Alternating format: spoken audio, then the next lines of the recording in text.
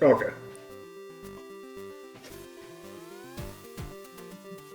Start off with me biting my hand. Good shit. Oh, no. This is good hand. I think that's just like the meme at this point. We always like find a way to start with you doing something embarrassing. It's just my existence, to be fair. Like, if I'm not doing something awkward, it's just a weird stream. Yeah, I'm not gonna lean back like that. I look like I should have a Bud Heavy and be like chasing dogs off my porch. Yeah, I'm glad you were the one that said it. Hey, get back here, Scooter. You don't need to chew on that tire. You've had the same refrigerator on your lawn for longer than you've had the house. Well, of course we have. It's just We're truly... gonna lock up the varmints. That got dark quick. With you, Breach, we're always kind of near the solar eclipse, dude. And that's your shtick. That got dark quick.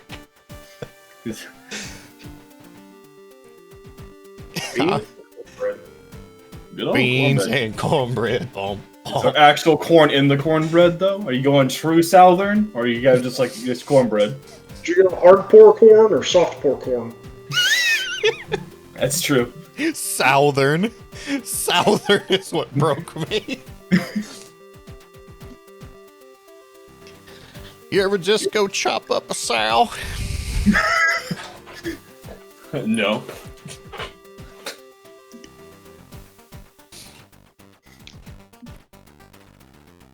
My new room.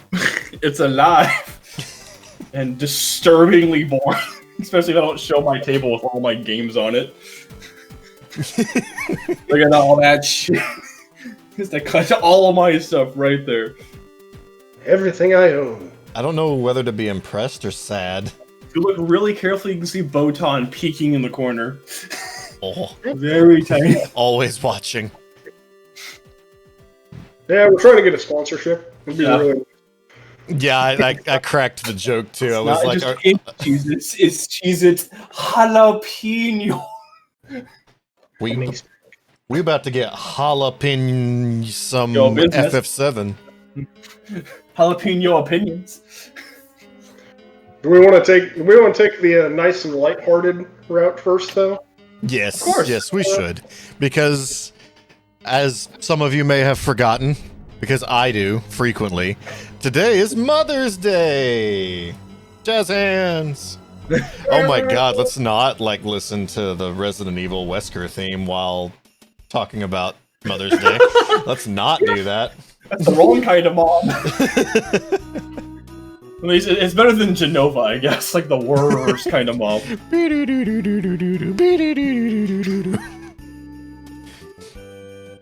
Yes, I guess. Cheers to moms, as Diamond says. Word. Cheers to Indeed. moms. Mm. Young moms, old moms, soon-to-be moms, wannabe moms. All moms, yeah. You know, backup moms. Mom bombs. Mom bombs. Wait. Fur moms. Maybe. I'll leave that one to you. But yes, moms and video games, they go hand in hand, really. Unless it's a JRPG, and then they're usually nowhere to be found. It's kind of like, yeah, they're hand in the grave. Yeah. Or they're the only parent you have in the JRPG. That is true. Or the whole series is based off of them. Yep. Yeah. We're listening to Mother 2 right now, so I know you guys can't hear it, but... Yeah, I don't want to hear myself multiple times over. Scoot on up to bed, I'll make you some steak. Not any of the other things that people have notoriously renamed their favorite food to. Like me? Yeah. It's really awkward. For those that weren't around for my playthrough of Earthbound, otherwise known as Mother 2, at the beginning of the game, it asks you a sequence of questions, like what's your favorite thing, what's your favorite food, and it's all stuff that it pulls in the game and references. So like default for favorite food is steak, and the game will be like, Man, you miss going home and eating mom's steak and, stuff like that. And there's no filter. This is a Super Nintendo game, so you can put in anything you want to. There's no online, so it's not going to say, other people might be offended by this. So yeah, it's you can be as juvenile with it as possible, which is what I always do, and it's so fun. I definitely did that in Final Fantasy VIII, where I would just name Angelo the worst things. Always. So, if you wanted to go with the modern meme and be like your favorite food is ass, 2018, they eating ass. You'd be homesick to have to go home and eat your mom's ass. I remember the first time I got Angela, I named it Fart, just because I wasn't good on par with animals at the time, and so Fart Cannon was Fart Cannon, yes. was a very favorite move of mine. Now I think Wario is an FF8.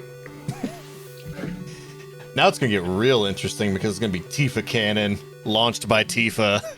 Yes. Damaging Tifa. The All Tifa edition was a brilliant and successful operation. How the hell did you all, coordinate that without me even knowing? Because I DM'd Justin, and then I DM'd Z and Elise, and I'm like, hey, why don't we name everything in FF8 Tifa with our points? And then that way, whenever it unequips all his GFs and he has to re-equip them, it's going to get confusing and funny as hell. And then Skylar came in with the nuke and just way delays to everything else. And Skylar got carried away with the fun joke of it, and then I went on Discord and I'm like, here's the real sinister plot behind that. And yeah. So the only thing in the entire game Chris is gonna know what it is the Tonberry, whose name is Uffit. Uffit. Yeah, you're gonna have to get used to where things are on the menu screen. Real quick. I'm basically basically learning in Chinese. If I can do this, then I can fucking run this game in Japanese. That's true. You all invented a new language, and it's Tifa. I mean, it's not like Squall's dialogue is very deep. You'll just have ... and that translates the same in all languages. True, it's still ellipses. Yo. What up, Trimmer? But yeah, mothers in games. So Z put together a list of some mothers in games that came off the top of his head, and then we were just shooting the shit in the pre-show about some of the ones that we were thinking of. Mm-hmm. Does anyone want to lead off with some of your favorite moms in games? I wouldn't really say mine's a game, but I do always like giving respect to Android 18, which is probably one of the deeper moms you get in Dragon Ball Z, just because her character kind of, for better or for worse, develops around the fact that she has to become a person who can handle being a mom. Because she starts off as your typical 90s mall punk, falls in love and then has to adapt to the fact that not only do I need to take care of the child, I need to get money for the child and then take care of her own selfish needs as well. And is the only one that successfully makes a Z Warrior get a job. It's true. Not only a job, a very good job. He is a cop. The moms in Pokemon games, you buy things with your money. Fucking Pokemon Silver, man. I saw this cool thing while I was shopping, so I bought it with your money. Sorry. It's always funny with something random, the very first thing my mom ever bought me in Pokemon Silver was the silk scarf, and I was so fucking confused. You bought me a scarf? It looked cute. I didn't realize it was a held item at the time, so I just left it in my inventory. Not to mention, that's one of the better items you did. But I didn't know what it was, because you couldn't, back then it didn't tell you what the item did, and I didn't have a guide, so I just left it there, and I found out years later how fucking sad I would have been. Man, trying to get the fucking Snorlax doll to decorate your room with, because you can't buy room decorations. You have to get them as gifts from mom, and it's just a dice roll. And I wanted that fucking Snorlax doll, and I never could get it.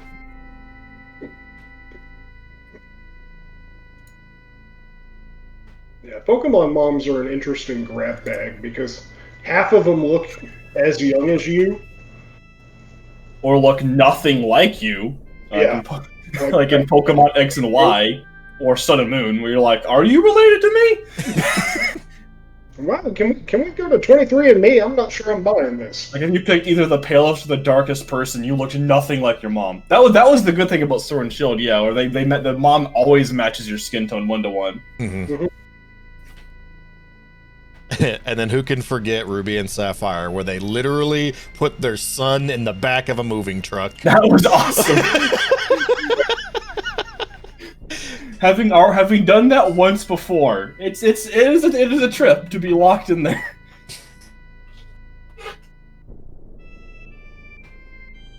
Yeah, you gotta be careful in the back of a moving truck. You'll end up dropping a dresser on yourself or some other dumb shit. Oh, you. Break your foot. And then 4 months later, your girlfriend's still saying, "Hey, you gonna fix that dresser anytime soon?" Yeah. To be fair, I broke my desk so bad building it that we ended up just salvaging it to make another desk for someone else. So don't feel bad. Hey, at least you were able to salvage it. That's I didn't do. Eric did. I didn't do shit. I just thought about it. I was the storyboard. I didn't do shit.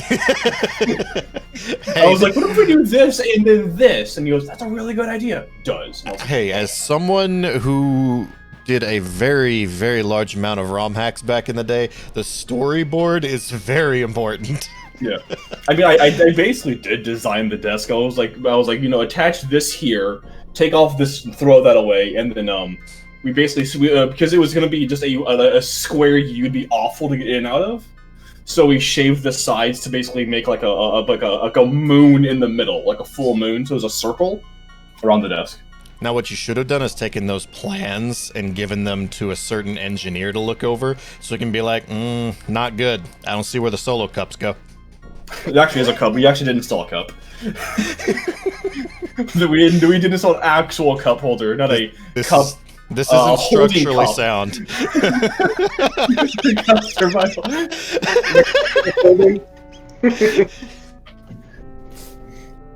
This doesn't pass code. There needs to be at least 5 solo cups. I mean, Mosh went ham and had 16 solo cups. I counted them. Just to make sure it was extra durable. Just to duct tape the cups. Okay. We got way off track there. As we tend to do. We have a pattern of that. Oh, yeah. It's almost like that's what this podcast is. Yeah. I guess, outside of 18, Breach, what is a mother you like, do you think is very impactful, or just a cool mom? We shot. I threw out a couple in the pre-show that we started shooting down. I was saying like Hinawa from Mother 3. I threw out Mother Brain from Metroid. What was another one that I had? Anyway. Nora. Nora, yeah. You kept picking. I was like, gets like 7, like maybe 2 minutes of screen time and gets murdered, and causes probably the biggest issue of all the characters in the game. The biggest issue of all the characters in the game is that Hope exists. Well, yes, but who made Hope?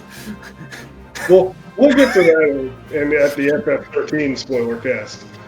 That never happens. Oh. When we get there during FFA. That's not a bad idea. We get through the podcast that way. But yeah, I like Mother Brain for one of my picks. Mother of all the space pirates. You know, she has a right-hand man, Ridley, who helps lead the army. But she's always there, and she always rebuilds everything that this evil bounty hunter destroys of hers. But the bounty hunter is also a mom. She has her own baby. Don't go there. I was actually quoting Fusion, if that makes you feel any better, not actual other end. And I do like Fusion, so if there's any hate toward death, that's on me. No, Fusion's good. Fusion's really good. Okay. That's the first Metroid I ever played, so... It was the first Metroid I ever beat. Was Fusion. I think it's the only one I've actually beaten. I've played quite a few. Fusion and Other M are the only two that I think I haven't beaten. Maybe Prime 3, because the motion controls really fucked with me on that. Without the enhancement, that is a pretty hard game to get into. Yeah. The motion plus. That and just it's kind of the poster child for tacked on motion controls on the Wii. Yes.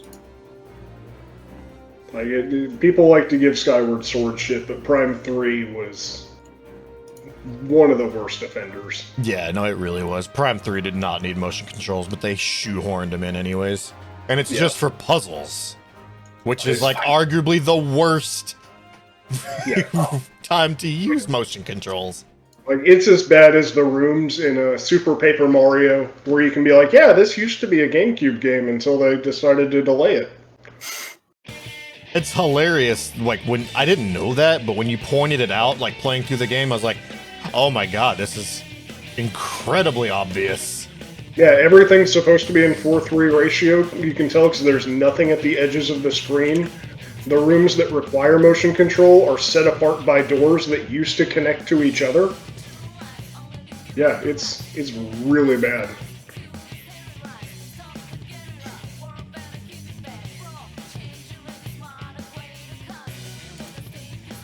A banger?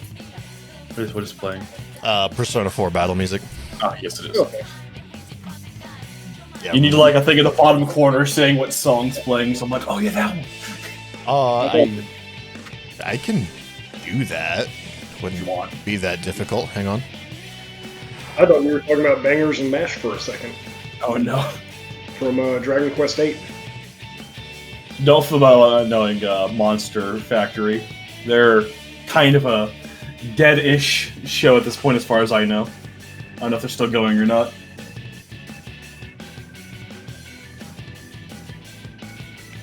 Yeah, there we go. That way, if anybody asks what song's playing, we don't have to. It just, there it is. I guess for me, it's literally pointing straight down because it's below me. And I think I'll also pick Peach as Bowser Jr.'s mom. Not the mama, not the mama. I mean, potentially, according to your interpretation, she could also be the mom of Rosalina. Yeah. Thanks, Matt Pat. That is all the brainchild of a Matthew Patrick. I mean, no, it's insinuated inside the book of the game itself via the storybook. It literally shows a pink silhouette. Yeah. I don't know if we ask Miyamoto, he's just gonna point at himself again. He always does. He's everyone's mom. He's Who's Mario's the mother? mom. Who's the mother of the Koopa kids? And he just like points at himself. Oh, yeah. Okay. Peach the game references. Luigi, on the other hand, that is entirely. The Luigi's dumb. Like, that's stupid. Because she's left-handed. Or he's left-handed. What? Yeah. And the ears. You have to look at the ears. I think the joke is that the pregnancy is a thing Mario will never want to handle. So don't bring it up. Bloing? Pretty much. But NASA Sans. That's a hilarious. I mean, that one he makes fun of, to be fair, because he realized how stupid it was. So at least there's that. Teddy is the protagonist's shadow. With Matt Pat, if it's something that would involve actual research, it's good. If it's an actual theory, he needs to go home. His actual theories are fucking terrible. Yeah. That's how I've come to and stuff. Are you doing actual research? I'll give it a try. If you just brain fucking, get out of here. Yeah. To again corral back, just like hard steer. One character you put on the list that I like, it's not really a video game character, but Izumi Curtis from Full Metal Alchemist. Well, they're also anime. If I put it on there, she's just an amazing character, just in general. Like, like both of the Curtises were absolutely amazing.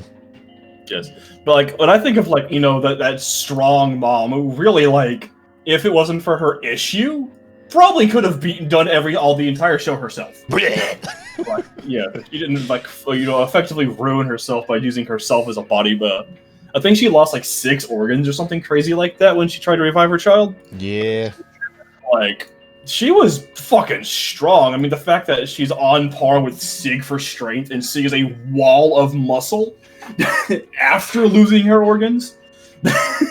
She carries them like a fucking princess. Yeah, Teacher is an amazing... Izumi, I guess, is an amazing character. Just in her dedication to Alphonse and Ed. And the fact that, like, even after having probably one of the worst events you could have, like, even Mother aside, just as a human being, did not give up hope on the world itself. It's just strong person. A-game. Just redoubled her efforts into helping people in the town. Oh, yeah. Almost like someone in a game that we're going to talk about in a minute. Yeah. Oh. Flower Girl. Surprised you didn't talk about Moxie, Breach. I put her on the list for you. Yeah, Moxie. I'm in a weird place with Borderlands right now. Well, how about Borderlands 2, when her motherhood actually matters? Okay, yeah, Borderlands 2. Moxie's she's an interesting mom. Leaves the Hodunk clan for her children. I didn't know she was a mom. Yeah, Scooter and Ellie. Yep. She got Scooter and Ellie, and she's... Those characters. She's one of those... Moxie's son? Mm-hmm. Her second child. Ellie's the first. Yep, which basically means Scooter just kind of fell out. I mean, they both. I think it's more that neither of them got the genetics they deserved. Well, they're Hodunks, so... It's true. I mean... Moxie is a hillbilly. That whole clan's only operating with a handful of chromosomes to begin with. Have we seen Moxie without makeup?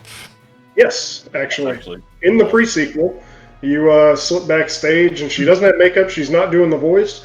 She talks like a Hodunk even in her natural voice. The whole presentation is an act where she's embodying her sexuality as a defense mechanism and a front so that she can use it as a weapon against the chaotic world around her. Wow. Yeah, she's a much deeper character than people give her credit for.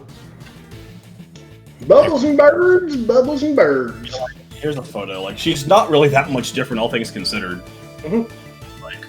Like, the face is a genuine face. Wow. Yeah. In fact, you could argue she actually might look better without the makeup. Oh, here's a great screenshot almost. God damn it. Fucking. Every time I'm like, what a good screenshot, and then it fully loads and I'm disappointed. How they get you? Right. Hello, 140p, my old friend. Oh, pretty much. But, like, even then, it's still a pretty decent photo.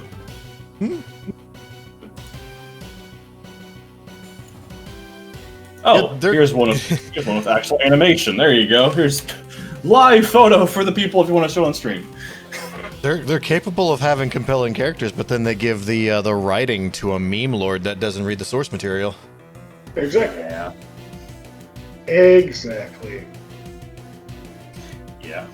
And then when they corral it and try and make it focus on the gameplay, they forget about why people liked it to begin with, and then they don't optimize it, and I'm in a real weird place with one of my favorite franchises ever, really.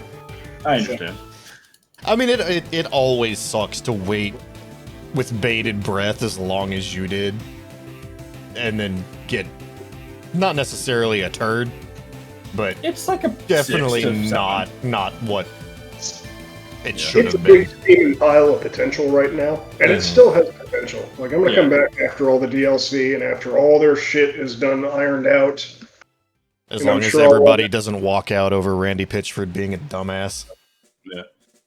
It's You one of know- those things. Part of that is blown up because everyone likes to get attention, and hating on him does get attention, but he also does some stupid shit. But So, I was about to I say, always- I do understand there's a certain bandwagon to it, but it's not like he doesn't invite it in himself. I think he revels in it, I'll be honest.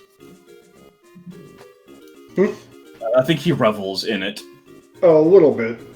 A little bit. That's why for like 3 years there, he would torment the fan base about the third game that he knew he wasn't allowed to announce. But I will give some props to 3, as 2 didn't launch in the best state itself either, neither did 1. It's once the game was fully finished, it became a pretty fantastic game, both of them. P-Sequel never really left the statement it started in, but... Well, pre-sequel has its own kind of issues. Yeah. And they're similar to 3's, where they didn't go in understanding what the fan base loved about the game. Mm-hmm. And so they made it radically different than Borderlands 1 and 2 in certain respects, as well as kept the meme lord who didn't read the source material as a writer.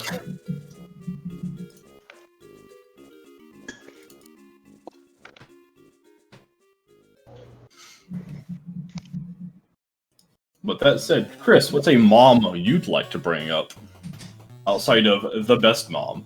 Outside of best mom?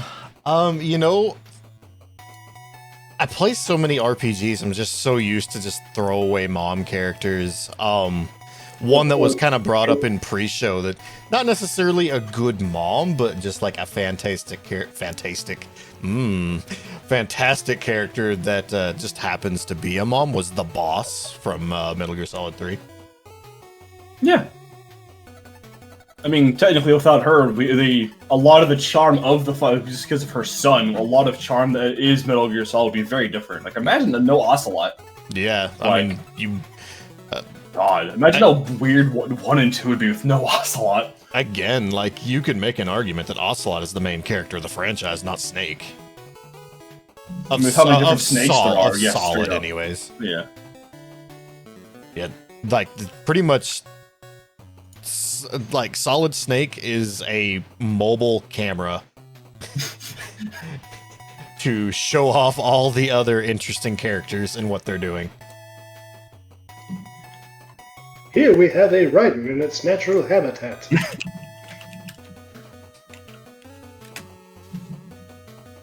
And then it's kind of like a debatable topic in the Metal Gear franchise as well, but I loved Big Mama. Like, I thought they did a good job with Eva and progressing her into the Big Mama role.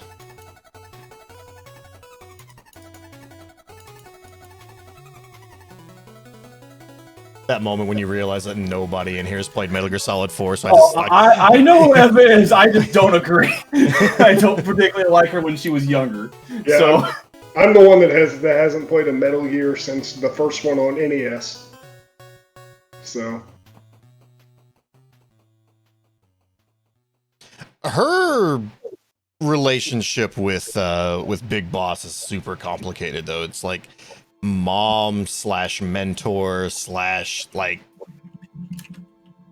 romance, maybe / like it is a very complicated relationship. Yeah.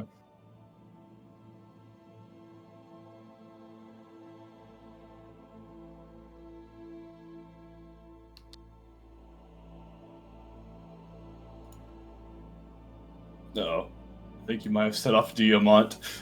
Set off the Jeeb. Which one of us, though? Me for not playing, you for having the hot take? It could be anything. We're gonna have to have special guest Jeeb for a Metal Gear Solid throwdown between careful. the two of us. He is in this chat. He could just leap in if we're not careful.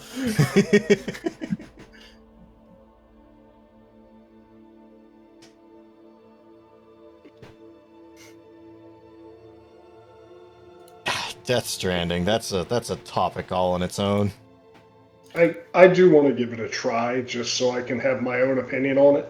I will wait until PC, because I have heard if you play that on PS4 without a Pro, the loading times are beyond atrocious. So I'm going to wait very quietly. I mean, I could almost say that that's every PS4 game that's came out since 2018, though. Yep, and that'll be a discussion we'll also have on the podcast of an upcoming game. Yeah, and be ready for me to bitch more about another game with bad loading times when it happens. Honestly, that said, I am ready to roll into that discussion. Yeah.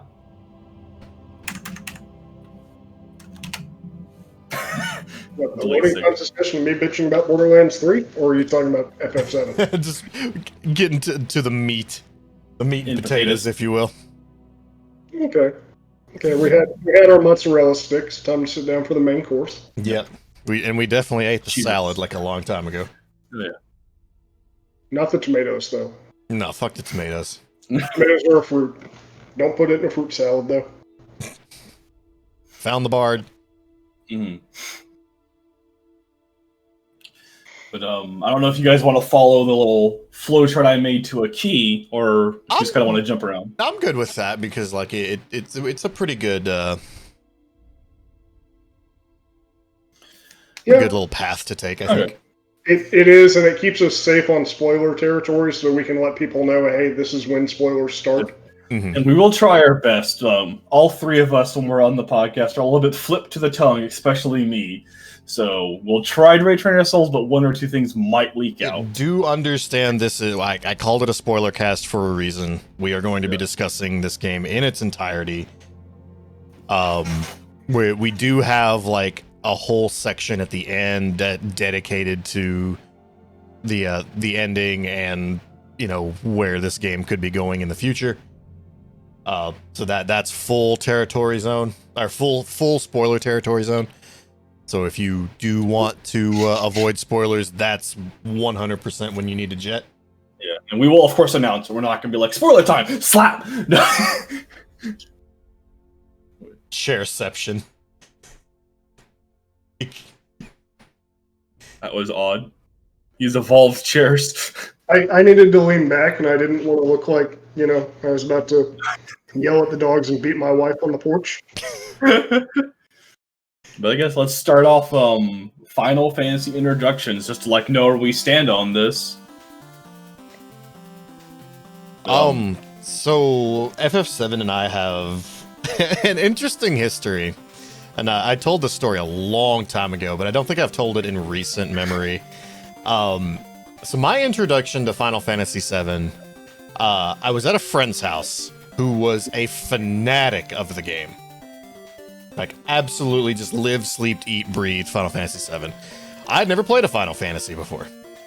I had missed the entire franchise.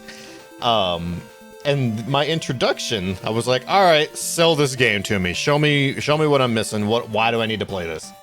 And their genius idea was to go into the Emerald weapon fight and show me that. Beyond that, they used Sid, who is underwater smoking a cigarette,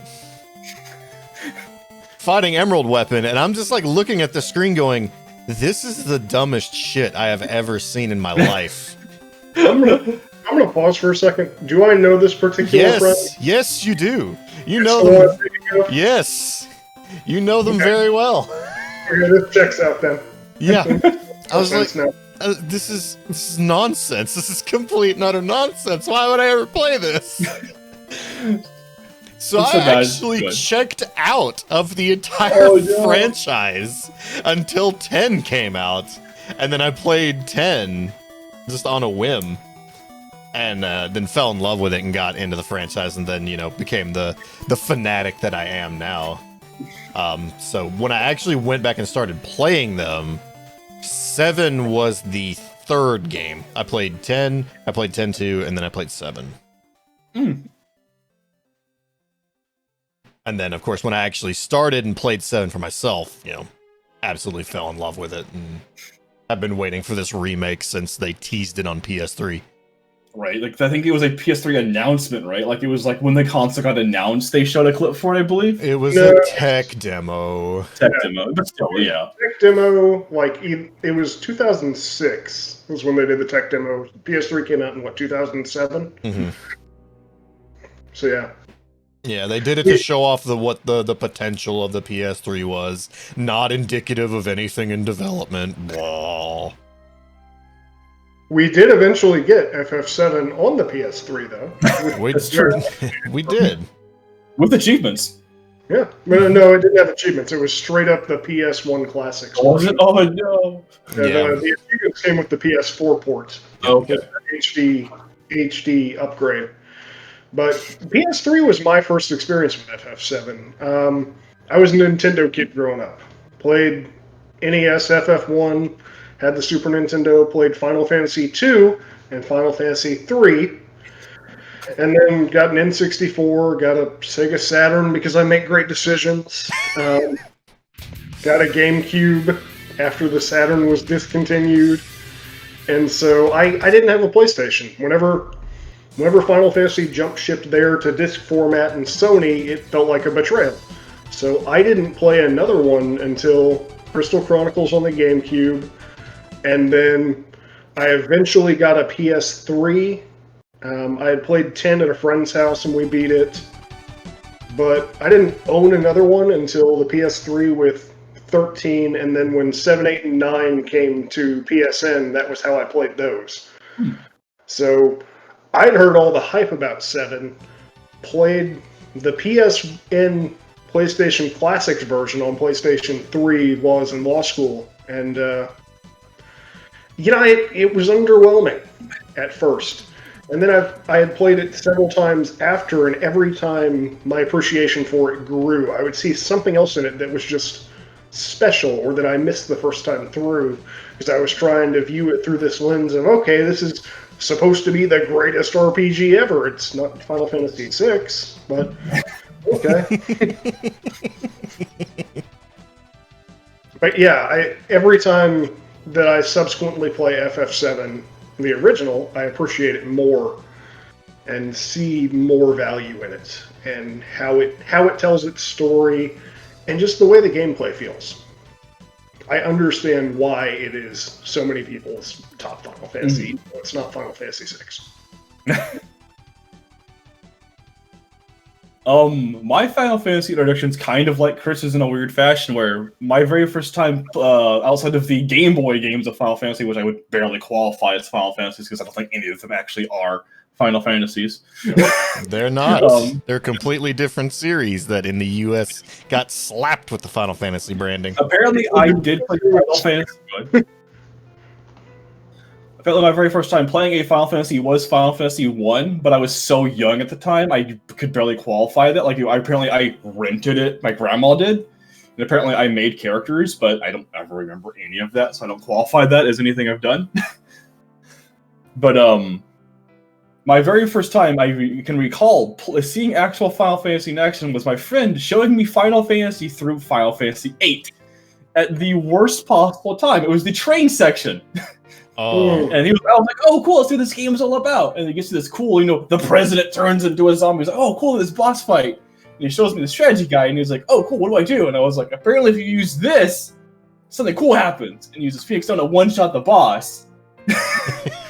And I was like, oh, this game seems really easy. And he goes, yeah, I guess it is. And then we kind of went to go play more, he saved the game, and we went to go play, Morrowind instead. So that was all I ever knew about Final Fantasy was 8. And then, because I was Nintendo my entire life, Nintendo and Sega, I didn't have a PS1 at all. I skipped it. And then by happen chance, my mom got me a PS2, and she let me pick a bunch of games. And this is before 10 came out, so I picked up 9, and then Mega Man, I think, 7. Mega Man 7 or 8, whichever one of those it was. Not a good thing to step into the X series with. You just have a bad habit of stepping into a series at their low points, huh? I also got Metal Gear Solid 2 as my first Metal Gear, like a week after renting that. So that was That's actually not a bad starting point, despite what people say. It was just funny, because I didn't have any my friends were all like, oh, cool, it's Snake. And I was like, who's Snake? And it was this guy. I was like, oh, cool. And then Raiden came up, and I was like, this guy looks cool, because I liked ninjas. And they're like, who the fuck's Raiden? They got all mad, and I was like, I'm gonna keep on playing. And then I think it's also who's the Magnum guy in too? He showed up and I was like, this guy looks cool. And they're like, he's a travesty man. And I was like, I don't know. That's the start of Liquid Ocelot and all of that. I didn't beat the game because it was on a rent, but yeah. But yeah, so I started with my very first time playing anything Final Fantasy VII was actually Dirge. I started with Dirge because another unfortunate style of my life is went to a beach house. My mom's like, pick one game, you need to bring this to the beach. And I was like, oh, it's a Final Fantasy. It must be pretty long. No. No, it not. I beat that game in like 8 hours, and I was like, well, I have another 9 days in this beach house with a PS2 and Dirge exclusively. I beat it like 7 times. I had nothing else to do. I don't want to go to the beach. I'm still a pasty. I was worse back then. I didn't drive. And then, ironically, the next one I picked up, because I had just gotten a PSP, was Crisis Core. So that was my first really strong introduction. And then when I saw Final Fantasy VII had a PC hack, I just tore into that, and that's my first time actually playing 7. I don't know if I beat it then, but I'm pretty sure I think I got into what would qualify as late Disc 2. I saw Aerith die and all that, obviously. I guess that's still Disc 1. Okay, like I got far enough. Like I got past I got to the key moment of the game. I have eventually beaten the game. I definitely did Omni/Sephiroth. Though, having talked to Breach and Chris on several occasions, I've realized what I thought about the game was very different, because I didn't know Limit Breaks had a charge time difference. Never knew that. Yep. Yeah, I went 9, 8, 7 Dirge, and then kind of just jumped around. Still have not played 6 to the discretion of many people, and I'll probably save that so I can get my true experience through Chris. I've tried several times. I know it's my own thing of me just being impatient, so... Yeah, 6 does take a little bit to get the ball rolling, but there's a reason it's widely considered to be a masterpiece. So, yeah, you'll definitely get to see it. The only downside of doing my playthrough is because everyone that's, in the chat, probably is already well aware, but for those that aren't, or if you watch the podcast on another source, on my Twitch page, I am doing 100% playthroughs, basically, of the entire franchise. Main games, side games, you name it. We're killing all super bosses. We're calling it Final Fantasy Annihilation. Actually, 7 Remake, I didn't tell my chat at the time, but that was game 1 of the undertaking, because I wanted to use it as a test bed, and it worked out really well. And we're making serious progress through 1 right now, and then we'll be doing them pretty much in order, unless I decide to jump around. But I'm probably going to stick to order. Well, with 6 Annihilation, it shouldn't be too bad, right? Just because I think you only have to play the game once. Well, I only got to play the game once, but once I get to end game, I've got to level everybody. That's fine. Like all 13 characters have got to get leveled, because of the post-game dungeon requires me to split up the party into 3 different parties and use everybody to solve puzzles and work through it. I'm always a story guy, so if you have to stop to grind, it's never going to affect my opinion of a game. Not to mention, final boss is going to be even more of a chunk than the other games, because one of the other bonus contents is the soul something. Yeah, it's like Dragon Soul something like that. Yeah, it's a longer grind than Super Bowl 10. You fight literally every enemy in the game back to back to back, and it ends with the super boss. Yeah. It won't be as much of a grind as 10, no. Okay, because the 10 super boss took you almost 2 hours? Yeah. It was a long boss fight. Just a fight. Like Persona 4 boss fight. Yeah.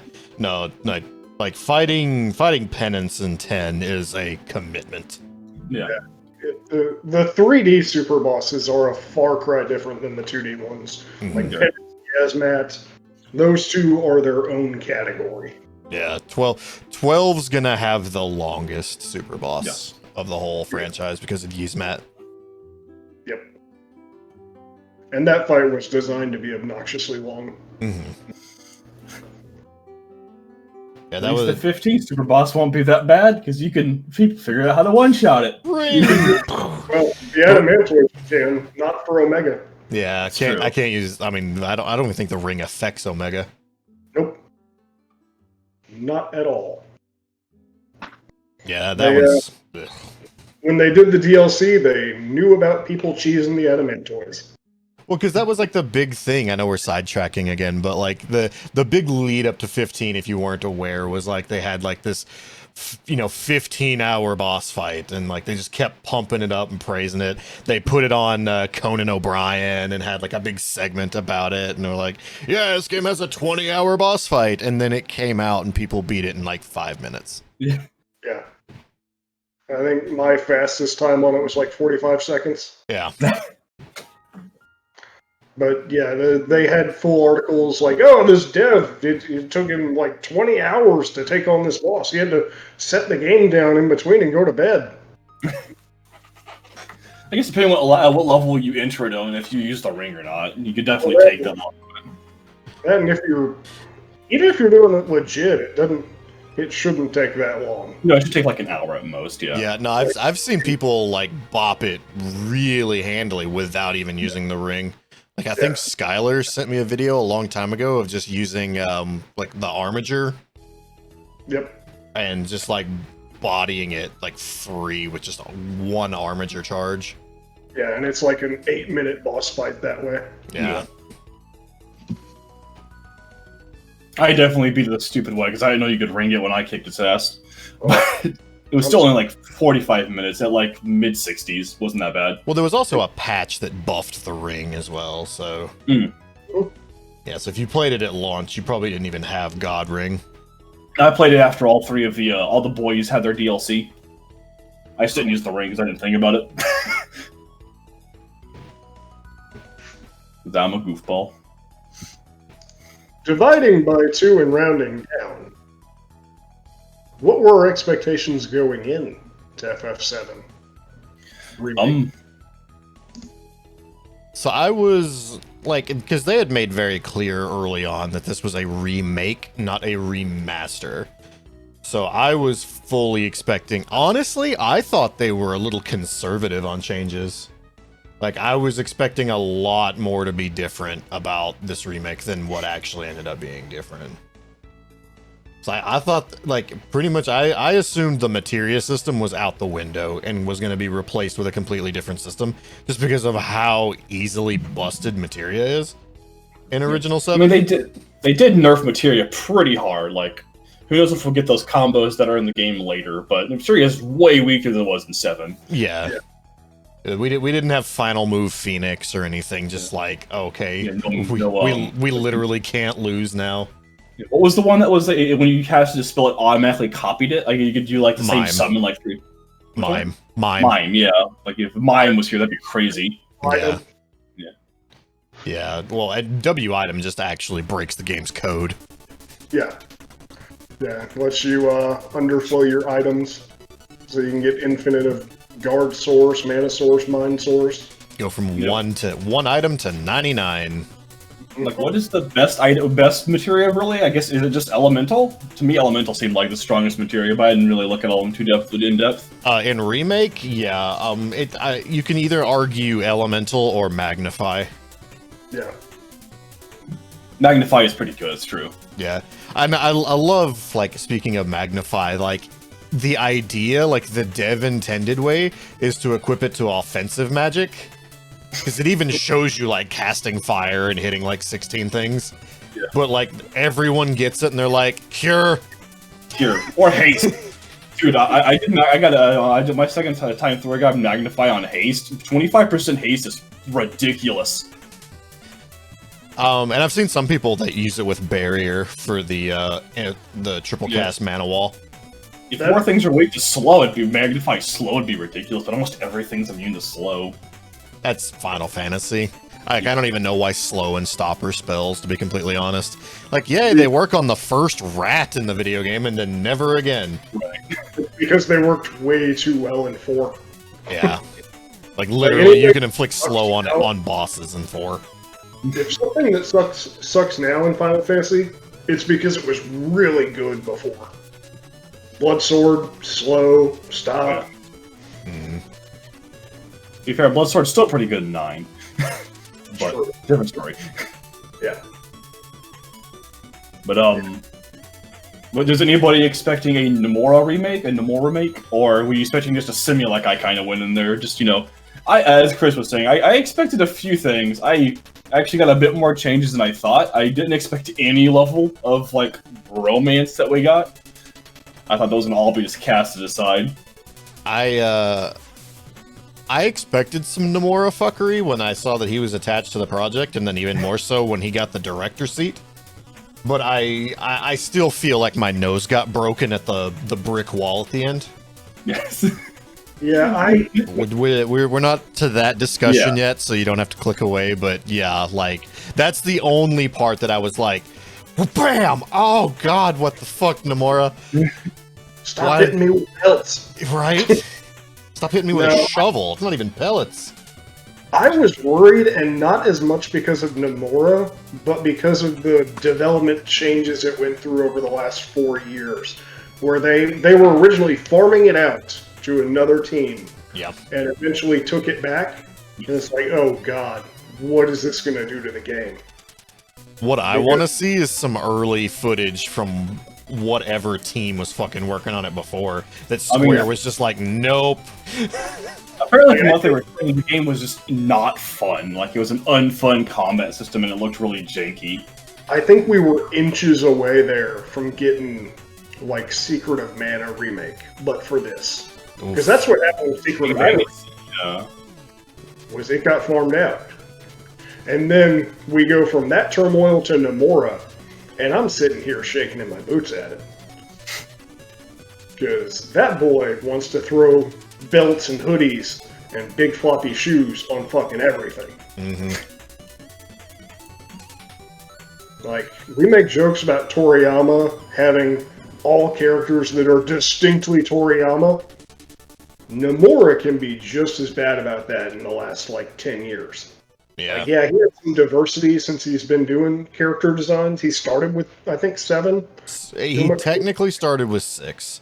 His first 2 characters he designed were Final Fantasy 6, and that was Setzer and Shadow. Yes. That actually makes sense, although I would have guessed Go-Go as well. They used Go-Go from 5 for that, so can't pin that on. But yeah, Setzer makes sense. Belts! Yeah. Belts on belts on belts. He's old, flowing hair, and blonde Noctis. Yep. But yeah, Nomura, he's got... Love it or hate it, you know what you're going to get from Nomura. And this game well, we'll get into it later, but it pleasantly surprised me that it was less Nomura than I was expecting. As Trimmer stated, I think he might have had somebody like, with the Nomura whip, like pulling him back every time he's like, I'm gonna do this, and they're like, how it halfway. They pull the carpet a little bit every time he was pushing for something big. Every time you need to dial him down like 50%. Yeah. Or is it Sakurai or Sakaguchi? I mix up my Final Fantasy and Metroid fathers. It's not how he would have done it. Katase was the original director for FF7. Yeah, but director and writer. Almost all the writers are here from 7 original, like almost all of them. I'm gonna have to do a quick Googling.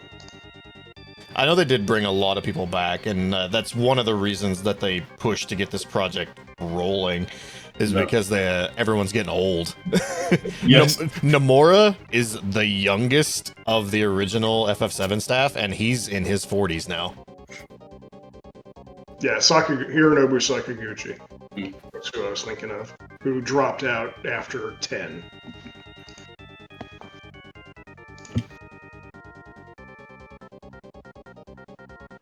But what are some just like random high points of like non-lore related high points you'd like to talk about? Between pretty much everything. We can just fuse the next 3 into one chapter. Honestly, like, just what they set out to do, they did really well, and that's flesh out literally everything. Like, minor characters now have weight and agency. Yes. Mainly the three Barrett's little minions are more than just a name. Yeah. Well, Avalanche is more than just a name now. Like, yeah. The culture almost. Yeah, like, and you see like other members of Avalanche in different sectors and squads, and like playing original FF7, I always thought the Avalanche was just Barrett's little goon squad. Right, same. But now it's like an actual like counter task force against Shinra, and they're like, yeah, we find out. I was just gonna say they're spread out everywhere. Yeah, we find out that Barrett's actually one of the worst of the Avalanche. Like, not like in terms of like he's evil, but like they're known as like the miscreants. Yeah, they call his sect too radical. Yeah, which, I mean, it makes sense when he does. I mean, they are legitimate eco-terrorists. Yeah. Well, not even just that, but by doing that and making him and them an offshoot of that, it gives a reason in the original why we only had Barrett and the Goober crew. Yeah. Which that's tying into that. One of the strongest points for me was making us understand more about the original, why it was the way it was, and making us care about that. We care about the Goober crew. Aerith, who I would always name Sheath in every playthrough. Oh my god. I actually cared about this. Yeah, same. I will openly admit, if it wasn't for Crisis Core, I would have hated Aerith. Like, I legitimately thought she was the most boring character in 7. And that says a lot because there's Kate Sith. Like, I legitimately did not... I know it was hated by her. I purposely would always be mean to her just because she did not entertain me. Mm-hmm. Like, I thought I've also never been really into the innocent girl mindset, like, in any kind of anime, unless they're wearing glasses, or any kind of game. If they're the innocent mindset, I'm kind of like, you're so bland. Like, give me something to go with. And she's just like, I'm the innocent one. And I'm like, cool. But then there's that one over there who literally uppercutted a tiger. Like, that's cool. Yeah, she was basically Serena from Dragon Quest XI. But even straight got character development, it might have been just like, it caused the death of a very important character, kind of. And then they just, erase it. And yeah, I don't want to talk about Chapter 3. Act 3 it's a discussion of its own. I don't like Act 3 of Dragon Quest XI at all. I'm so glad someone else shared that opinion with me. I tried to give that opinion, and I got hit with a doctor's thesis on why I was wrong. I mean, it's cool that it happens. I'm glad certain things do happen. But her death was so important to the story. It changed everyone and gave a lot of resolve to a lot of characters. Like, it's the only... Without that, Savando, his whole idea of making the world small became a lot more impactful with how his speech he gave after her death. But Dragon Quest is a bedtime story, and we always get happy endings. Yeah. I mean, if you want to say something, Breach, feel free. We're not going to feel offended if you have an opinion. The music in Final Fantasy VII Remake. No, please do say something, please. He knows that entire comment was aimed right at him, just to get him riled up. He used my exact words. Yeah.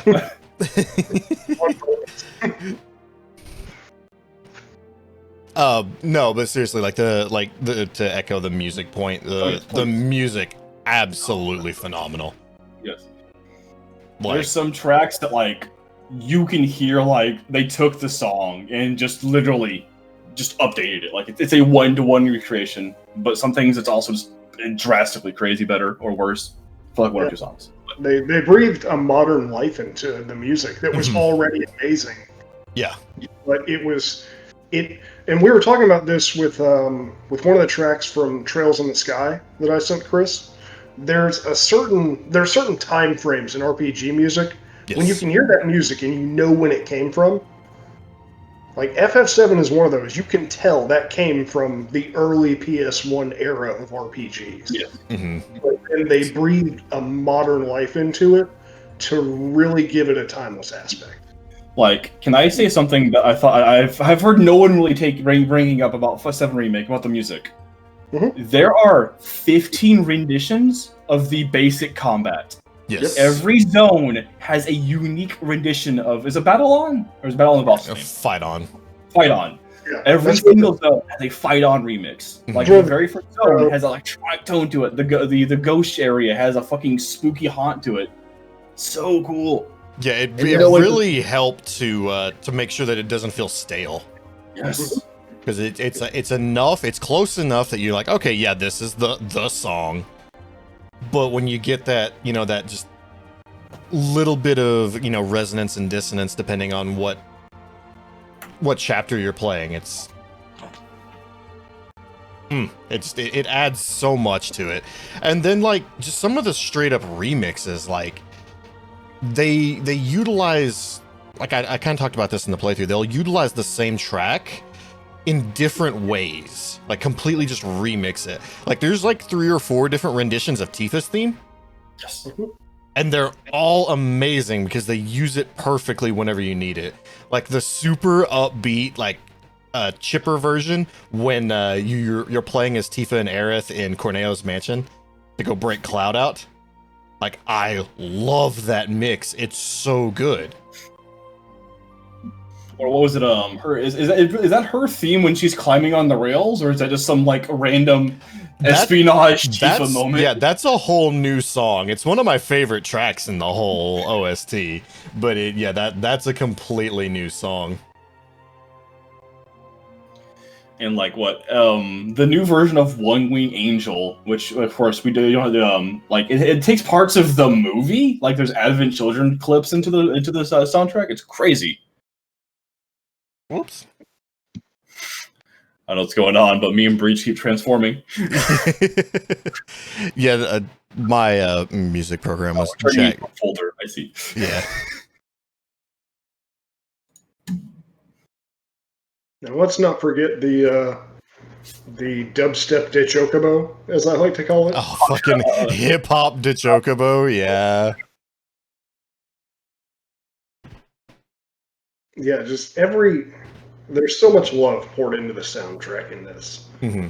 Well, I mean, they brought Uematsu back. Yes. I mean, the only song that he like has a credit for is the new theme song, if you will, Hollow. Mm-hmm. But just the fact that they got him back on board to be like, hey, can you make a new song for this game? And then make it the Sector 5 theme, and it's awesome. And then oversee what they're doing with these other tracks. Mm-hmm.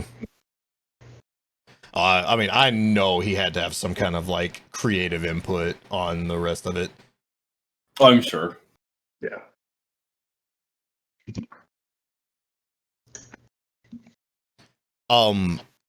Combat, when it worked, was fantastic.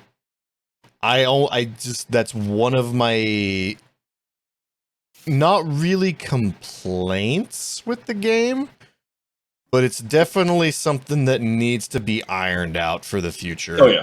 Majorly. Is there's just sometimes combat doesn't fucking work. But I would say it's a lot less than you'd think. Like when you do like, you put like 80 hours in, and if like one every 75 combats you get annoyed. It's just when it happens it is bad, but when it doesn't happen the game feels like you're on ice, like it's solid. For me, go ahead, Rich. It was one every 7 to 5 combats it went bad. The honeymoon phase on the combat really blew past fast for me. That's one of my least favorite parts about it. Well, actually. We also should probably address with your playthrough that you had a gross misunderstanding of how combat worked and missed out on very key elements of the game. Which I'll tie into on another aspect related to what I'm doing now. Read also, very carefully. I will give clarity.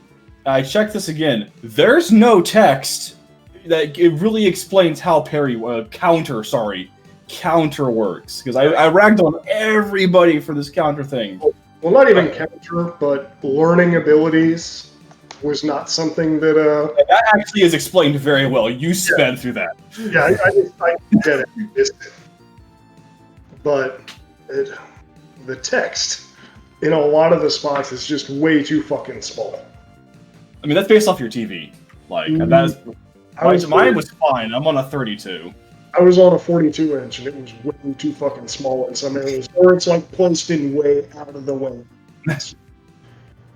Like the fact that I didn't know I could swing to the right with the sword during the bike minigame. Okay, so now the bike minigame, I will say that they do a real shit job of explaining mechanics of that, because I didn't understand. For the distance attack, you have to hold L1 to lock on and then hit triangle to actually attack. So I felt like the long range attack just didn't do anything. It's even weirder knowing that you get a spin attack at the second bike section. Yeah, which you just don't have originally. No, you had it originally. Spin. You do not. I can guarantee I made a new blank save file. You do not have it. I remember using it in that first little tunnel section.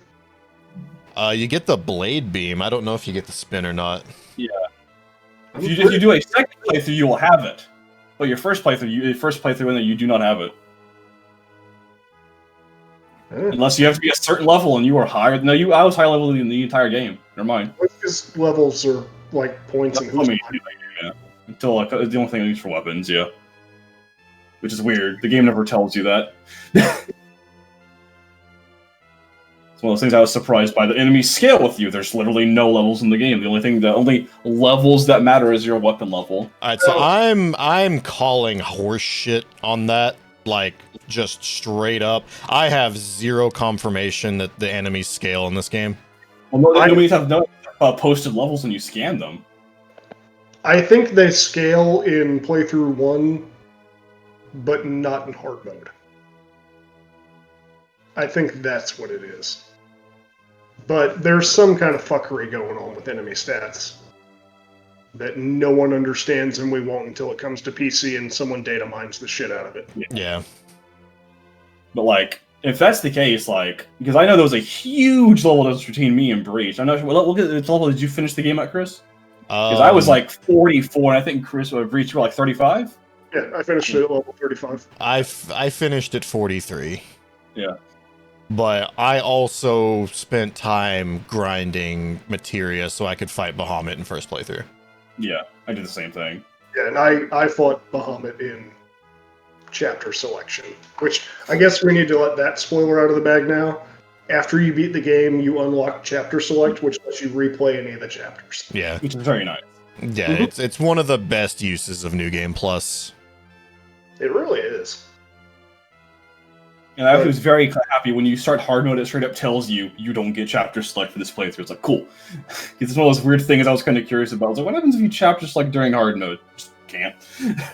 I mean, did you start a whole separate playthrough for hard mode?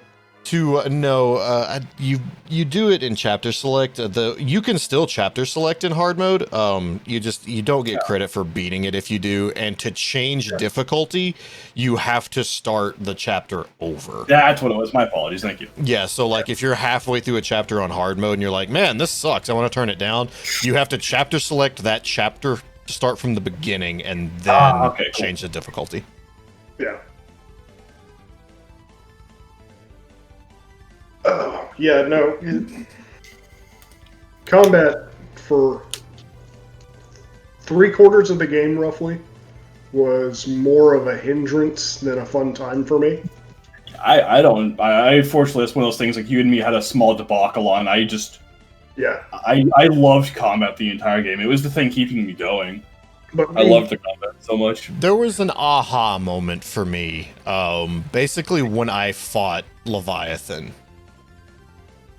When combat clicked for me and I was like, okay, I can see into the Matrix now. I see how this works. And then like I didn't have any problems with the game from that point on. I think the big thing a lot of people look at this combat is they look at it and they expect a like hack and slash DMC action game, and it really isn't. It is a tactical game. Like if you just try and beat the game in the face, like especially when it comes to the magic and the interrupts, which we'll talk about that in a second. Like it'll just kick your ass. But once you understand the game wants you to methodically do everything, like the dodge mechanic is kind of useless. So I disagree. Because what the the dodge mechanic isn't super useful for dodging attacks. Yeah. What the dodge mechanic is good for is canceling animations. That I will give you that. Yeah. There's recovery frames on Cloud's like Big Slash that you can just straight up cancel by dodge rolling once it connects.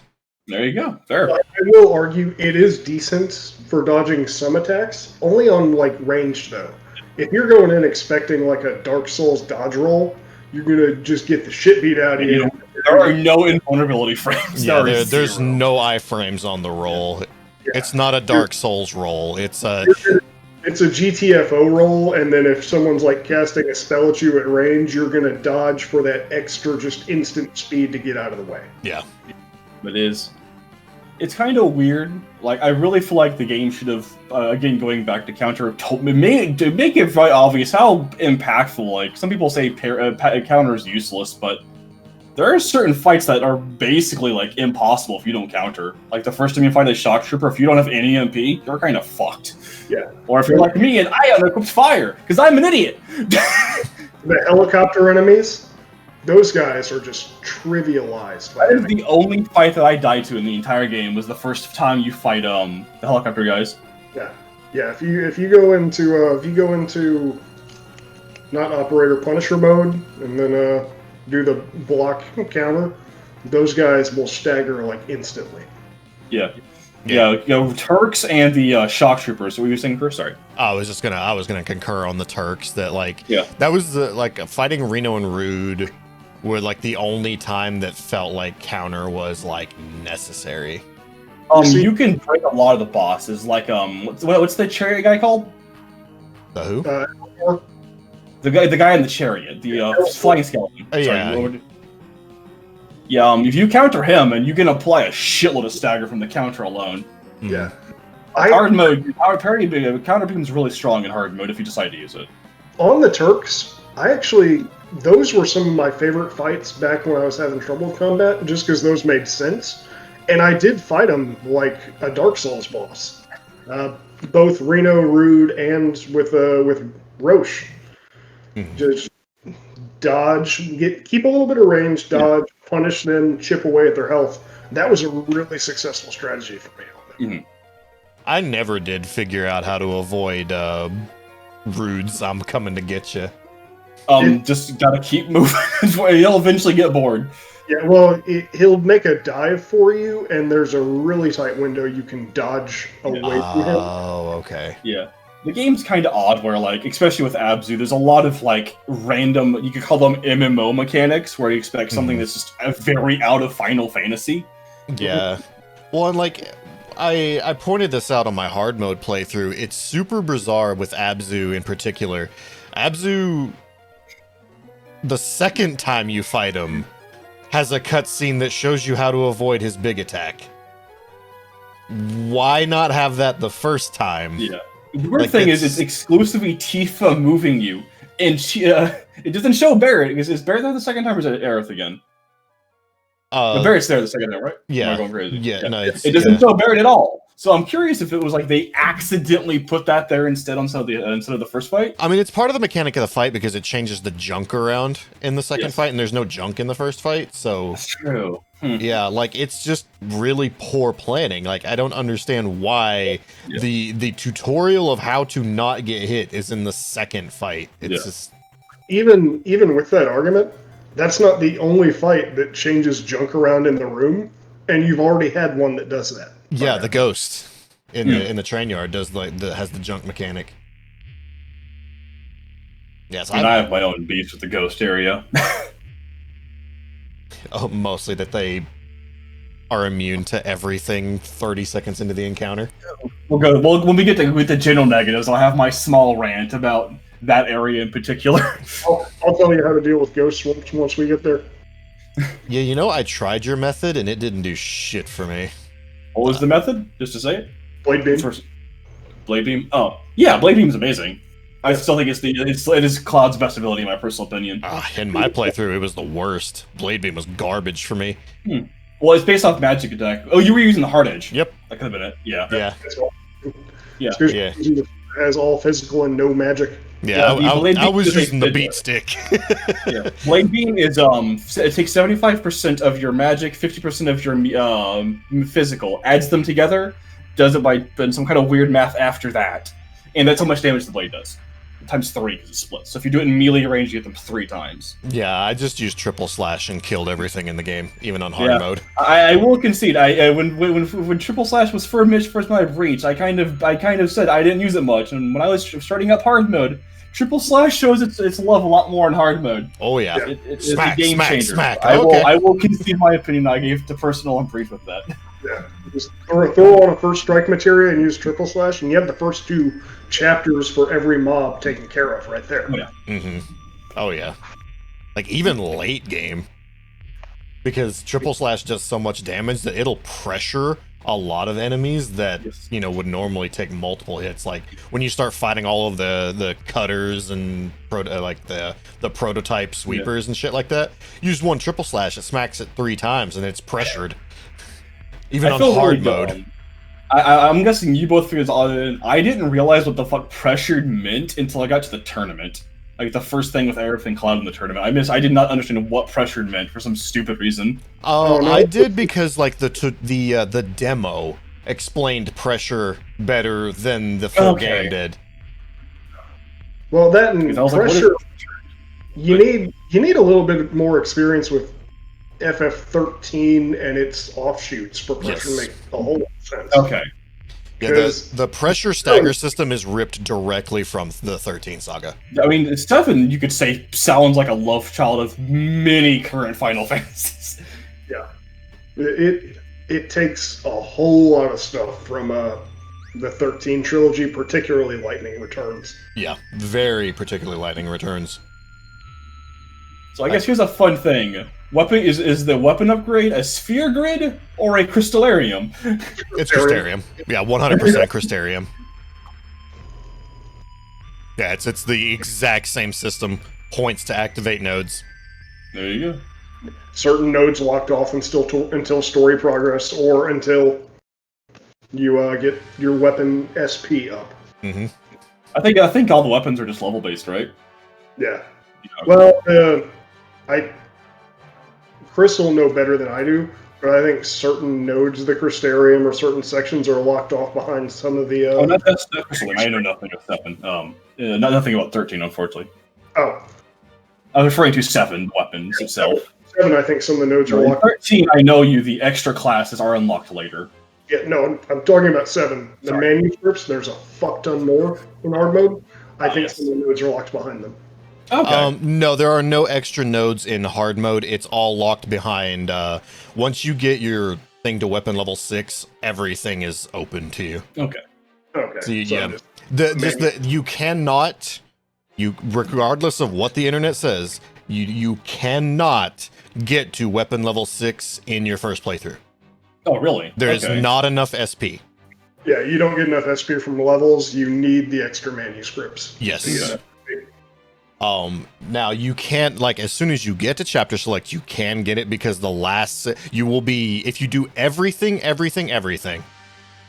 in your first playthrough, you will be 4 SP short on everybody of getting to level 6. Yeah, because you get 3 manuscripts in the first playthrough. Yes. But as soon as you beat the game and you open up the extra VR missions in chapter 17, the next batch of them all give a manuscript, and then you get weapon level 6 for everybody. Just bam, bam, bam, bam, bam. There you go. I didn't know that part, actually. And then weapon level 6, which is super interesting. This is a very interesting mechanic because it kind of like dilutes the weapons a little bit, in my opinion. At level 6, every weapon in the game has 3 sets of 2 linked materia. Yeah, it's weird. So there's not like in OG7 you had to like make trade-offs. Like you could get stronger weapons that had less materia slots and vice versa, but now everything just has the same materia slots. Or you had the ultimate weapons which had like no AP growth. Yep. Mm-hmm. At all. A shit ton of slots, but no growth. Yep. Or you had, like Cloud's Ragnarok that had like 3 slots and triple AP. Those might come up in the next game, but that can be for hopes and wants section. Right. Do any weapon upgrades in F7R crossover between weapons? I'm not sure what you mean by that question. If you spend if you spend a point on Buster Sword, that point does not get spent on Hard Edge. Yeah. Or anything you unlock on Buster Sword does not go over to Hard Edge. Right. Yeah, like all stats and skills unlocked in the grid for that weapon stay exclusive to that weapon. If you want, I think it's Reprieve on Cloud. I think you have to equip Nailbat for it. Yeah. It's either on Nailbat or it's on Twin Stinger, and I can't remember. Yeah.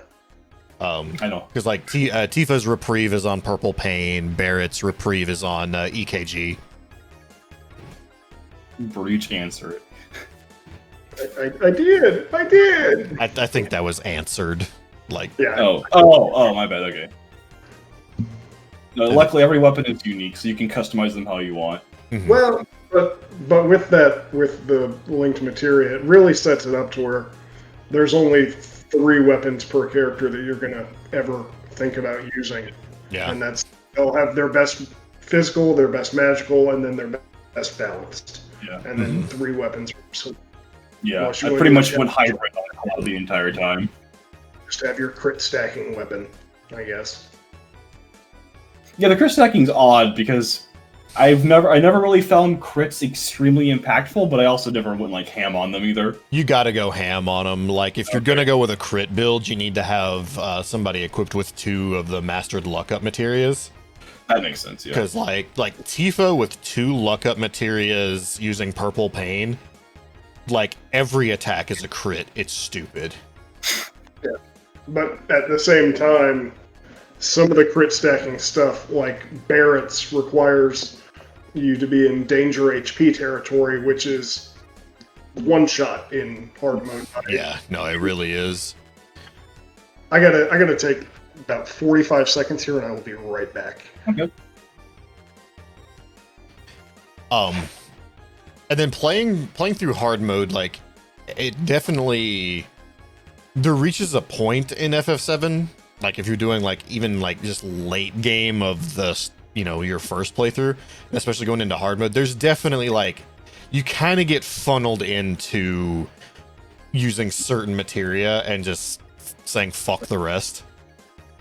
I mean, that's a lot of games, to be fair. It is. Like, I think the biggest problem is only having 2 elemental materias, period, and 1 magnify materia, period. You cannot get any more than that. I mean, the second playthroughs? Nope. Oh, wow. Yep. They're replaced with just garbage magic materia. It's odd, okay. Yeah, you don't get you're stuck with 1 magnify and 2 elementals, and you only get the second elemental if you do all quests in a single playthrough. Yeah, I will say it was really odd when you're blatantly told by Chadley how many magic spells are in the game, and then you're like, oh, I already have 12, and then anytime you see another green materia, you just immediately know it's disappointment. Yeah, yeah, that was an unfortunate side effect, because like you see it, and like I've already got it, so like fucking why would I even bother? Yeah. Now something that Breach was smart enough to do that I wasn't. I don't know if you did it or not, but picking up an extra revival materia. I never needed to. I ran with 1 revive all the way through hard mode, and that was dumb. I should not have done that. Sorry. Breach, you're still muted. You need to. Yeah, like having 2 revivals will make your life so much easier. Okay. Yeah, I probably will. Again, I only got a little bit into hard mode. I think I beat Scorpion before I passed off the that's why my knowledge of what is in hard mode isn't that great, because I passed it off to Michelle. Mm-hmm. So, because she wanted to play it. Yeah. No worries. No, and even that, I learned that from watching you and how you did with the legendary monsters. That Tunberry of Legendary Monsters mission was more difficult to me than Pride and Joy. Yeah. And I one-tapped the Legendary Monsters one on hard mode, just because I had the 2 revive materials. So if I was dumb and didn't get out in time, and he just doinked somebody, I could get him back up, because there wasn't that 33% chance that it was the one person I had my revive on. Now there is something that eventually, when I want to like sit down and try, is equipping the support materia that increases your resistance to status elements, and basically making your armor death proof. I'm wondering because Chef's Knife from Tunberry doesn't do damage. Yeah, it's just an instant death attack. I'm wondering if you have that on armor, if Chef's Knife just immune or miss or something like that. Like, I'm wondering if you can pretty much just shut down Tunberry with that. It'd be kind of cool. Yeah. But I guess, yes, if we want to bring up what Trimmer just said, it's actually a pretty good segue to general negatives / combat negatives. Yes, Really quick. yes, 100%. The AI is built as if it is I want to be mean, a very early PS3 / late PS2 game. The AI and the allies are just not intelligent at all. It's awful. Yeah. It is. You'll be running around dodging stuff, and they're off licking a window. Well, there's times, but I have on numerous occasions seen my AI party members halfway across the battlefield blocking nothing. Yeah, I mean, I will give them the block there is useful, because like with Airbuster, I was trying to dodge, but the allies did. The allies will teach you when things need to be blocked versus dodged. Yeah, because they block all the time. Yeah. But yeah, there's plenty of times, especially in the Valkyrie fight, where I'm over here just trying to hurt, and even Barrett's not shooting his gun. He's just standing there. I'm like, give me that fucking Barrett, and I'll do it. Because he won't fire the gun, and he's the only way to really get to stagger his Valkyrie. Yeah. Which made me end up liking Barrett a lot more than most people, I guess, just because he's really strong when you use him. I enjoyed Barrett until I got Aerith, and then Aerith just does everything that Barrett does better. Yeah. The problem with just unfortunate. The problem with Aerith is, as soon as you switch off of her AI thinks she is a fucking close range melee fighter. Yeah, Oh, yeah. She runs into point blank range to shoot magic, and it's just like, AI, please. Which is useful if you like Sorcerer's Storm. If you like Sorcerer's Storm, you'll love her AI. She's always in range. And to be fair, that spell is obnoxiously strong. It is. My first playthrough, I solely used Sorcerer's Storm to damage the tank boss at the end of 17. It's crazy because you can miss it super easily. Like, if you don't talk to Mogify, whatever his name is, you'll never get it. And it's not there. If you go to chapter 4 to 13, it's not there. You can miss it. The silver staff, yeah. Yeah. Like, I never got the bladed staff because I was dumb, and even though I've analyzed everything in the game, I still didn't see the steal my weapon. Well, that's if you had steel even fucking equipped. Mm-hmm. I probably did. I just didn't pay attention. I was like, analyze. What's the weakness? Move on. I'm gonna disagree with the Gambit because, well, first of all, I have just a bias against the Gambit system. The Gambit system, and this is gonna sound like a weird complaint, but the Gambit system is too good. It is too good. It is. You can literally set it so, like, I think it was someone showed, like, soloing the final boss. That was me. And they walked away. Yeah. That was me. I did that. Yeah. Yeah. On the Conquest. Like, I fought the final boss without touching the controller. I had all the Gambits set up, and I set the controller down, and I won. Yeah. Like, I beat the final boss with 0 input on the controller, and I was like, that's a fucking problem. And people make a joke about Final Fantasy 13, which at least you have to be smart. Yeah. But, like, 12, you can literally just, like, again, put the controller down. And play. Like, it's too good. It literally lets you program the whole game. No. Do you need options? Yes. I would love an option for, like, Aerith, when 2 bars are full, automatically use X. If ally goes down, spend 1 bar always on this one spell. Or something like that, Or, not to a fine degree of always do blank at this circumstance, like 40% blank. Or you could just pick up the phone and call somebody at Platinum Games and be like, hey, how do we not do garbage AI? It looks like they tried to do that, though, and then backtracked, because the auto-cure materia is in the game. Yeah. True. I've never used it, but from what I've seen of a few people on streams, it's apparently pretty strong. It is. It's really good. It's a mana-free 10 uses of cure when someone's in danger. Yeah, as long as they have the AP for it. Is it mana-free? I thought it consumed mana. Maybe it does use mana, but either way, it's really good to just set and forget. Yeah. But if they could do the same for like an auto-revive. Mm-hmm. But yeah, with Gambits, I would rather customize like what range the character tries to stand from enemy or something. Yeah. Or how aggressively they use MP. Like just like MP usage, like in Final Fantasy, Dragon Quest 11. Mm-hmm. There's MP use of like aggressively heal or don't. Or don't use MP at all. Yeah. Don't. Yeah. That's an option in there. Yeah. But what was the game I was going to compare? I was going to compare it to 13. Like in 13, you could predict who your AI party members were going to attack. If you had two comms, they were going to attack different targets. If you had a comm and a ref, they would focus on the same. Yep. Mm-hmm. And it's just too unpredictable for who your characters are gonna want to go after, what they're gonna target.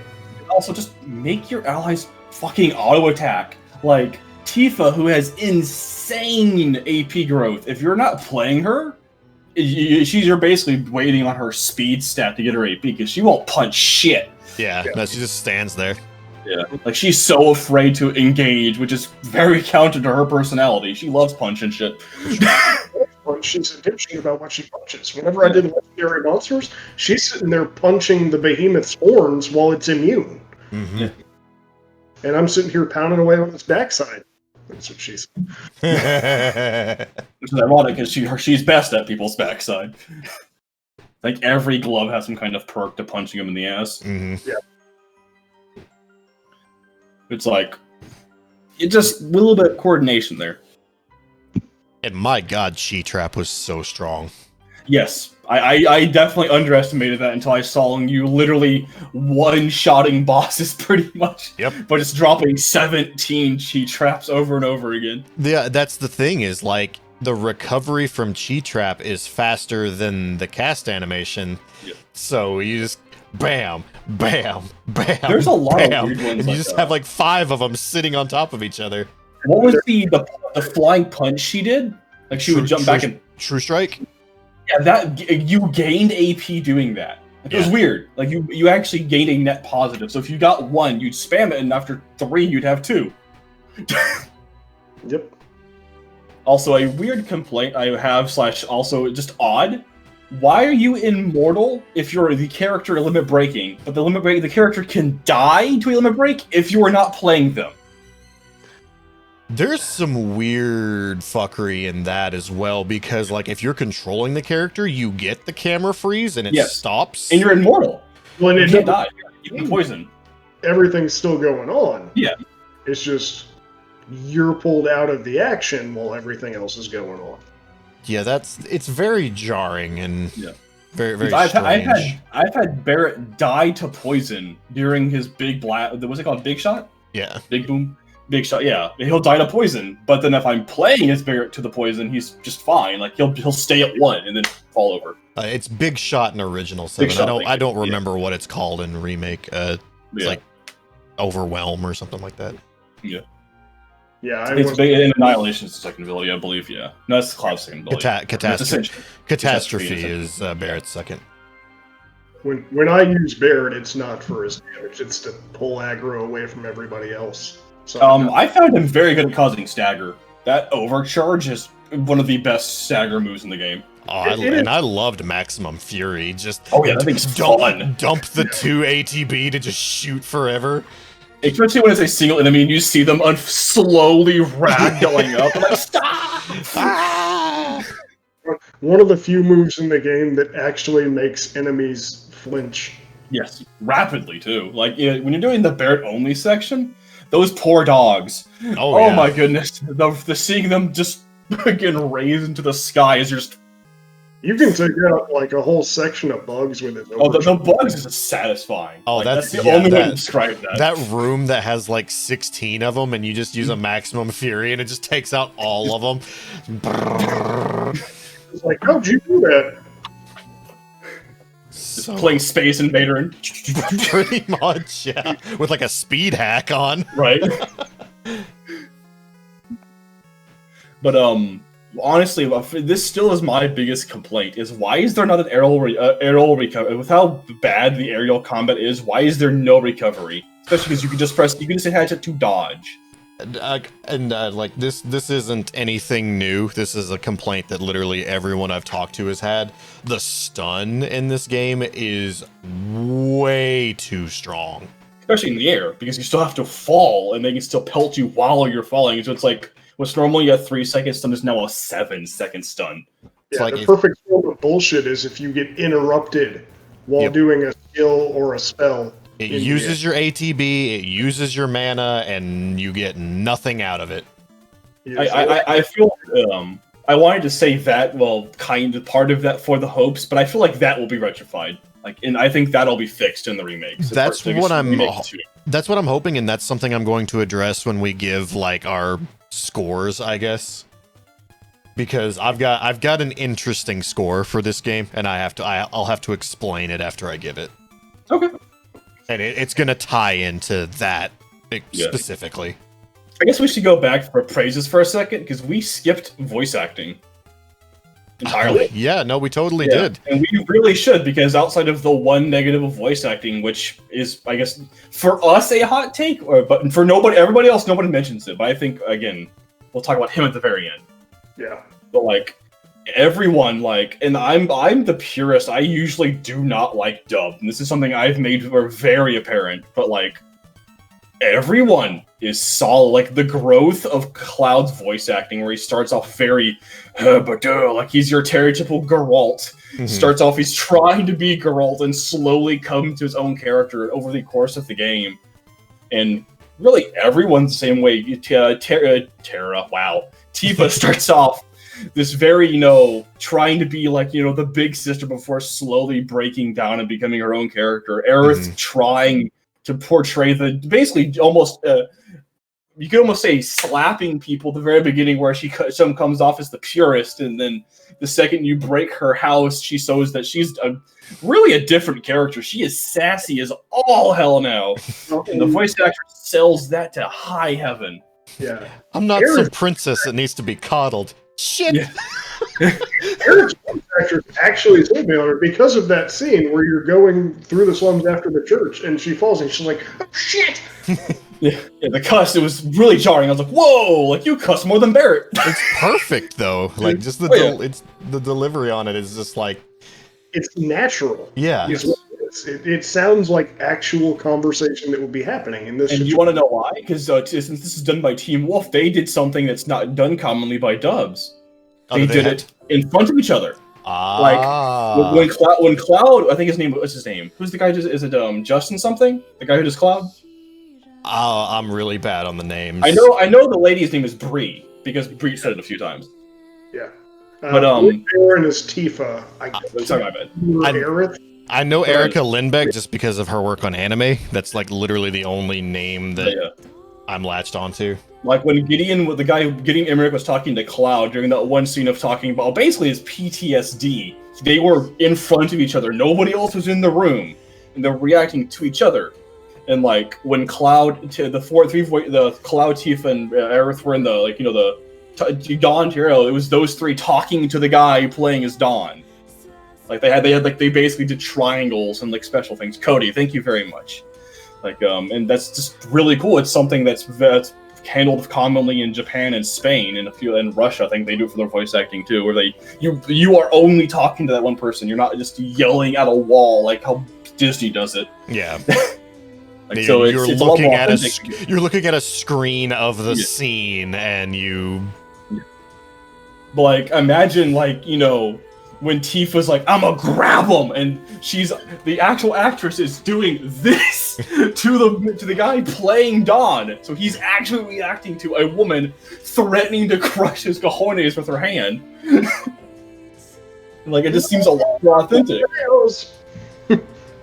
And it's ironic because the only other time the dubbing has done this was Final Fantasy 15. Like, they had all the boys in the same room together, just talking to each other. And again, that's probably the highest point of 15 is the boys. They're probably the only. Probably as far as the voice acting is concerned. That's for a much later podcast. Yeah, we only need one of these for each of the games. I think we'll probably have to fuse a few. Like 1 and 2 can probably be their own podcast. Yeah, I don't think we can have a full podcast over FF1. Unless we bring up Breach's love, and he could probably his introductions to relations to 1 could probably be an hour in itself. I'll just tell you everything about the game aside from the source code. Fuck you, Nazir. Like, it was weird. Like, anybody who's a big fan of Gideon Emmerich, who does a lot of, like, he is a great fake British voice actor, and, like, you could not tell it was Biggs. Like, and I guess don't know much about voice actors, but he's from Final Dragon Quest to Dragon Quest, wow. Dragon Age 2, he's Fenris. If you've played that one. Mm-hmm. Okay, just me? No, I played it. I know. It was just the reaction. Mm-hmm. Yeah, like completely different character. Jesse, like, man, that voice actress went ham on that character. Yeah, Erica did an amazing job with Jesse. I feel like she spent like 2 hours on Tinder before every voice session. Right. Like, I wish I could find the GIF that Mosh sent of Cloud bonking her on the head, and it was a sword saying, "Go to horny jail." Go to horny jail. And I was like, that is fantastic. Like, great way to describe her. I've seen that all over Twitter. People are using it as a reaction image now for people being horny on main. And just like, but it seems authentic. Like, she's starstruck by this, even though he's a big old bag of cardboard at the time. Like, he's compared to the other 4 people, like, he is better than Barrett at the time. Like, he is a fucking monster. Well, even then, there's the argument: is she actually smitten with him, or is it all just like is it a play and love is the game? Yeah, that's like Wedge brings up. Like, Wedge makes it sound like it's easy to write that scene off that Wedge is like has been spurned by this. Yeah. That he got burnt by this, so he's just kind of like, hey, bro, watch out. But he could also he's seen this happen like a lot. I mean, with how her relation and Biggs is, you could argue probably, because it's clear Biggs is really jealous of Cal because of how Jesse's handling him. Mm-hmm. But the way the voice actress delivers it, both scenarios are believable for the character. Yeah. Like, every character, like, even the minors, like, Chadley aside, he sells his voice acting, especially because you got the special scene with Chadley, right, Chris? Yeah. Where he explains what it is. Yeah, that's a well-voiced scene. Tifa's pseudo-mom, you touch her, I'll kick your ass! And Cloud's like, oh, shit! That's so many steps above, stay away from the... Yeah. We've come a long way. Yeah. Like, I will keep giving props. Barrett's daughter, I forget her name, god damn it. Marlene, for a 9-year-old girl, wow, that is a good voice acting for a 9-year-old. She's on par with most of the adults, and hell, she's better than some of the adults. Yeah, no, she sold it really well. Yeah. Like, there was when I said, when I googled it, I was expecting like a 19-year-old voicing Marlene. It's E.G. Daily again. But no, like, it was a 5-year-old or a 9-year-old. I'm like, wow, the shit. The fucking photo I posted in Discord. Just so happy to be fucking famous. And I'm like, yeah, look at her. Surprise, it's Tara Strong. Man, if it was Tara Strong or Wendy Lee, man. I'm glad, thank God it's not Wendy Lee. But, yeah, the other, like, standout voice actors, I mean, you want to talk about real quick before we move on to, like, I guess the only negative voice actor we have? Everyone was amazing. Except... Tara Strong is still around, yes. Except... Madam M's delivery was amazing. Dude, Sam, like, I swear to God, I thought maybe Sam is Hawk, but he sounds exactly like Hawk from Dragon Age. Well, I mean, he was trying to do a Sam Elliott, is like 100%. Okay. Like, if you're not familiar with that that actor Z. Like, pull up any clip of Sam Elliott, and you'll know you'll hear it immediately. Beef, it's what's for dinner line. That's Sam Oh, Elliott. yeah. From the photo alone, I can see what you're saying. Yeah. It's a fucking fantastic photo, by the way. Look at this fucking dude. By the way, we watched Tombstone. You can just from the photo alone, he's like, hey. Those are some intense eyebrows. Those eyebrows are awesome. You can tell those are finely tuned. Just watch Tombstone. Yeah, like if you watch any clip of Sam Elliott talking, you'll be like, oh, there's your inspiration. Yeah. Got it. Yeah. Yeah. Is he Big? He's a Big Lebowski? No, that's Jeff Bridges, but he's in Big Lebowski. He's the dude sitting at the bar talking. Oh, okay. Yeah, he's the older Ghost Rider that's training Nicolas Cage in Ghost Rider. He's one of Wyatt Earp's brothers in Tombstone that I keep dreaming over. Yeah, like I guess some other fine ones, like the way they had the voice actor handle both Andrea and Jules. Wow. Mm-hmm. Because this is something that Michelle brought up. You could have made those characters the most awful people, because it's like, hey, they're either, they're at whatever spectrum you want to make them. Let's stereotype it. No. Didn't. Like, At all. You could make whatever assumption you want with Andrea. Does he act a little bit gay? Yes. Is he? We never find out. And that's the best part. Yeah. He's a strong character. And we'll never know. He doesn't need to be.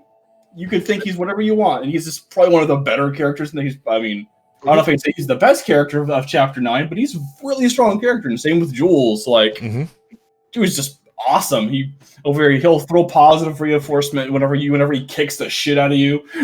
Because he will beat your ass in that fucking tournament. Being a game from Japan, it's always a risk because they're just not culturally up to par with a lot of the rest of the world. It's just that's fact of the matter. Play enough RPGs, you see it.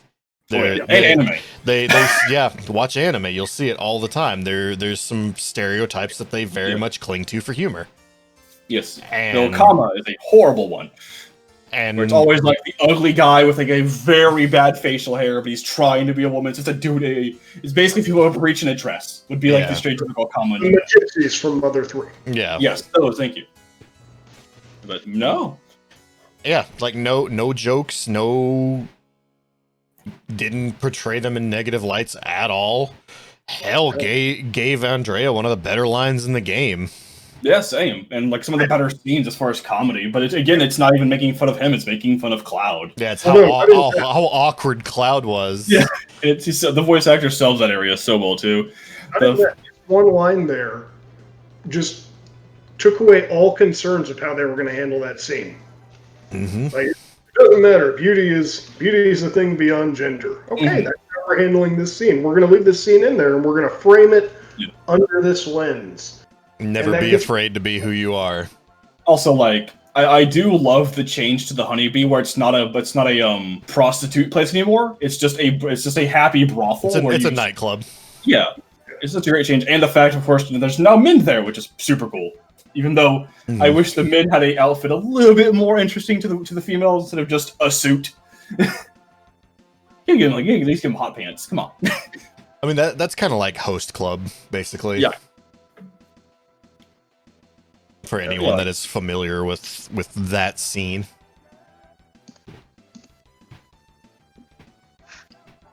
Okay. Let's actually go on to the negatives now, though. Yeah. I guess let's start off with the voice acting negative of Wedge. Just to throw it out there, because I don't think any of us liked Wedge throughout the game. Also, I want to take just a brief second to point out that Oron is like a terrible example of what a real host club is like. Unfortunately, yeah. It's a good show, but it's not even remotely close to what an actual host club is like. Yeah. Anyhow, but yeah, Wedge. God, I have some beefs with Wedge. And it's a weird one of like, I'm still not sure what the issue is. Like, I think it's just a combination, like bad writing, bad voice acting, bad directing. Like, what was supposed to be his best scene in the entire thing when he screams at the soldier, and I feel like it's baby Simba growling at fucking Scar. Yeah, like I even said it in the playthrough. I could like that is like supposed to be a heart-wrenching, you know, big hero moment for Wedge, and I laughed. I audibly cackled. I was like, this is your one moment to be cool, and you can't even be cool here. For me, I think the biggest part of it, gravity, was that the voice didn't match the character. Oh, definitely. And that gave me an instant disconnect and an instant dislike for him. Because the voice, you could have anyone being kind of a... I joke and call them the Goober Squad. Mm-hmm. But you could have anyone. He's the goober of the Goober Squad. He is the village idiot. And you could do any number of voices to convey that, but the one that they had just didn't match. I think he needed to be deeper. Like, he should have been the deepest voice of the three Goobers. Yeah. I think you could still have Biggs as the deepest voice. Okay. But still bring Wedge down a few octaves. He was above Jesse sometimes, and that was weird. Yeah. Yeah. And just some of the lines. And also, like, I know this is old, but I am so tired of fat jokes. Like, same. And, like, one or two is fine, but, like, I want to say whenever he spoke, there was about a 70 to 75% chance he mentions either food, being hungry, or just his weight. Yep. Yeah. All three. Ironically, given his shape, he's the least rounded out character of all of them. How long have you been sitting on that one? 5 seconds. I thought of it while he was bringing up how there was the weight jokes about him. Like, but yeah, that really is. He's a one-dimensional character. I think that's why I don't like him. Aside from it's not matching, because he's in a game that succeeded tremendously on taking a cast of one-dimensional characters and giving them depth. To see Wedge be that just hilariously one-dimensional. Same. Just like, stands out like a sore thumb. Yeah. I'm trying to think of a moment of his outside of, like, going into spoilers that actually, like, I was like, that's cool, or anything. I can't. Even like, in that scene, I laughed again.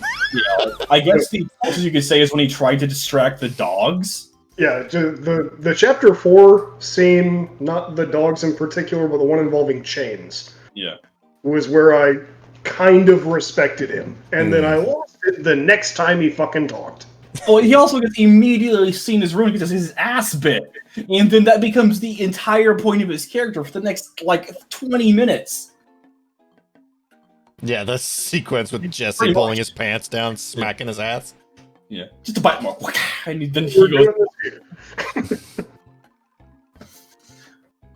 Yeah, they almost had something with Wedge and animals. That I'll agree with, because, like, he's, you know...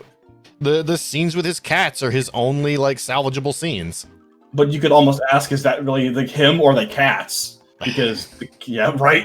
That's the issue. Like, you get attached to the cats because Cloud spends a lot of time with cats in this game. Like, at least 20 minutes. It's crazy. And that's if you found them quickly. Yeah. Mm-hmm. This sucks. And even the cat scenes, he's still running around trying to be Cloud's lackey. Mm-hmm. Yeah. Bro. Which is weird, because, like, if he had picked any word other than bro, I might have enjoyed it. But the fact that was already Johnny's shtick. And that's one of Johnny's biggest jokes, is the bro thing. So why did he also say bro? If he had said dude, I probably would have been okay with it, or anything. Like, I'm not your dude. It would also worked. But, like... He had to call Cloud his hero the whole time. Yeah. Yeah. I'm not your hero. I'm just a guy doing a job.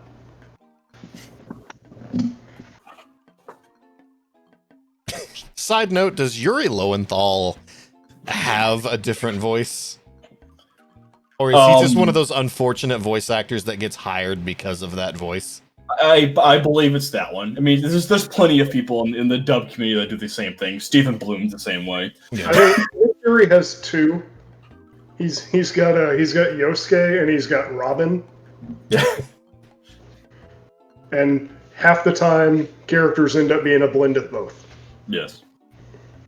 Spider-Man and the guy from Tales are just like him in a different tone. Just Like little bit from the first moment I heard Johnny make a screaming remark, I was like, "Oh fuck, that's Yosuke." Well, I will state now, as far as voice acting, screaming is hard. Like, to keep a tone when you shout is not simple. That's an actual a struggle every voice actor will have when it comes to screaming. Like, so I'll give him that at least. When it comes to screams, it sucks. It's like, you hear Johnny, and then all of a sudden it's just like, "Hanamura, out of the trash can!" Yeah, I kept expecting Johnny to start talking about Saki Senpai the entire time. But what are some other general negatives we want to go apart really quick? I'm gonna use this moment to go into the next category because that's a negative for me, and it's the pacing. Yeah. That's one of my biggest negatives as well. Yeah, I would say, yeah. Well, I'll state one thing. I think, like, as much as I like the scenes in the Ghost Train, I hate the Ghost Train. I think it's the worst section in the entire game. I will argue, and this is gonna sound weird, but I will argue that the worst sequence in the game is Hojo's lab. Fighting all of the extra bullshit enemies in there and like throwing switches and switching parties, that was such unneeded fluff, especially at the end, at the end of the game and in a chapter that's already way too long. I'll give you that. My thing with the Ghost section is it seemed badly placed. Like, it should have been a side quest.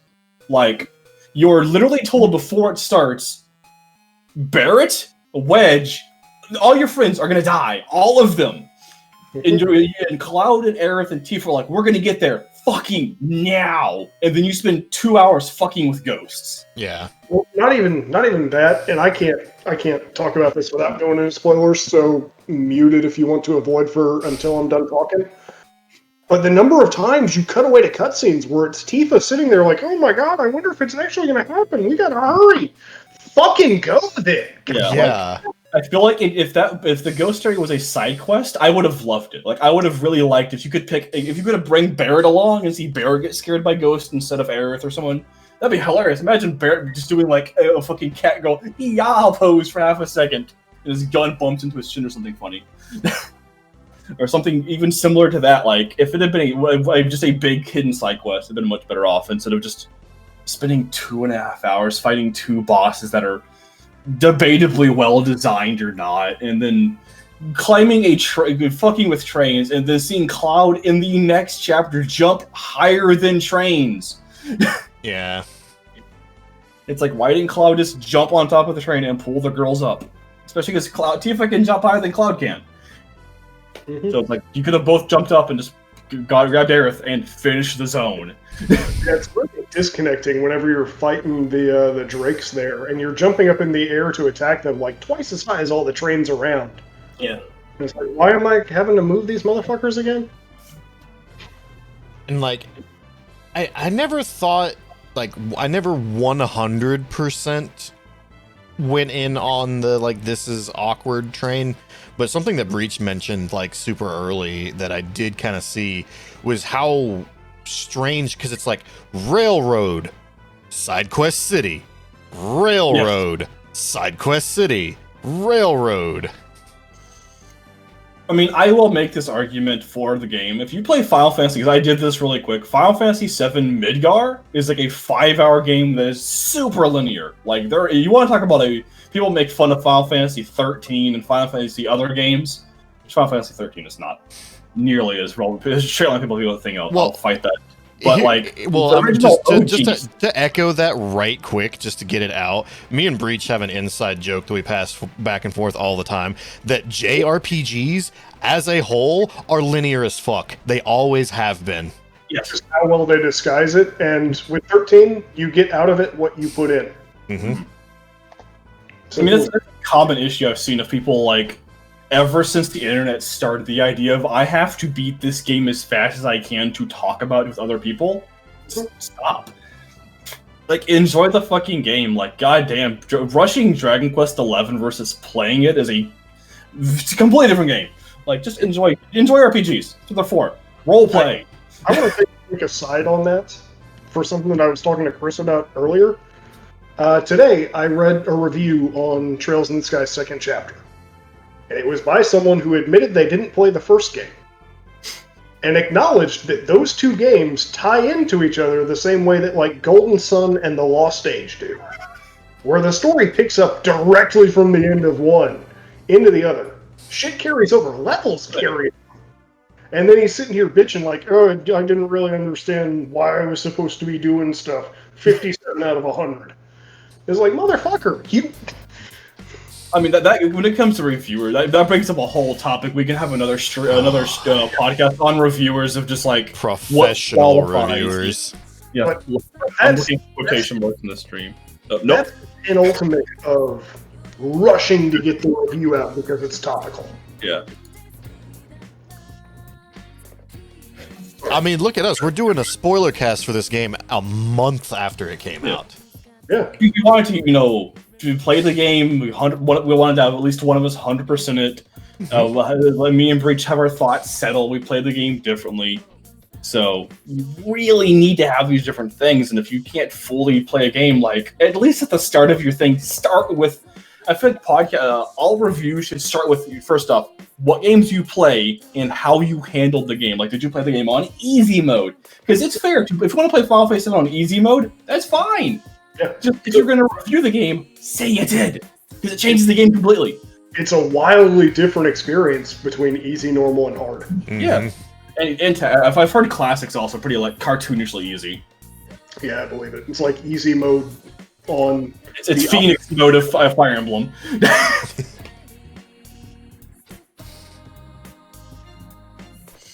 Back to pace. Yeah. Well, and then like other negatives as well, like because like the next section is just a question: did it release too soon? And hilariously, for a game that's been a cock tease for 20 years, yes, I do think it was released too soon. I think it should have, like, as I put in there, it should have been a PS5 game. Like, it really should have. Up. I said multiple times in my playthrough that this game really shows how dated the PS4 hardware is. I was playing on a PS4 Pro with an SSD, and it was still taking the game like hilarious amounts of time to load textures. Like we're talking rage level of loading textures. And that's when it's not just that they got lazy on the texture and...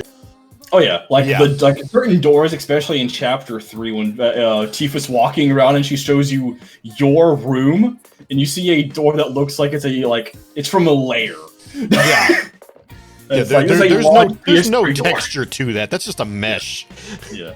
Oh, this texture in the road is the same texture as all of Demon Souls. Yeah. It's very weird ones, like Aerith's, for me, the most jarring place is Aerith's house, where you walk into her house and everything is clearly designed top to bottom to be PS4.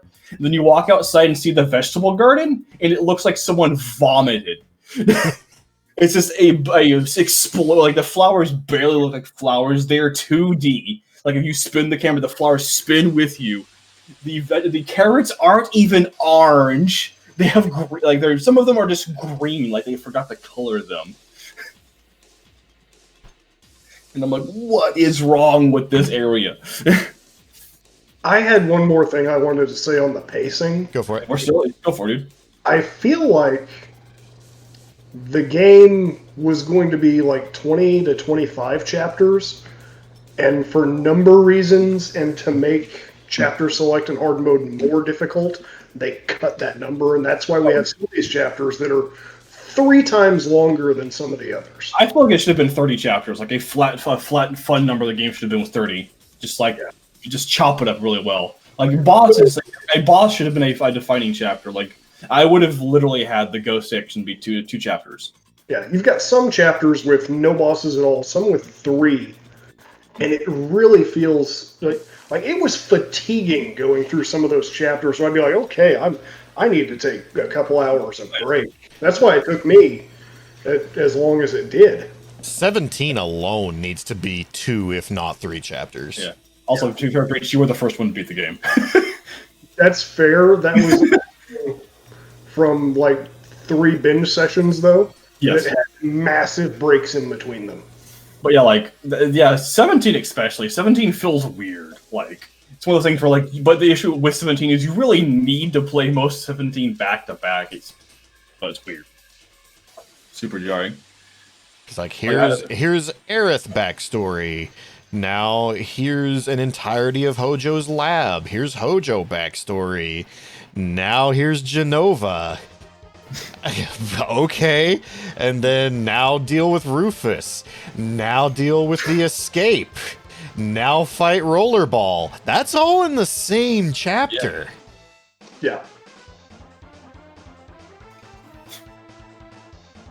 It's just like, Christ. Yes.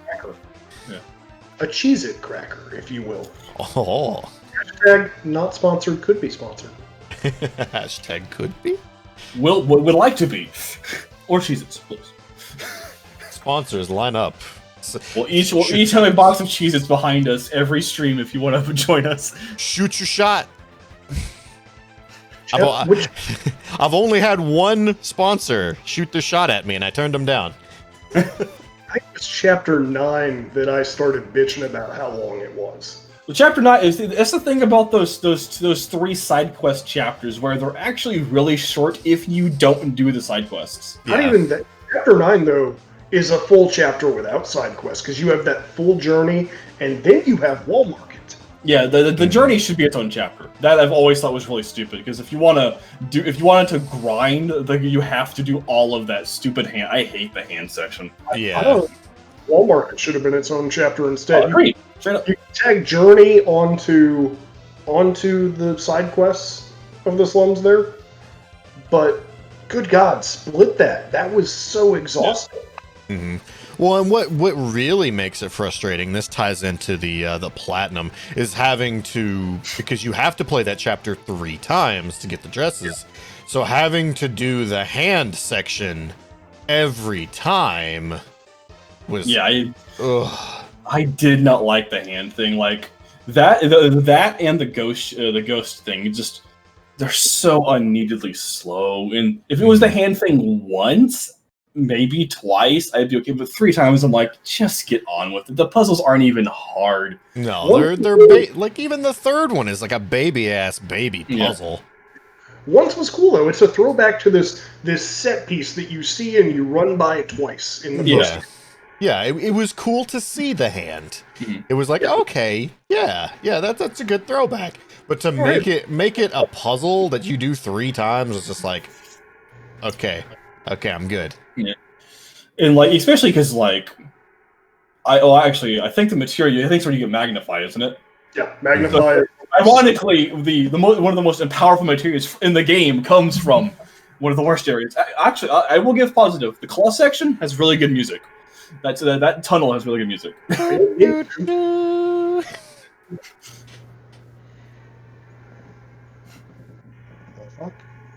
You all right there? Yeah, there's this kid out walking on the sidewalk with a helmet on, like no bike, no scooter, just. No, sometimes you gotta fight the crone however you can. You can take it head on. Was that just like looking into the past, Breach? No. You walked into that one, man. That's fair. Relatable. Look, this girl and this little fucking. Probably a toy dog, might be a real dog. I don't know, don't care. Keep it from shitting on my yard, but... Yeah, I actually agree with that as well. Like, you can only move laterally or vertically. Yeah. Like, at a given time, you can't do both simultaneously. Though, I will state, there are some pretty funny lines you can get from Aerith in that area. Like, when she demands the high five and you can just not do it. And she slowly just gets more and more stressed at the fact her arm won't lower. Like, losing blood circulation. Just that got me so bad. Or the fact that... trying to hit her with one of the arms. I did it on accident, and she just screeches Cloud. That was so good. I tried to hit her with the hand, and I never got her to say anything. So it's got to be only the first one can. Yeah, there you go, Trevor. Losing circulation. I wish I'd have done that. Like, I never thought to do that. And all the times that I sprinted through that section, I was just always like, high five, hurry up and get it over with. We got a dress to get. Yeah, no, it's like that line from Jesse in the first reactor where it's just one of those small pieces that makes the experience if you do it. Oh, you're choosing me over the reactor? Too bad. Get it. You got a date with her. Go blow her mind.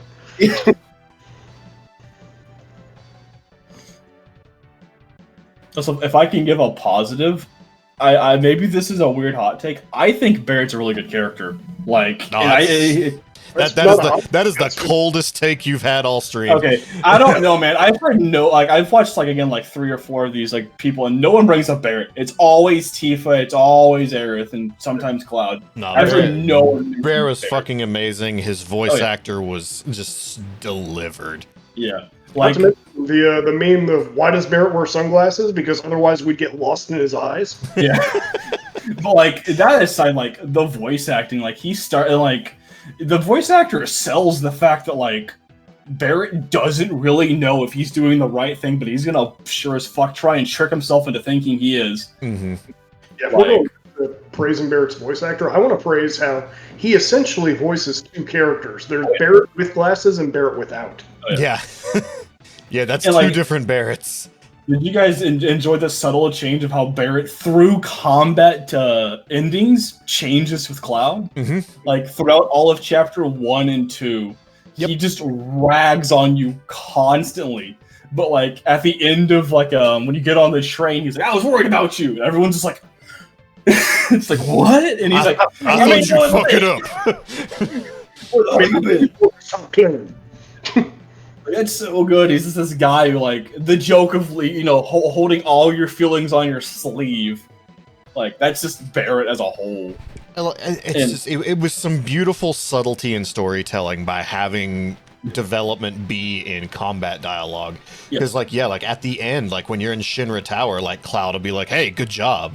At the end of combat and stuff like that, and Barrett's like right back at you. I swear, like, and there's so many unique lines. Like Barrett, sometimes you'll finish a fight as Tifa, and she'll be like, "Barrett, how's your arm feeling?" And he's like, "You making a joke?"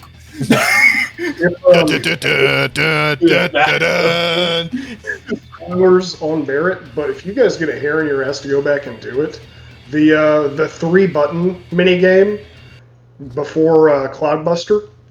Oh yeah, with the slide. I fucked it up a lot actually, so I can't say much. So if you intentionally fuck it up even more, Barrett has even more lines.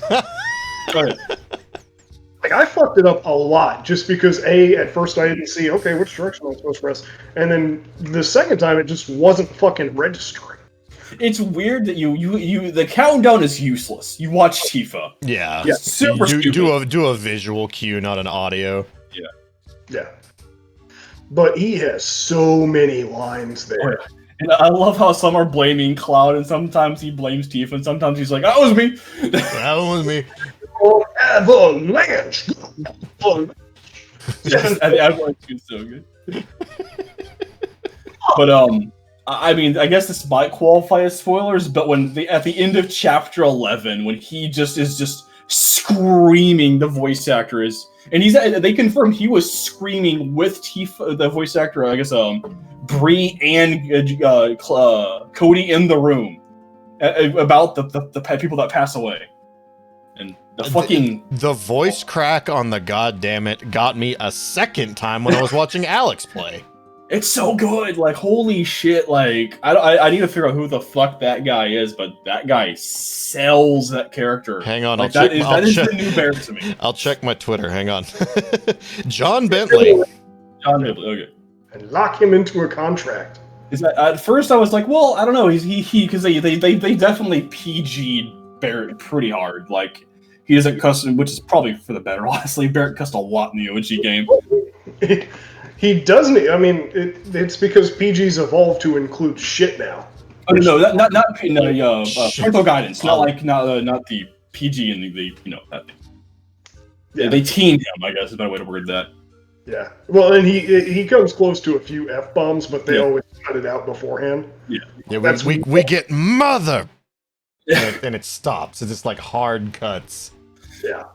But like, I was at first because in Advent Children he cusses a few times, and so I was like, well, he's not really cussing like in Advent Children, but I almost think he does a better job than Advent Children by a lot. I mean, really, you could argue who's better versus it's its own topic, I guess. But I think almost every voice actor is better than Advent Children. Guess we don't have to worry about Sid being filtered. I was actually like, I did not realize how loose you could be with language in T-rated games now. I honestly had no idea. I think you get full one fuck. Because like this game is riddled with shit and goddamn it, like it's just all over the place. Yeah, there's just like the Carlin Big 7 that you can't drop on a T-rate, and even some of them you can. I think really it's with America. I think it's really just sexuality that'll push it up there for you now, and the occasional like really the bad boys. Yeah, and hardcore violence, obviously, because Yeah. That's a whole different. Movies versus games rating is hilarious. We'll put it that way. Yeah. And how there definitely needs to be a rating between T and M.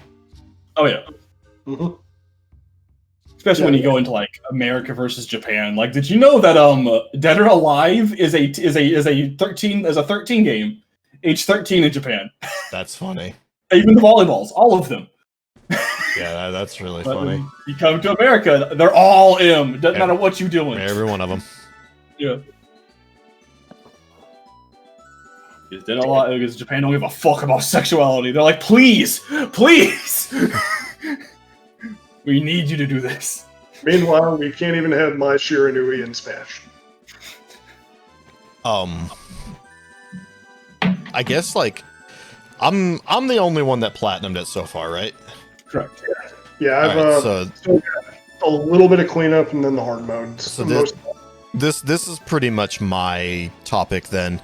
So like I 100% think that the platinum trophy is worth it for this game because it's basically it's one of those unique platinums where it's just experience everything the game has to offer and you got it. Because like there are a lot of platinum trophies that are like, here's 1,000 arbitrary things you need to do to get this bronze trophy, and it just like takes for hell and fucking ever, and it's just really boring and awful. But this game, there was a lot of things they could have done to make bad trophies, and they abstained and didn't. Yeah, which was I was very, very pleased to see that. It's especially not after Final Fantasy 9's. Yeah, 9 is the worst offender in Final Fantasy Platinum trophies. Like I'm a trophy whore, and this is, while I haven't done it yet, I feel like this is Chris and I's topic really, because he's done it, and trophies are my bread and butter. Mm-hmm. I kind of scale Final Fantasy Platinums from 15 to 9. And even 15 had some bullshit ones, so maybe 8 would be a better example. But this could have had get 50 pull-ups for the Peerless pull-ups, not just Pete Jewels for that. Yeah, no, it could have been so much worse. Yeah. Yeah, Z, if you want to like in chat like explain how to very easily get the 300% stagger, you can. Fat Chocobo. Yeah, use Tifa and Aerith on Fat Chocobo. That is the easiest 300% you'll ever do. But like FF9, which I'm going to use as my benchmark on bullshit platinum trophies for RPGs. You've got the King of Jump Rope, which is the frame perfect jump rope minigame 1,000 times. You have Excalibur 2, which is the speed run. You have all characters to 99. You have all ATEs, which are missable mini events that if you go on the wrong screen at the wrong time, you're not getting them. Yeah. Like, it's riddled with missables and bullshit, and this is a lot closer to the 15 and 8 spectrum, where play the game, see what it has to offer, and then there is some skill trophies, like the hard mode trophy. Yeah. Pride and joy. Yeah, hard mode, pride and joy, stuff like that. I mean, there's definitely some things that it requires a certain level of. You're not gonna bumble into this trophy. If you want it, you gotta earn it. Yeah, but it's even nicer than the original 7's platinum trophy, which I do have. which required you to get like all of the date scenes at Gold Saucer, everyone to 99. Might have been just one character to 99. But I think it was just one, but still. Now what I will say, and this is the only thing that was like about the platinum, and I'll get it out of the way now, it was the fact that you have to get all 9 dresses. And what made that worse than it is, and this is going to tie into a conversation earlier, is there is so much, not just bad information on the internet, just fucking wrong information about this game on the internet. There are entire web pages that are dedicated to this fucking game that have wrong information. Oh yeah. I'm actually going to fire shots here. Do it. Primal Liquid putting out videos the first week with just blatantly wrong information about equipment and everything like that was really detrimental to us trying to roadmap out that platinum. Yep, making assumptions as truth. Don't fucking do that. Yeah. Like, I get that we're in clickbait culture and you have to be the first to get your ass out on the internet, or else the train leaves you at the station. But for fuck's sake, do not just shit out half-baked information that you think.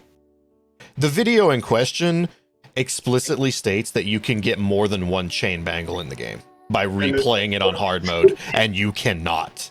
Yeah. There is only one chain bangle in the whole game. Okay. And if you Google it, like, you'll find 20 different websites that will tell you when doing the dresses that once you make the requirement, you can just chapter select to the next thing. Wrong. Wrong. You cannot save and quit. You can't go to the menu. You can't do anything. In order for the decision to be saved into the memory, you have to beat the chapter. Yeah. You have to be fully loaded into the next chapter before you can chapter select ahead. So, like, if you do everything in chapter 3, get to the sequence with Tifa, tell her you want sporty, and then you chapter select right then, You fail. guess what? You're getting mature. Yep. Which is the default choice if you do none, which would have been nice to know on our first playthrough when we I both... did exotic, ironically. Yeah. I got really lucky with that one. Yeah, so that way I wouldn't have had to have done the chapter 3 side quests every time. Well, technically a 4th time because bad information on the internet.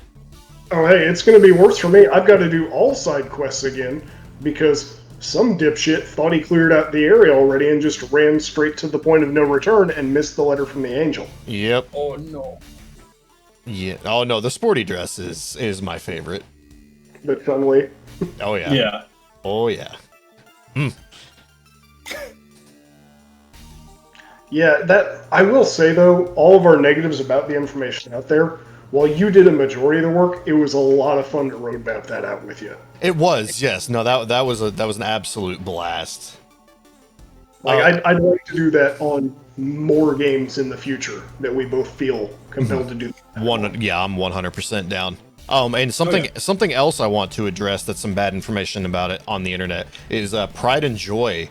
There's a lot of people on the internet saying that you have to get to Chapter 17 in hard mode to fight Pride and Joy. That's bullshit.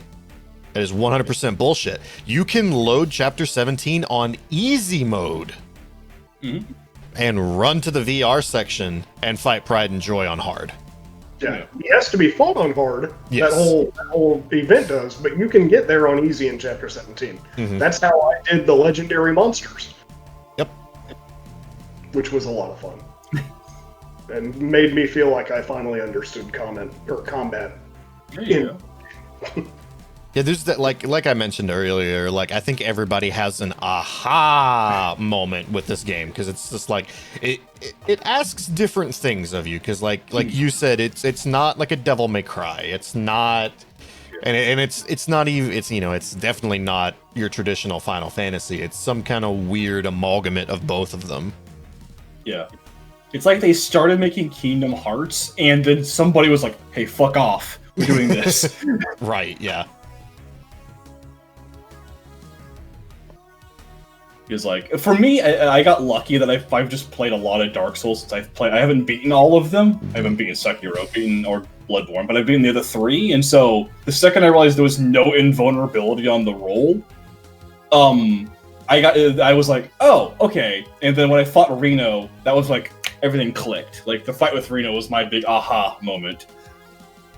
Because the game asked me to parry him, and Reno moves oddly slow when he's not doing big things. Kind of like Roche does the same thing, where Roche just freezes and then does a cool move. Yeah. It was weird. His weird samurai attack.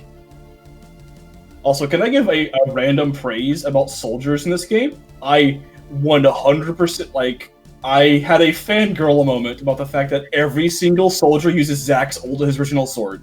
Mm-hmm. All of them. Yep. And that's not something that you got in the original C3. That's a callback to Crisis Core. I'm like, that's awesome. They all got They're all using the standard issue soldiers. Yeah. Little weird short sword. Haha! That they all two-hand for some reason, even though none of them should be. Nope. But you can poke with it. Yes. Speaking of what we just mentioned, do we want to move on into spoilerino territory with the ending? I'll go ahead and wrap up and say, like, if you enjoy this game, I definitely recommend doing the platinum. Just take the information that I gave you to adjust the bad information on the internet, and it's 100% worth it. It took me like little under 70 hours to get platinum, and that was with a full lore playthrough on my first playthrough. Yeah. Talking to everybody, reading dialogue. How something works, be sure to ask Chris. Yeah, no, I've got this shit on lockdown. So the FF7 Platinum is that's my wheelhouse. Super fun, super worth it. Absolutely, 100% recommend it. Yeah. What about? I guess before we transfer, what about the 100%ing / Super Boss? Super Boss is 100% worth it. Because Pride and Joy, that gauntlet is the ultimate test. It really is, because it's all right. We're full spoilers now, like 100%. Yeah, cool. If you're afraid of spoilers, now is your chance to bow out. The Pride and Joy gauntlet is a 5-round fight where you fight all the summons and then the super boss on hard mode. So you've got I do look good. So you've got no items and just whatever recovery you get in between fights. So it's Shiva, Fat Chocobo, Leviathan, Bahamut, Pride and Joy. I do love the Bahamut summons Ifrit, because you never fight Ifrit, but he makes sure you fucking do. Yep. Bahamut gains a new mechanic that he didn't have when you fought him before, and when he gets to 50% HP, summons Ifrit. That way you can make sure you get your fight, because who knows where Jesse got that, but you fight it anyways.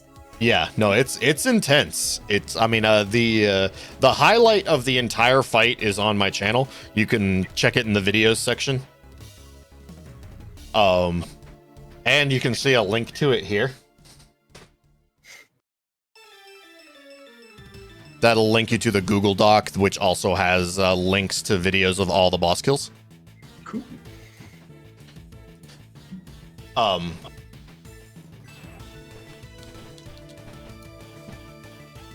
Yeah, it's an intense gauntlet. Now, the true final boss of that gauntlet is Bahamut, like straight up. Oh yeah.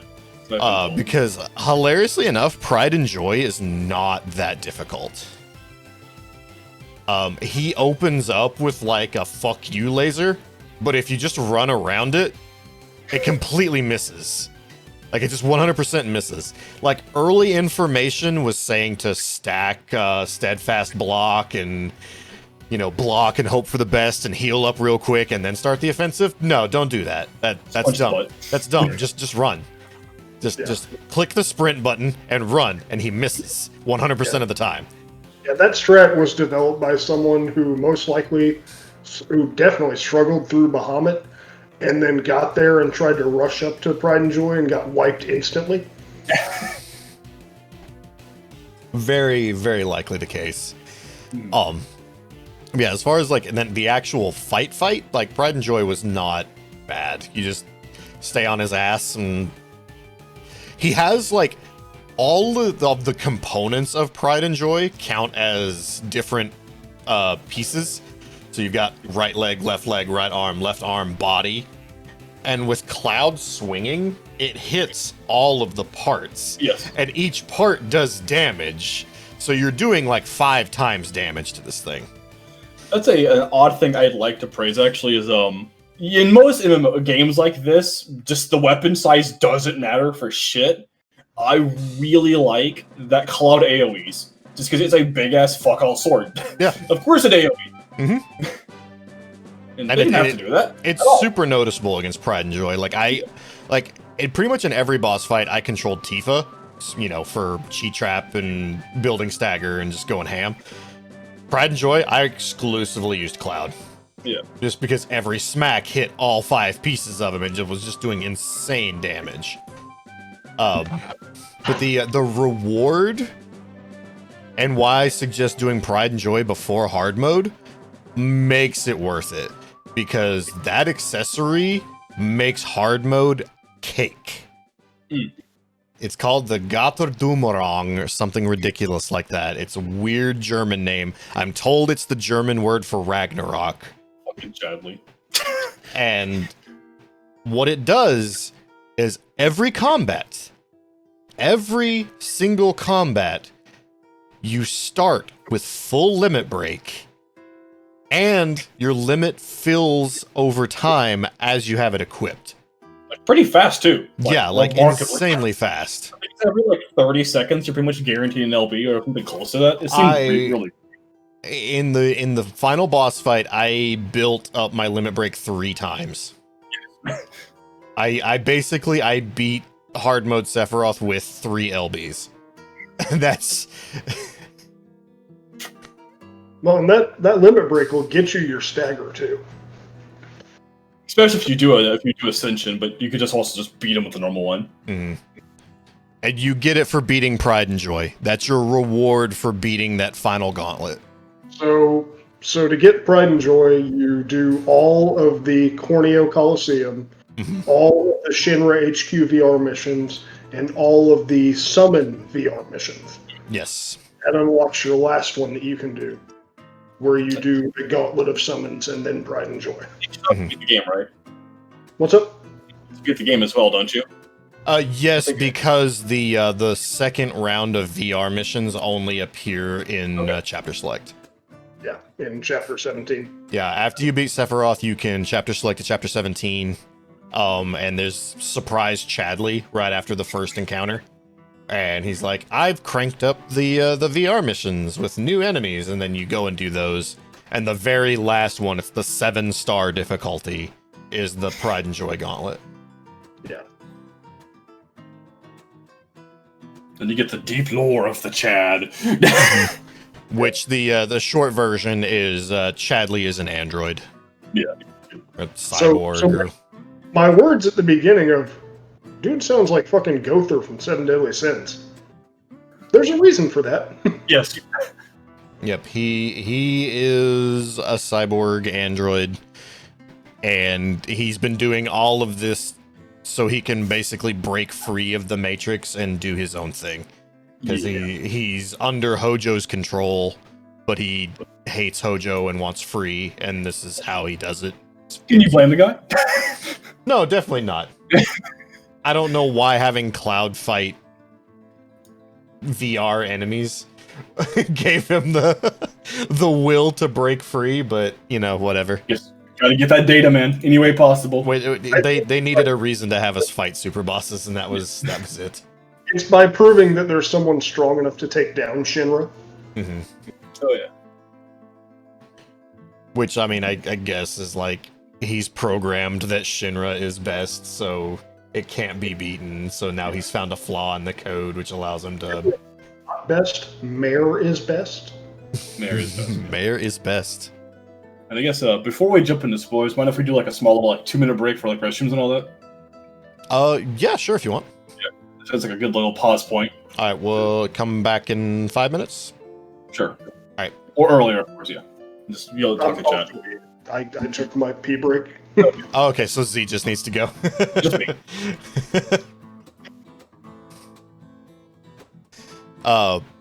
Mayor Domino was pretty good. Like I fully expected to hate the mayor, and then actually ended up really liking the mayor. He was nice comic relief for that section. Yeah, like just 100%. But yeah, if you plan on doing hard mode, definitely do the Pride and Joy Gauntlet. Not only is it harder than hard mode, but like its reward will let you just cheese hard mode because you just every encounter you open up and cloud limit break and you kill everything. Yeah, the VR missions there themselves are a good way to acclimate yourself to hard mode. Yes. Before doing the playthrough of it. Mm-hmm. Now, some people will struggle with the first batch of hard mode VR missions. The best thing that I can tell you to fight, because it's solo characters against difficult enemies, the easiest thing to do is to put elemental lightning on your armor, because you can pretty much deal with the enemies fairly well until you get to the end and you have to fight a moth unit solo, and that shit fucking sucks. But with elemental lightning on armor, you can just cast Thunder 1 on him, so he uses his big electrocharge attack, which gets rid of his blades, so you don't take the AoE damage from blades. And when he fires the big zap cannon, you're immune to it, and it immediately puts him in a pressured state. Who's this? Just general tips for fighting the moth unit in the hard mode VR missions. Okay, something I would have done that makes sense. Okay. Mm-hmm. Yeah, elemental lightning on armor is how you deal with that. Which chapters set the dresses? Chapter 3 is for Tifa's dress. Chapter 9 is for Aerith's dress, and it's dependent on how many side quests you do. 0 side quests is one dress. 3 side quests is another dress, and all side quests is the best dress. Okay. Odd. Yeah, it's very weird. And then Cloud is in Wall Market. Doing Chocobo Sam's side quest gets you a dress. Doing Madam M's side quest gets you a dress. And saying fuck both of them and immediately going back is your final dress. Huh. That's weird and might need to be fact checked, because me and Lies both got Madam M, but I got the he got the girdle thing you got, and I got the like almost Princess Peach dress. I just did it. I can 100% assure you that that is the breakdown of the dresses. It's weird, dude. We both got Madam M and got different dresses. Yeah, Did I you didn't get John. Did you have different answers whenever Sam asked you to flip a coin? I said I don't pick a coin. I told him I wasn't gonna pick. I think that might be the determination right there on it. Wait, it's based on the branch of side quest you do. If you get if you get the side quest with Johnny, where you run around and like do the investigation like on the fridge and you're tracking down like the item or whatever, that side quest chain gives you a dress, and then Madam M's chain, which is completely separate, you can't do both in the same playthrough. That's why you have to chapter select to get the all side quest trophy, because it splits. If you get one side, you can't do the other. There are there are 26 total side quests in the game. Yeah. You can only do 24 in a single playthrough. Yeah. You have to replay that chapter to get the other two. To get the other two, and doing the other two gets you the other dress. Okay. As well as the trophy for all side. Mm-hmm. And then what? When you need the third dress, when you get to that point, regardless of who you get, the quest to do, you just turn right around and go back in, and it'll be like, if you go in now, you can't do the side quest, and you just hit yes. And then that gives you the basic dress for Cloud. Are you sure you want to get on this boat now? I did it on purpose. I hope you know that. Oh, I know. I caught it immediately. That was like the first thing I typed when I was writing for that session. I was like, I have to. That was a long fight. Yeah, and it was very lucky it wasn't in your favor. It could have been a lot longer. And I was like, eh.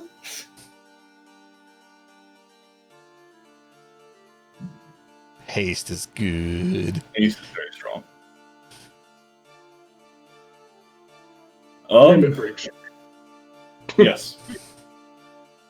That's like the one side of the sad thing about your build, Chris, is you're probably never gonna LB ever again. Yeah, I don't know that I ever have gotten to LB at all. Actually, You have one time. in the arena. It was in the arena, and I used my my champion LB to. I think you also LB'd your shadow. Did I LB on the shadow? You did, because you had 1 HP when you finished the fight. How did Magnify impact buffs? The duration is lowered. Yeah. Doesn't reduce the effectiveness, it reduces the duration. Yeah. It makes regen, buff using regen or the other one pretty strong, because regen already lasts way too long for how good it is, how cheap it is too. Yeah, I'm so used to regen being garbage in Final Fantasy that I really had to reprogram my brain for this one. I think if Aerith casts it with Magnify, you're looking like with her people are saying it's like 150 a tick. And it ticks every second. Yeah, no, it's So good. It's constantly using potions on the entire party. It's really good. Aerith's magic is dumb. Like, holy shit. Oh yeah, her magic is super strong. Is there anything stronger than the Silver Staff? Because that Silver Staff gave like a shitload of magic. Mithril Rod. Mithril Rod, okay. Yeah, Mithril Rod has more raw magic stat, but Silver Staff has better skills, so it's kind of like, do you like raw damage or do you like extras? Yeah. Like, she could heal for like 9999 or hit weaknesses for like 9999. Oh, but not even a cap. I mean, that was my thing, is like everyone was just like so high on Prey. But it was like, for me in endgame, Prey was 2 bars to restore like 1500 health to the full party. Aerith with Cure 1 magnified was healing the whole party for over 3k. Oh yeah. So for 4 MP, I was a character that breaks over 100 casually. Like 4 MP with 1 ATB. I was healing for more than a max Prey was for 2 ATB. Aerith does have a physical attack stat, and it's really weird because I think it only matters on the bladed.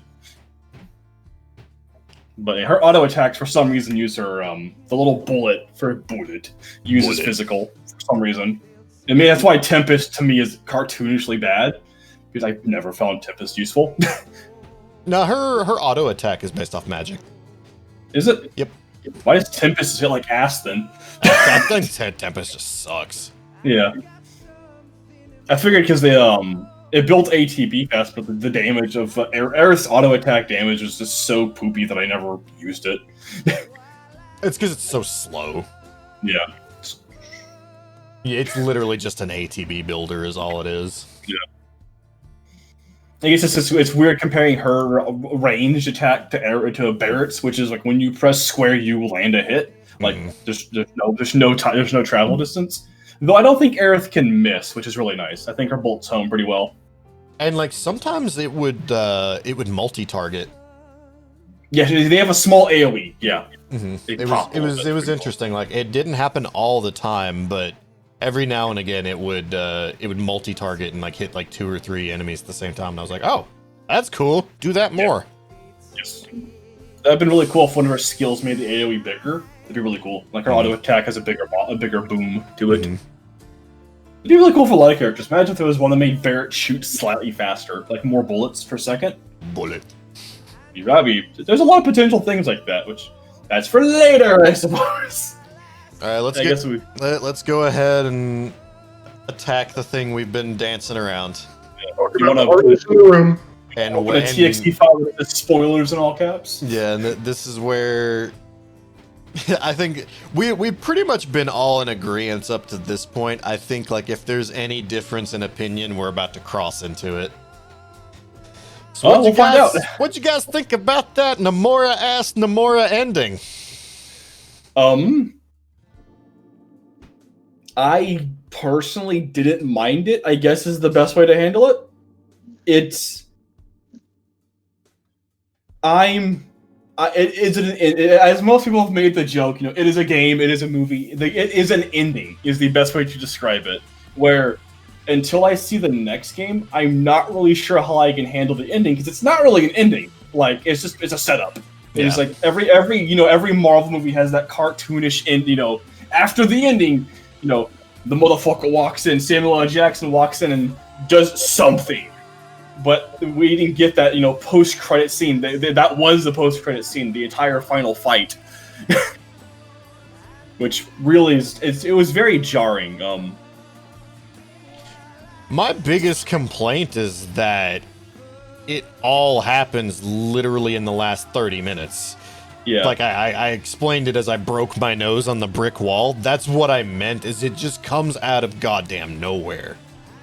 There are a few things you could argue are setups. Like, again, you were, thanks to the beginning of the game, able to predict what was going to happen. So there had to be some kind of setup you could start. I mean, if you're going to argue that the whispers are the setup for that, like, whispers can be a setup to, like, plot deviation, sure, because, I predicted that way early into the playthrough. But, like, to be like, okay, Sephiroth's just going to use his sword to rip a hole in the space-time continuum, and now we're going to go through this and fight this Kingdom Hearts boss, and now everything is out the fucking window. Yeah. To all happen just at the end was just, like, so jarring. Oh, it was, yeah. I believe, you could argue, if it's a good or a bad thing, I would think it's on purpose. I think they did it on, like, that, literally on purpose. It's whiplash inducing. Yeah. It really is. If it's good or bad, it's argument to each person's opinion, but I don't think anybody will argue it wasn't on purpose.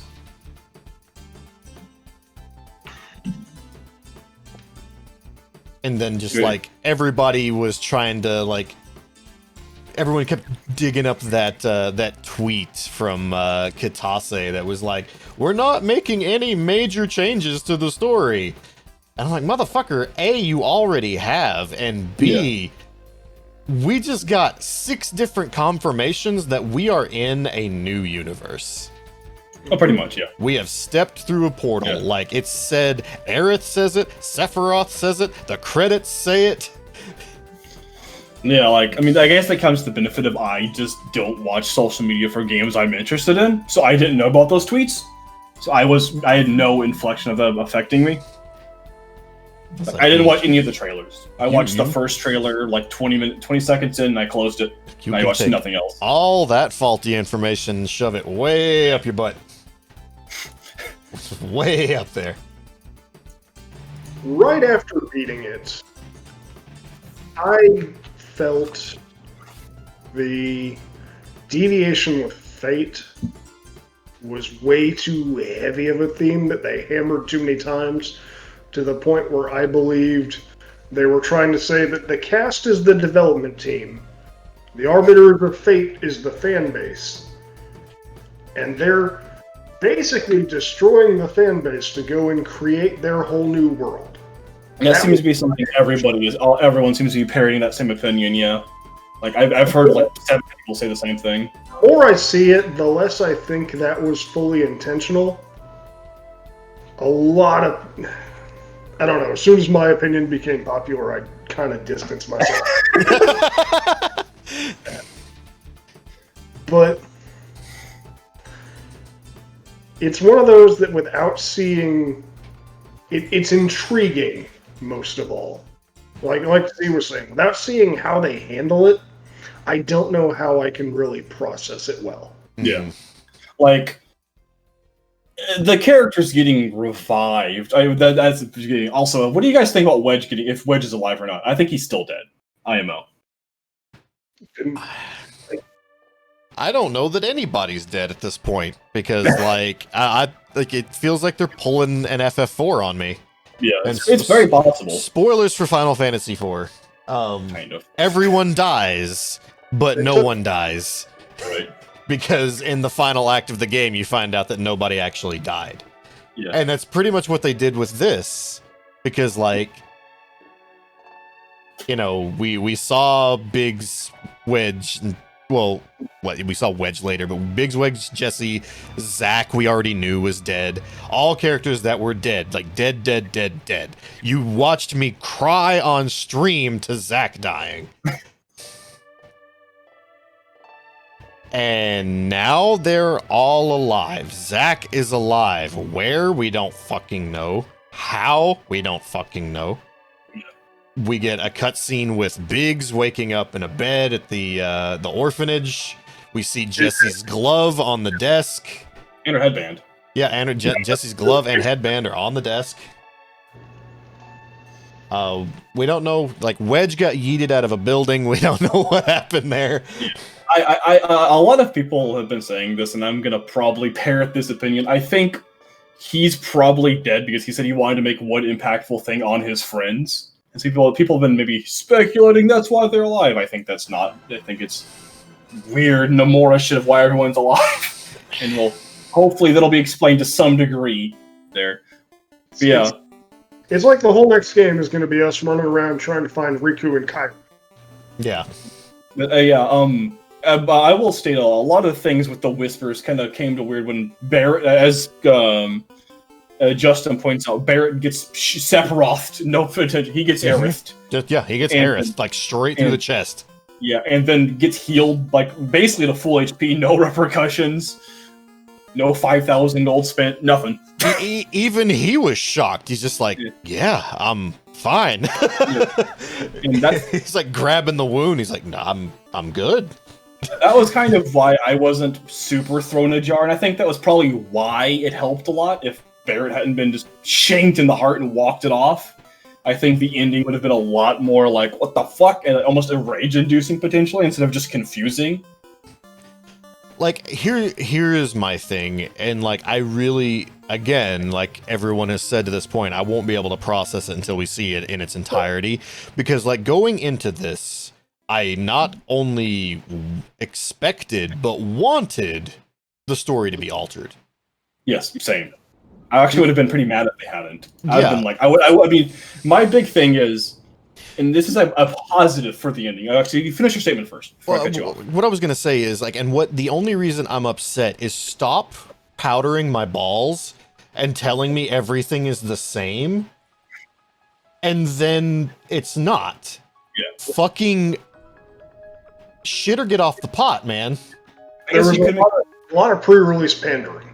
Yeah. And I guess you could argue that falls into the issue of letting social media affect opinions. Because again, I had no issue because I didn't social media. I barely even have a Twitter. I think I've like retweeted 6 things. That's all I've ever done on Twitter. And they're all contests. Yeah. And Final Fantasy V Fiesta. Yeah. I didn't watch the social media as closely. The minute that I saw that a lot of the game story stuff had leaked, I'm like, okay, I'm just not going to look at fucking anything about this game. But I guess a weird positive of how to handle this, and I'm sure someone's preached this before, and I'm going to be retelling someone's opinion, isn't it kind of cool that with a game that's, 16 years old? Maybe, no, actually, way than that, 24 years old, maybe? 22? 23. 3 years old. Came out in 97. We have, we know it's going to be to some degree the same game. Some degree. Obviously, it's already very different. Mm-hmm. But we don't know exactly what's going to happen. Do we know if Barrett's friend dies the same way? Do we know if Aerith is going to die at all? I'm sure she will, obviously. But, will she die the same way? Will the weapons be handled the same way? Will we fight the Phoenix at the top of the tower? For the big weird side quest. Is Sephiroth going to be the final boss? Will we get the cut sapphire weapon? Yeah. And these are kind of cool things to think about. It's we know how the game plays out. You could literally play the game yourself, for free, almost anywhere. Mm-hmm.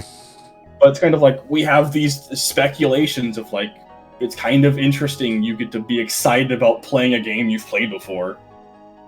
Because let's put it this way, and how I handle this when I've talked to a few people at like the anime store, of if the game was a 1-to-1 retelling, I wouldn't buy the next game.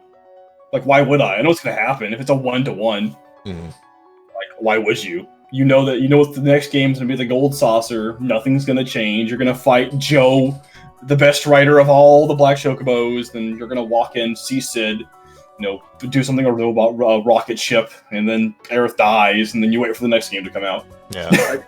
I'd buy it because I'm a dirty, dirty whore who loves eating up Square Enix's stuff. Yeah, same. Yeah, but it's like, and of course, I probably, honestly, I won't lie. I said numerous times leading up to the release of this game was that if you look at the compilation of Final Fantasy VII, which is before Crisis, Crisis Core, FF7, Advent Children, Dirges Cerberus, everything connects except OG7. Yes. It's hilarious that the original game is the black sheep of that whole compilation because it barely connects to fucking anything. And where it does, they had to retcon the shit out of it to shoehorn it into the other material. Then I said, like, numerous times leading up to the release of this game is like, this is the opportunity to make 7 fit in this world now. And I can't really happen now. They surprisingly did very little of that. And then now we're just in a fucking alternate universe, so it doesn't even matter now.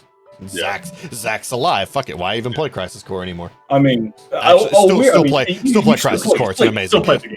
Yeah, but yeah. The weird thing, if I could give an actual legit negative to the fucking game, like especially the ending, if you've never played the original 7, you're gonna have no idea what the fuck's going on at the end. Like, imagine not playing Crisis Core or 7, and suddenly Zack appears.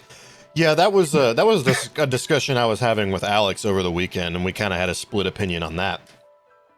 I feel like this game leans way too heavily on having knowledge of original 7. Oh, 100%. And that's another marketing failure that a lot of games are doing nowadays. RPG anyone can jump into. For new players who don't have the prior experience, except it's really fucking not. Yeah.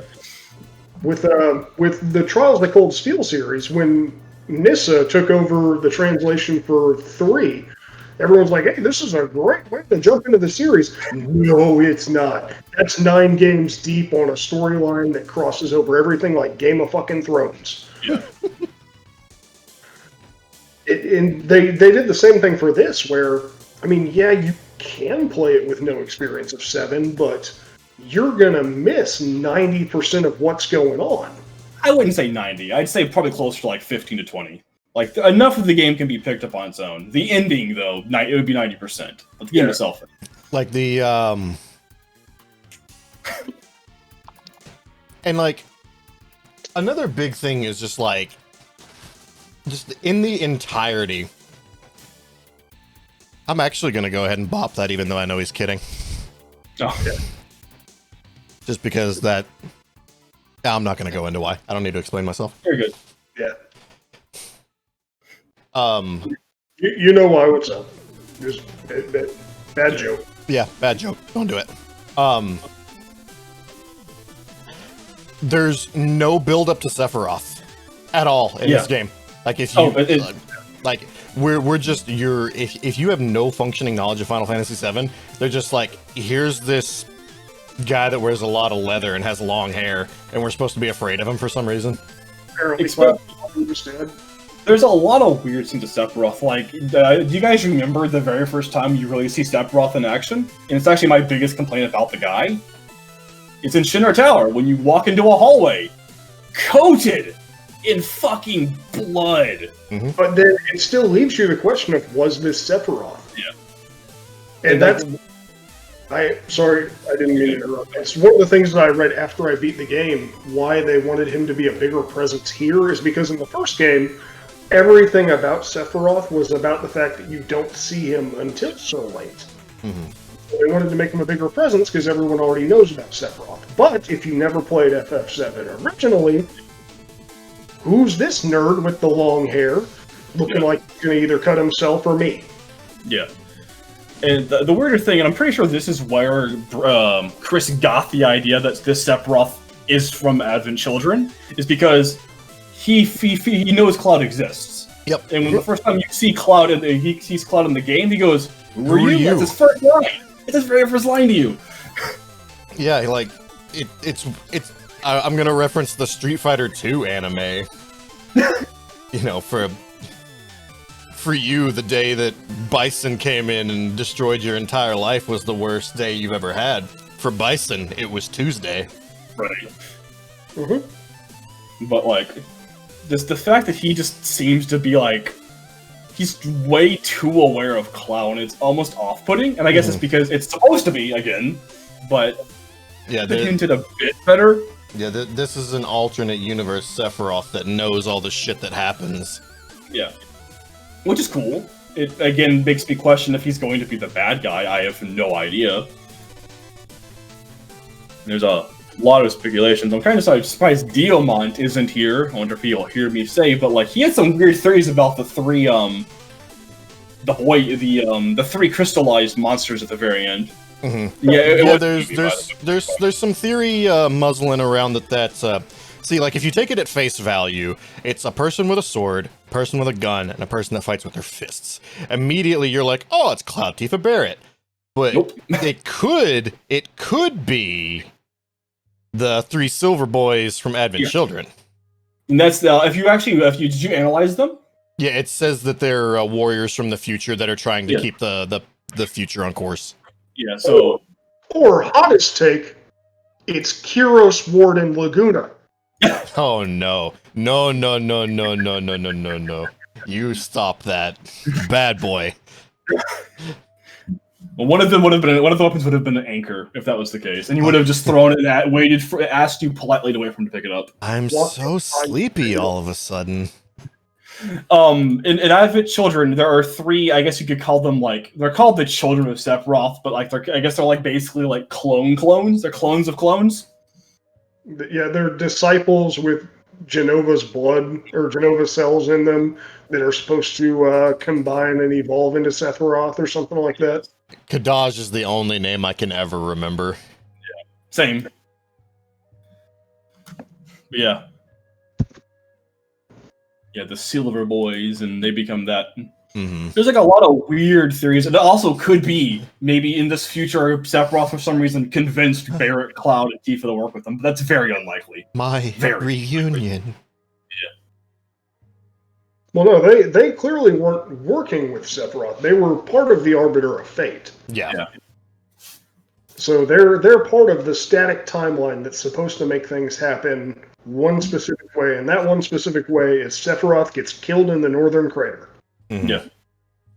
And everything that happens because of it, you know, Meteor getting summoned, destroying Midgar, Holy saving the planet at the last minute, Geostigma, all of that. Yeah, again, I think you said this on stream, but it looks like that original 7 might be the bad ending. Mm-hmm. And that's really weird. Yeah, that definitely, like, I don't know how to take that, but... Yeah. Like, I mean, I get it, because if you watch Advent Children, there's nothing left of that planet outside of Midgar. Everything's just ass. Like, I think they even say that, like, where's Cloud from? Nibelheim? Something like that? Yeah, Cloud's from Nibelheim. Yeah, like, that town's just gone. Like, no one's there now. They had to all leave. I had to stop and think, 'cause I almost said Gongaga, and I was like, wait, no, that's Zack. Yeah, but like a lot of these towns are just like gone. Like after what happened between Holy and the Meteor, half these places aren't like you can't live there anymore. They all get corralled. Yeah. Oh. So I guess that's the idea is like, oops. Yeah, Advent Children turned everything into basically a hellhole. Oops, all Mako. Yeah, right. Which is weird because then isn't Dirge is after Advent, right? Yes. Okay, so Dirge takes exclusively in Midgard, doesn't? Never mind. That's right. Not exclusively, but it might as well. Okay. Yeah, you go to Nibelheim and in Dirge for a little bit. You go back. That's right. Yeah, you do the safe stuff. I remember you doing that.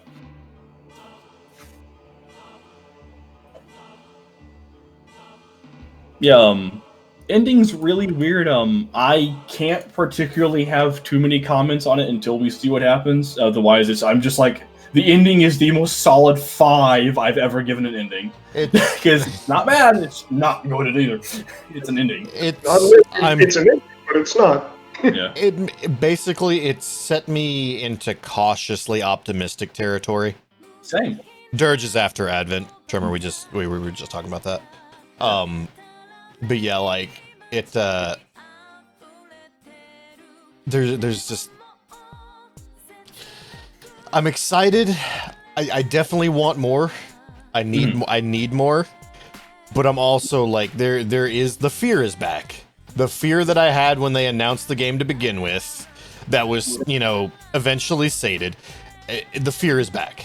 Yeah. It's not like a huge fear.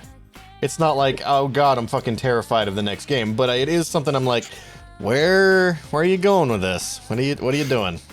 Yeah. What are you doing? But like, I don't know, there was just so many weird touches in this game. Like, I know I said this when they first showed the first trailer, but like, the fact that Aerith is wearing the necklace Zack buys her in Crisis Core, like, that got me really bad, actually. Like, that was amazing. Like, it was a nice touch. It was a really nice touch. And the fact that Aerith, go ahead. Preach. What's up? Oh, I didn't hear what you said. Oh, I was telling Mosh that it's still spoilers, yeah. Yes, unfortunately. Just so many weird, like, small touches like that. Like, again, Zack's sword reappearing. Didn't have to do that. That was something that was made canonical as a joke, pretty much. Mm-hmm. But it stands out immediately. Like, when you see Roche carrying the sword, like, it's Zack's blade. That's silly. Like, people make fun of Zack for carrying that sword. Chug, chug, chug, chug. And then, all the fucking random people, all the random soldiers doing squats throughout the game. There's like 3 soldiers doing squats. You're like, hey, look at that! I missed that. I actually didn't see that. One of the soldiers, before you engage, they're doing squats if you take your time. Oh, yeah, I totally missed that. That's cool. Squats are how you stave off the madness. It's how you don't let the depression sink in. Yes. That's what Zack does anyways. It's like a nervous tick for that boy. Mm-hmm. But no, seriously, because Roche was the perfect example of you trade a normal life for power, and then that power drives you insane. And then you don't care who you're attacking as long as you're chasing that stronger fight to make the rush through. Mm-hmm. Basically turns you into a Saiyan.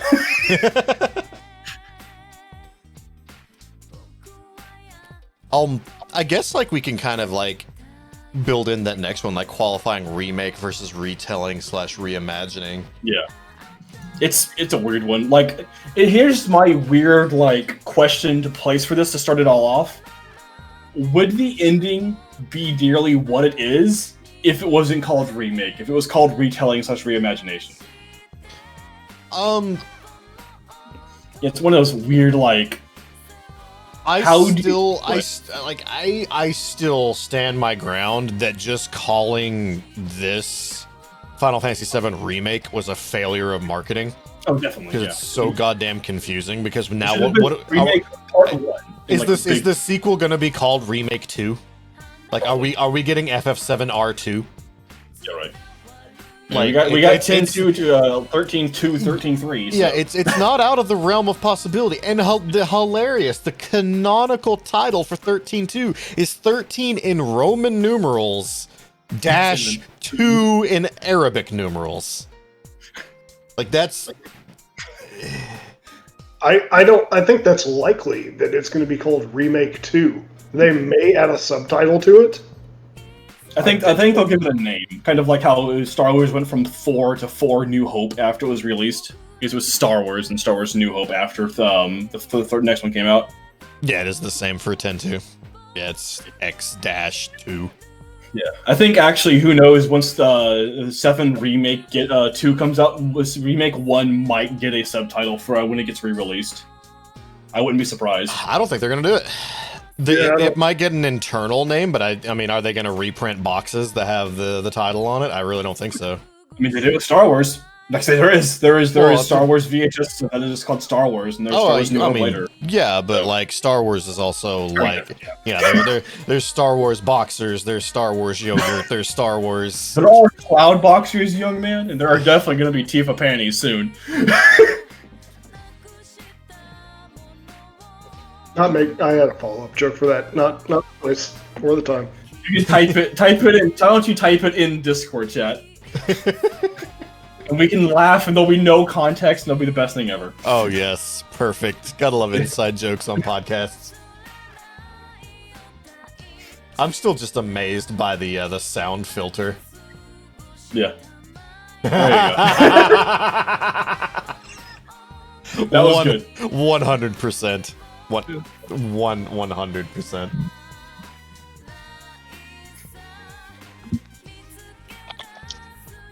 Oh, there's one thing. Typing in the wrong thread there. Oh no. Delete.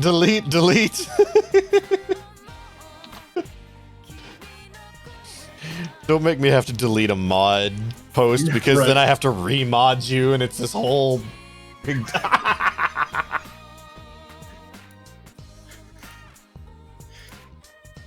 Same. But, Same. I'll hit you up here after we wrap up, Justin. Just shoot me another one to remind me. But, yeah, that's my weird thing with the ending of if you had called it retelling. I mean, again, the name itself is shit. It should have been Final Fantasy VII Remake Part 1 or something else. A subtitle. Add a subtitle. It needed something. Yeah. Even because we remake Midgar, then fine. People are still confused. Yeah. People are still fucking confused. And the game's been out a month. They're still confused. Like, is this just part 1? I'm gonna wait until the full game's out. Wait, you mean I have to pay like $300 to get the whole fucking story? I mean, you get your money's worth out of this game. Most games don't make it to 40 hours. Oh, so. 100%. Like, I bought the deluxe edition and I got every cent worth out of it. But I haven't platinumed it yet, and I still feel like I got my money's worth out of the deluxe version. Yeah. I had to wait in front of GameStop to get mine. I think it was worth it. Actually, like, there's not a spot on here, but I want to go ahead and work it in now, because, like, this just seems like the perfect time. Okay. Oh, what are the scores, boys? 8. I think I am going to settle on... I don't know. I'm stuck between 8.5 and 9, but I'm leaning closer to 9. Just because... I'm going to go last because mine takes the most explanation. That's fine. I have so many high moments. Like, again, voice acting has always been a big deal to me. Like, again, it doesn't help that I live with somebody who's a voice actor. The people below me are voice actors. Almost all of my friends in real life outside of Breach are voice actors. And hell, you could connotate half the voices Breach qualify as voice act worthy. I've heard your... And hell, thanks to D&D, I've learned so many fucking different voice acting. Chris here picked up I don't know if you've already been practicing your Scottish, but that was, I've always been a big fan of people doing voice acting, and so few English games blow me away as much as this one did for voice acting. And was this game done? What's it called when they do the green screen body suit thing? Motion capture. Mocapped? Yep. Okay, like the fucking way people move, it's so crazy. Like the movements from Jessie in almost every scene she in, they seem authentic. Like she is a potentially starstruck little girl or actor, because she's an actor. So, and they come off perfectly. It wasn't Devil May Cry 5 level of facial animation, but it was pretty fucking close. As long as they were a main character. Yeah. I mean, you could say some of the stuff from the Madam and from Chocobo Sam has some good artwork. I'm saying cast member. I mean, big main character. Like a side NPC, like the teacher at the Leaf Academy, they got the shaft. I mean, I give props. I actually really liked the news reporter. I thought he was funny as shit. He was a straight up out of the 50s news guy, and I laughed every time. What's the scoop? What the scoop, young man? You wanna talk about the chocobos, eh? And I'm just like, what the fuck is this guy? That's so good. After you're done, Z, I'm gonna read what I wrote immediately after doing the game for my review blurb. I'm gonna keep myself at a tentative either 9.9 or 8.5 until I hear what I guess you and Chris have to say, because I still might lean either way, but I'm somewhere between those. Okay. Fabric Softener was the best NPC. This game went above and beyond expectations, though it's not a perfect game. The way it develops characters and makes you care about side characters was one of its strongest abilities. The visuals and music are top tier, though less important characters did definitely get less attention given to their character models. Chapter breakdown does lead to the game's New Game Plus really well, but the way they've divided chapters is very uneven and leaves some sections really fatiguing. The font is really small in sections, leading to not knowing how to control some parts, and the combat, while it's explained okay, it could be done a lot better, which has been somewhat typical of Final Fantasy over the years. I'll return to this game for the Platinum Trophy, but immediately upon completing it, I need to let it digest because it's very, very heavy. And then I gave it an 8. And I think most of that still stands, even after I've started working on the Platinum for that. Yeah, I think my initial impressions still stand. Although I will say I am more intrigued about what they're going to do with it than I initially was. Yeah. I'd like to see how this game handles the PC, because I feel like a lot of weird issues could be resolved. Like, speedrunning this game is going to be awful, because there's going to be so many loading times. Oh my god, skipping cutscenes is awful. Mm-hmm. Sometimes it's shorter to watch the cutscene than it is to skip it, and that makes no sense to me. On speedrunning, they've already found out how to skip chapter 13, so there's that. Yep. I think there's like 3 chapter skips now they found. Yeah. So they're currently breaking this game wide open. I am curious. 6 hours. Yeah, I'm curious how this game's going to be once I've tried on PC, because I feel like a lot of things might difference. The text issue might be completely fixed. Probably, actually. Load time, of course, will be fixed. A lot of the issues, honestly, seem to be the fact that it's a PS4 game instead of PS5. Like, imagine how many different more NPCs there could have been instead of reused assets of, like, especially Wall Street. You see, like, the same dude 40 times. But if this was a PS5 game, there could legitimately have been no repeated NPCs in the entire game. They could have just had a random generator that just makes people at random. Yeah. Okay, but now, Chris. Okay, so like I said, this rating is weird. It's gonna seem like a cop-out, but like I feel like it'll make sense once I explain it. After waffling back and forth and like really struggling with figuring out how I wanted to score this game, at the end I am settling with a 10 with a star. And the star is, if they fix the issues that I have with this game in the next one, this game will drop to a 9, and part 2 will take the 10. But if they don't, and like the issues that are present in this game are still present in the follow-up, then that game will get docked. Okay. It has been a long time since I have finished a game and immediately wanted to go right back into it. Same. And that's what I did. Like, I know Breach needed time to digest between finishing it and going into Platinum. I didn't waste a second. Mm-hmm. Like, I was like, all right, fuck it, we're going, let's go. Yeah. It is time. Like, and where I was playing this game, like, exclusively on stream, moments where I was at home after work before stream was just like, I just want to start streaming now. I don't care that it's 4 in the afternoon and nobody will be home to watch. I want to stream now because I want to play this game. And it's just been so long since I've had that feeling. I want to kind of explain what I think that feeling comes from. Is it's the ways that we played it. Like I said, mine was in essentially 3 binges, where you had 3 to 4 hours, and then you had to set it down and wait. Yeah. 3 to 4 hours, set it down and wait. I had the delayed satisfaction approach, whereas you had the binge approach. Yeah. And I think this game is better enjoyed with delayed satisfaction than binging. I can definitely see like binging this game would be an exhausting endeavor. It was. Yeah.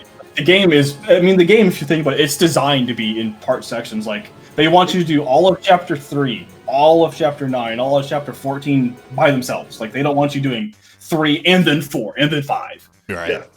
And for how I played it, essentially from Chapter 9 onward was done in 1 weekend. Woo!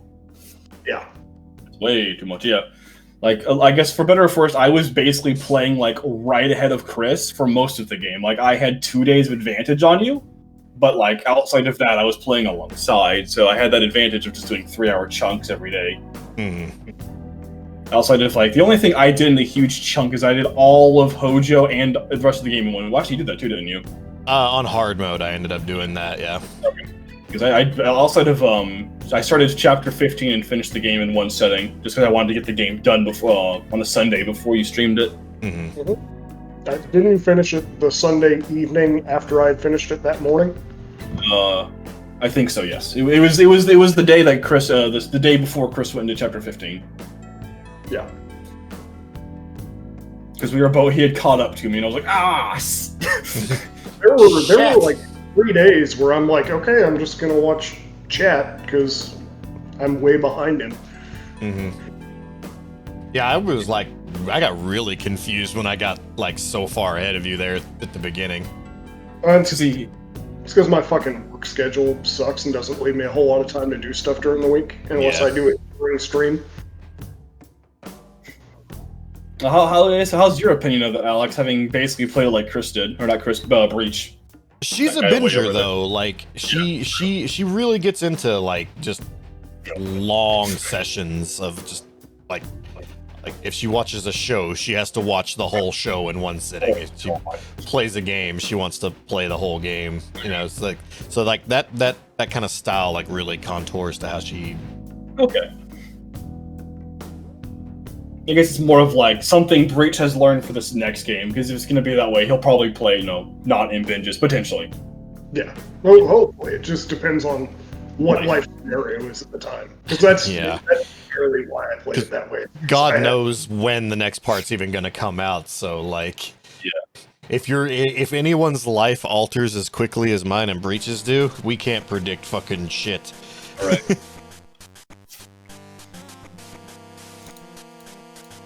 Like I got thrown a fucking curveball today. I'm not gonna talk about it obviously, but that's just my life in a nutshell. Like anything just be like dropped on me, be like, hey, big change coming, and I'm just like, all right. Yeah, okay, well, how do we adapt to this now? What's my bank account look like? It's gone. Plan on streaming it the week of Leia's graduation. That depends. Which graduation? Med school. After Good clap back. I mean, Nomura's on the project, of course. Yeah. It does seem like there's a certain fire lit under their ass to get on this, though. I think we'll get it faster than we actually expect, because they're already voice acting for it. That's already been confirmed. It's a certain fire that I've not seen in Square in a long time. The engine's already made too. Yeah. Keeping in mind that when they was it 3 years ago when they took it from the company? Something like that. They started from scratch. They literally said, "There's nothing outside of storyboard that we have right now." It was announced in 2015, and I want to say it was 2017 whenever they took it back. I know I'd already met you when that was something you and me talked about. I think that's actually what you walked in the building of me at Game Over spouting. Was "You're the app of phone for FF7." And I was like, "What?" And you pull on your phone. I was like, "Oh." Okay. Then fuck, what was I gonna say? I had something on the tip of my tongue, and it's just like, woo, bye. Oh, I remember now. They made like a galaxy brain decision and made this game on Unreal 4. instead of doing some shitty Square Enix exclusive in-house engine like Crystal Tools. Yeah. So this is going to be super easy to move over to next gen. Yeah. Unreal 4 And PC. already has PS5 and Xbox One, or whatever the fuck they're calling it. Xbox Scarlet. Fuck, what are they calling it? Is it One X? No, that's already out. Series X? Yeah, Series Series X. God, fucking. You want to talk about a failure of marketing? That's Microsoft. Xbox Stadia. The Stadia is basically what Scarlet's going to be, so you're not too far off. But yeah, like the game engine already has support for next gen, so Yeah. it's going to be super easy to keep rolling. Yeah. And I would imagine with how they ended it, I'm sure they have to have a lot in mind. Like, they better have at least where this is going in mind. So storyboarding should be pretty far into development already. If they didn't have that storyboarded throughout to know where they want to end up after they take this biggest swerve, that is It's going to make a big mistake. Part 2 going to be really bad. Like, that's going to be looking at maybe a 4 if they don't have that storyboard, because they don't know where they're planning that. That's a Star Wars switching directors, switching back to the other directors, gonna lead to a clusterfuck of a mistake. Yeah.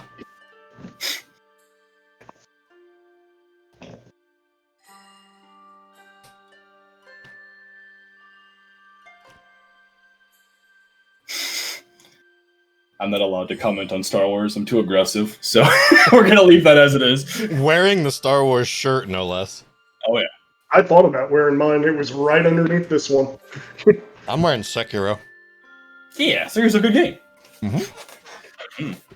Really good game. Did you hear that? They heard that the PC version might be getting a multiplayer hack soon. Ooh, interesting. Yeah, Lobos was talking about it. I did see where they've ported the models from FF7R to Sekiro. That could be pretty cool. Yeah, you can play Sekiro as Tifa now, and I don't put it past me to download it. Right. I know, like a month in, they had female Sekiro already in there. Well, I've already played an entire campaign with the 2B mods, so.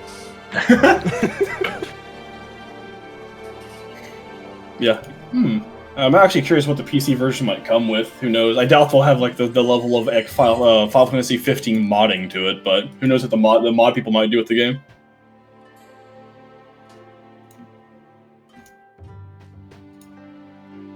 Well, and since it's on Unreal, it should be a lot easier to mod. Oh yeah.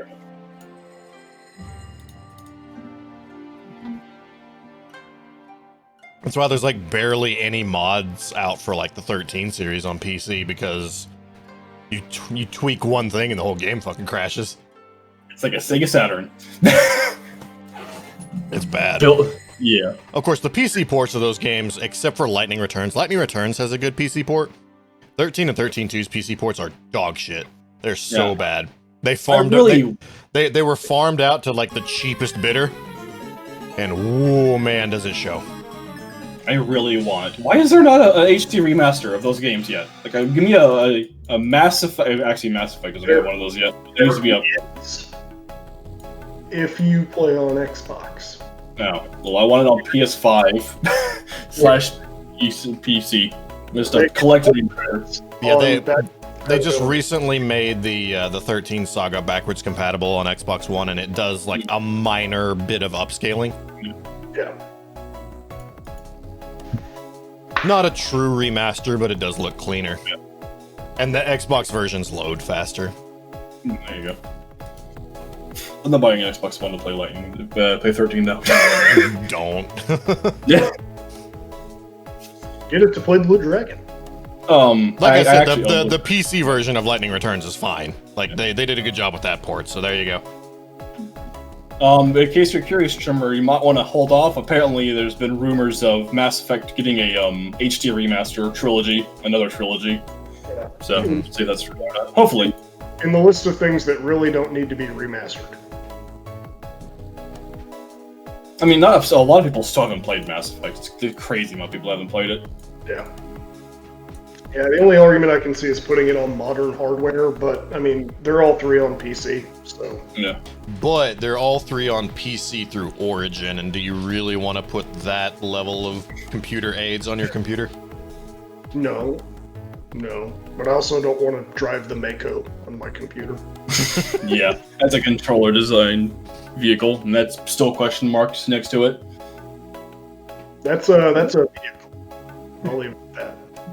Kind of. I think we kind of covered the last topic, like, as we were like discussing everything. It was wants and hopes for the follow-up, and for me it's fixing the targeting system in combat, because that targeting system is garbage.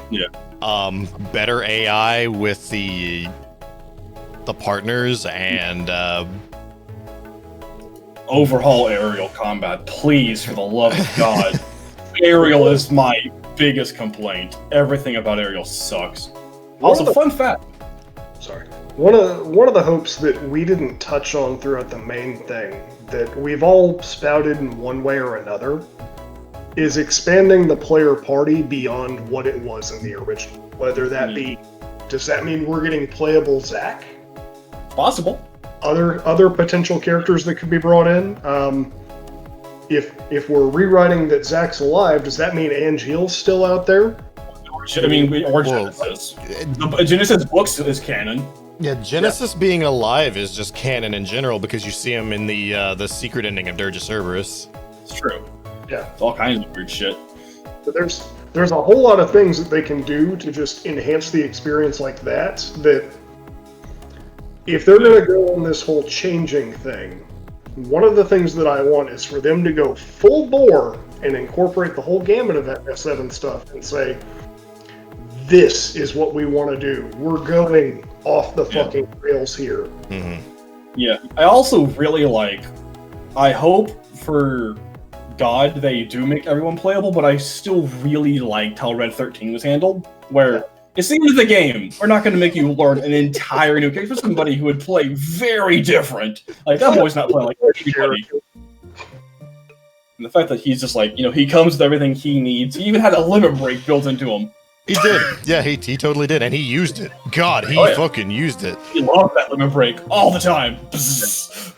Can we give Red 13's AI to the other characters, please? Right, yes. Also give his level of sass to everyone. That's what I keep, every time someone brings up Red 13 this podcast, I've been laughing, and that's exactly what I've been laughing about. Fucking that line. Pound sack of it in the back. Hey! It's all great. High five. What the shit, Red? I forgot that his tail was actually on fire. I forgot he had a Charmander tail. Burns him with the flame tail. It's hard to tell on the original because, you have so many polygons that all stab into each other and then your eyes. Look at the concept art, it's pretty apparent his tail's on fire, but yeah, I never knew in game. Lab Rat Dog was really good. Avalanche! Local florist! Lab Rat Dog. The most motley of crews, my god. Yeah, I hope we don't call it that in the future. FF7RP1 is gonna destroy my lung. Fucking word salad.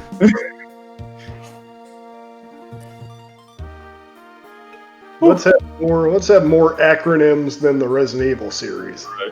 I'm pretty sure it's because it'll be 7R, it'll probably just be 7.2 and 7.3. How it'll be pronounced. Final Fantasy 7-3 Cloud returns. Right. Cloud again? I mean, it very well could be Cloud returns if we take part 2 up to the point where he falls in the live stream. Yep.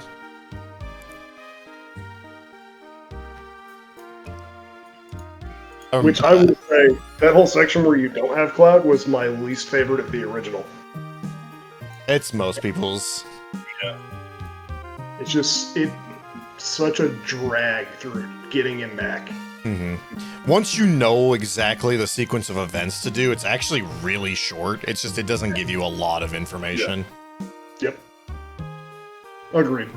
You have the airship, and the idea is to land on the one island you haven't gone to yet. And that's where Cloud is. Yeah. But, I mean, there's no real direction to try and go there. I mean, that's the linearity of old RPGs that appear open world, is go where you haven't been. Yeah. Yeah, spouting Trimmer though, like that was probably the coolest thing about the combat is how unique everyone played. Like everyone had and I noticed that earlier on, but nobody played the same. Like even the range characters they're nothing to do with each other. Even the skill sets. Tifa was like, straight up a fighting game character, and I loved it. Yes, 100%. Like ironically, the most boring character is the main character. His fighting style is Cloud beats you with a metal stick. Yeah. That's all he does. Uses He's really his good sword at as it. a bludgeoning weapon instead of a slashing. Oh, dude, what was the move that switches you from Punisher to Purdue. Yeah. There's that one move you get from the bat, which is literally you. Oh, bat them. was it called like Discord or Disarray or something I think like it's that? Discord, yeah. You just beat them, you smack them with the side of the sword, just the blunt side, and then move on. Pop them and change stance. Yeah. Oh. It's odd because what it does isn't that useful, but it does a lot of damage.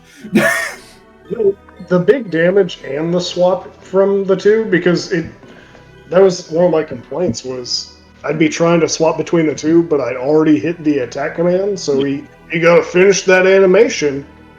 Which, honestly, that could be one of the things fixed in the next game. I wouldn't be surprised if you can do it while moving now. And maybe it won't be because him have to do a small little dance to get into his new pose. He'll just do it swiftly. Right. Speaking of the bat, I did watch someone who finished out the game using the nail bat, and that ending cutscene is fucking hilarious with Oh my god, I didn't even think of that. Just beating Sephiroth to a bloody pulp, the fucking nail bat. Oh no. It's like Negan in the Walking Dead. What up, Lucille? Let's go. But, Eeny, meeny, miny, moe. Yeah. I guess let's just, because I pretty much think we're pretty much good on all the things we wanted to, but should we just touch upon some of the more minor characters we skipped over, like Dawn, Reno, Reeves? Because we kind of Hojo. Everybody thirsty for Scarlet to step on him. Yeah, everybody. Ironically, Scarlet didn't get me very much, but the fucking dude she was using as a stool when he crawls away and never stops. That was the best. That was so. I hee-hawed.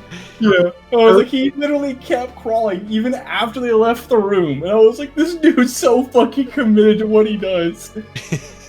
Oh, dude, Hojo, like, have you ever had a voice actor who carries the gross so well that the voice capture and the voice... I don't know if the guy who voices him is also animating him, but those were like 1-to-1, and it was creepy how well Hojo voice acted with his movement. Yeah, Everyone felt like he was saying it from just over your shoulder while he licks your earlobe. Right. Yeah, no. Got that straight up Girahim moment going on.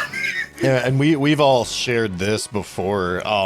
Like one of the best moments is like literally in the Legion of Doom. This is the collection of the worst people on the planet. And Hojo says something so vile that the rest of the room is just like, ew. Even Scarlet, who the scene before murders 3 highly intelligent scientists. Like they're the second highest ranking scientists below her. And murders them casually, but then what he says, even right before he says it, she's like, "I have no qualms with torture." Yeah, and then like, hey, why don't we have the ancient just reproduce? Yeah, so we can experiment on the baby. And it's like, what the fuck is wrong with you, dude? Right. Not only the baby, all kinds of connotations. Like, of course, it does help we played the original game where he asks her to breed with a dog. Yeah, but like, they got rid of that, but then they were just like literally like have her take turns with soldier operatives. They didn't. Just have all of Soldier run a train on her? Like, good God's sakes, Hojo, what the fuck is wrong with you? They actually didn't. It's just more subtle. If you walk up to the red cell, it says G on it. He was species G. He still suggests it, he just doesn't say it directly. Because remember at the very end, he says we should do with S or G. S being Sephiroth, and G was we didn't know what the fuck that was. G was the dog. Wow. They just made it way more subtle. Yeah, they did a really good job making Hojo like the most hateable character. And I'm also like, I know I've said this to you too before, but like, I'm really glad Reeve has some kind of existence, because Yeah. I forgot he existed. Honestly, I was like, who is this guy? And I looked and I was like, oh yeah, he's Kate Sith. Oh, Spoilers, I guess. But you played Dirge Cerberus like 20 times in succession. You should love Reeve. But even from the original, he doesn't stand out in this one. But like now it's like he's like, you know, in the he's like the only guy trying to roll these guys back, and they clearly don't give a fuck about him. He's there as a face, and it's very apparent. It was also nice to have the cameo with Kate Sith, who is controlled by Reeve. Which, again, if you've not played any games, that scene's gonna be really confusing. Yeah, that scene's gonna be fucking weird. Like, what is this cat, and why is it sad? Yeah.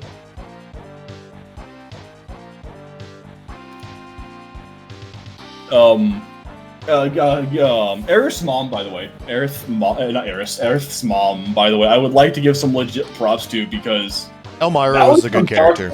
Dark foreshadowing through her. Like, every line she had was like lore to a different game, pretty much, like 1-to-1.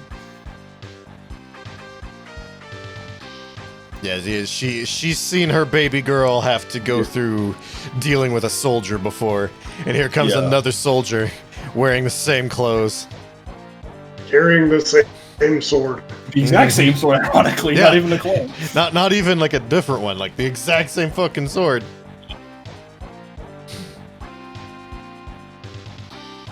Claiming to be the exact same rank. One might say he thinks he's that same person. Which I did like that when Hojo tried to say that, and then the whispers come in and literally audience carry him out. Of Nope. You can't let him know that yet. We can't break his brain yet. We have 2 more discs to go before we do that.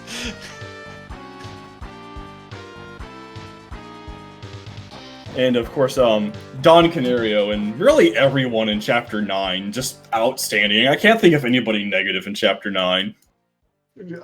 Don Corneo was the best use of jiggle physics in a game. It was. That was hilarious. Like, okay, so I meant to say this during my playthrough, and I never did. But is anyone familiar with Birdie in Street Fighter V? Yeah, I see it. I fucking see it. Yeah, I could not unsee it. The moment I saw jiggle physics on Don Corneo, it was fucking Birdie from Street Fighter V. I was like, God damn it. Think Rufus from Street Fighter 4, but with the fucked up hair like Corneo. Yeah, Z, if you're not familiar, pull him up right quick. Oh no, he's the guy in all yellow, right? Rufus is the guy in all yellow. I'm thinking Rufus, damn it. Yeah, or, Rufus. Birdie's on Mohawk, right? Yep. Okay. Yeah. I know who he is via like my brain. Let me see though. The American man. Yeah, like Street Fighter V version of Birdie is Don Corneo. Yeah. And I could not unsee it. I was just like, oh no. But like, I'm glad the Don had some kind of competence, because he was basically just a wuss in the original game. But like here, he's actually like, you can tell why he leads a lot of shit. Yeah, he's definitely a mob boss now. Yeah, like he knows how to use a gun, and that was definitely new. He knew enough martial arts to steal the gun from someone. He did the base, like grab the gun, slap the wrist on freaking Leslie. I was like, wow. That we didn't talk about at all. That I absolutely loved who they took from the fucking book. Yeah, Leslie was a great character. Very oddly deep too. Yeah, and like, if you guys don't know this, there's 2 characters from the books that got brought over. One being whatever her name is, K something. Kyrie. Yeah. So I still think would have been better off if that was Yuffie in disguise. Straight up, million times over. Curio was a waste of time. Yeah. But like, in case you guys didn't know, Leslie was from the book, and his entire shtick was because Don murdered his fiance, he became a mole for the Turk. And that's why the Turks don't give a shit about Wall Street, is because all the information is already being fed through him. And because he's already on, and they make it establish he's on good terms with Chocobo Sam. Really good terms. Mm-hmm. And so Andrea. And Andrea. So every information that could even remotely matter, the Turks get through somebody. It's like, oh, like, of course.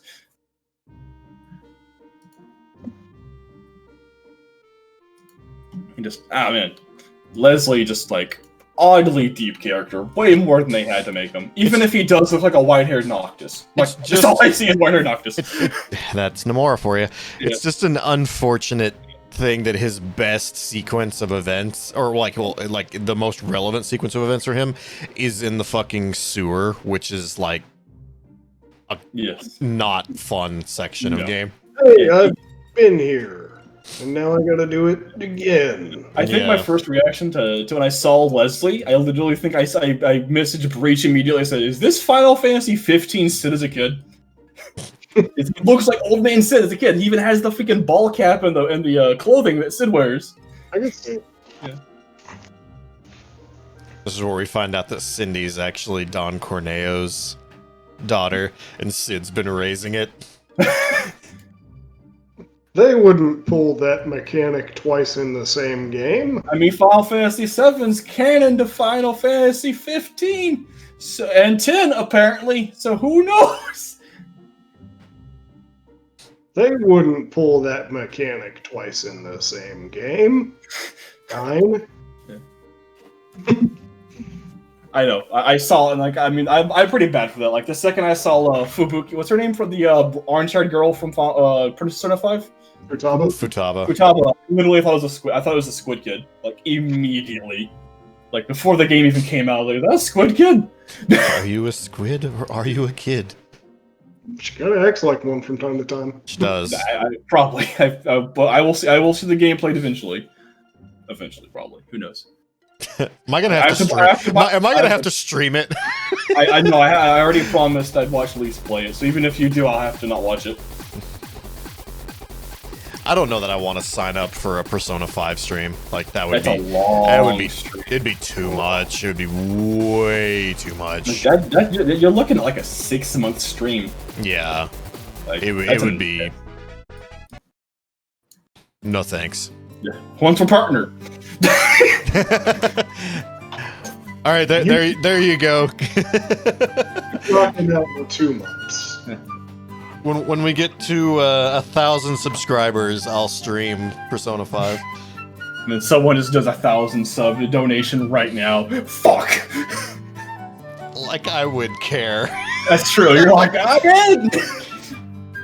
Let me get this Twitch check-in and convert it to nickels and swim in it in the bathtub. Hey, it's more. It's like $2 a dollar, something like that. It's up there. Yeah, I guess I got lucky that since I haven't touched Persona 5, I just is it okay just to start with Royal? I'm sure it is, right? Yeah. Okay. I recommend starting with Royal. Okay. So yeah, me and Diomonte will just start Royal and move get to have all the good stuff, and probably half use a guide. Aside from some bonus items that you get from having the P5 save file, they've obsoleted P5. Okay. Which is what, with the exception of Persona 3, that's what Atlas does with their Persona games. Yeah. Not just Persona, they do it with every fucking game. Yeah, it's true. Catherine, Radiant Historia, there's a couple of the Shimigamis they've done it with. Yeah. Speaking of which, at least you guys can rest easy knowing that you'll play P5 together before Shimigami Tensei 5 comes out. It's true. Because they'll never fix that shit. I guess any other potential hopes? One I think would be really cool is imagine when Vincent Limit breaks. It just gives him you become the monster like a summon basically, and get new skill sets. That'd be really. That's all I want to see his limit breaks handled. Like you become Jason with a chainsaw, and your squares now beating them to death with the chainsaw. You give them, That would be sick. I would be straight up 100% like on board for that. Yeah, and I guess I like how summons get 2 skills. Give him 2. Every limit break has 2 ATB spinders. What I think would be really cool if they do it with Vincent, and it would only work probably on next hardware, is give him the completely different playstyle of turning it into kind of a quasi third-person shooter. Let him aim at specific body parts without the lock-on, and you control the shots like a third-person shooter, unlike just the combat system we have now. And then you can interrupt it to cast spells and stuff. That would be cool. Like, kind of give him like a touched-up version of Dirge Cerberus. Yeah. I mean, if they made the game multiplayer, that'd be a damn good way to handle it.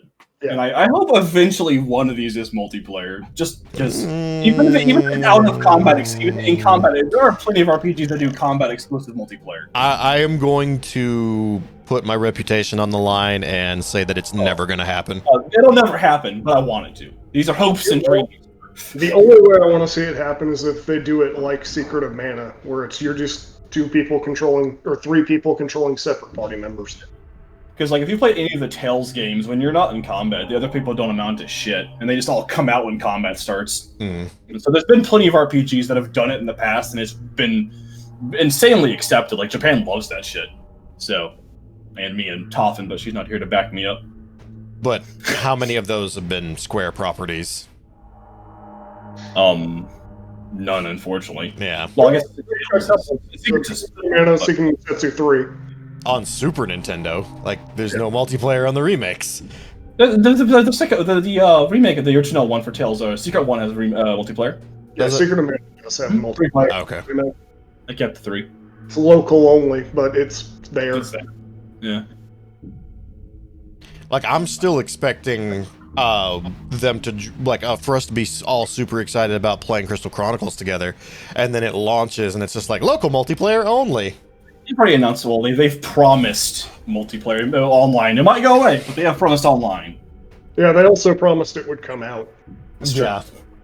I mean, we're getting it in like September. It was promised in September, so we'll see. We had an actual release date, and then it got pushed back to holiday, and then spring, and now summer, and now just TBA. Yeah.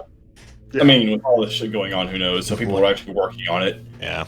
With how well 7 did, who knows how many people are working on anything that weren't just moved to 7. Well, they've got separate divisions. So they've got their FF7R division, and then they've got a whole other team working on 16, and then they've got their other team over here. They have like 4 or 5 different teams. Yeah.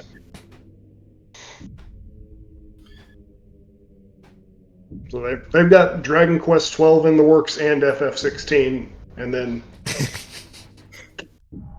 yeah.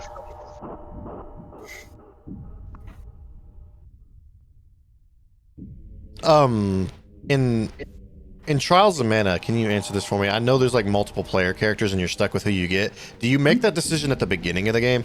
Yes. Like, do you pick like these are the 3 people I'm rolling with? Correct.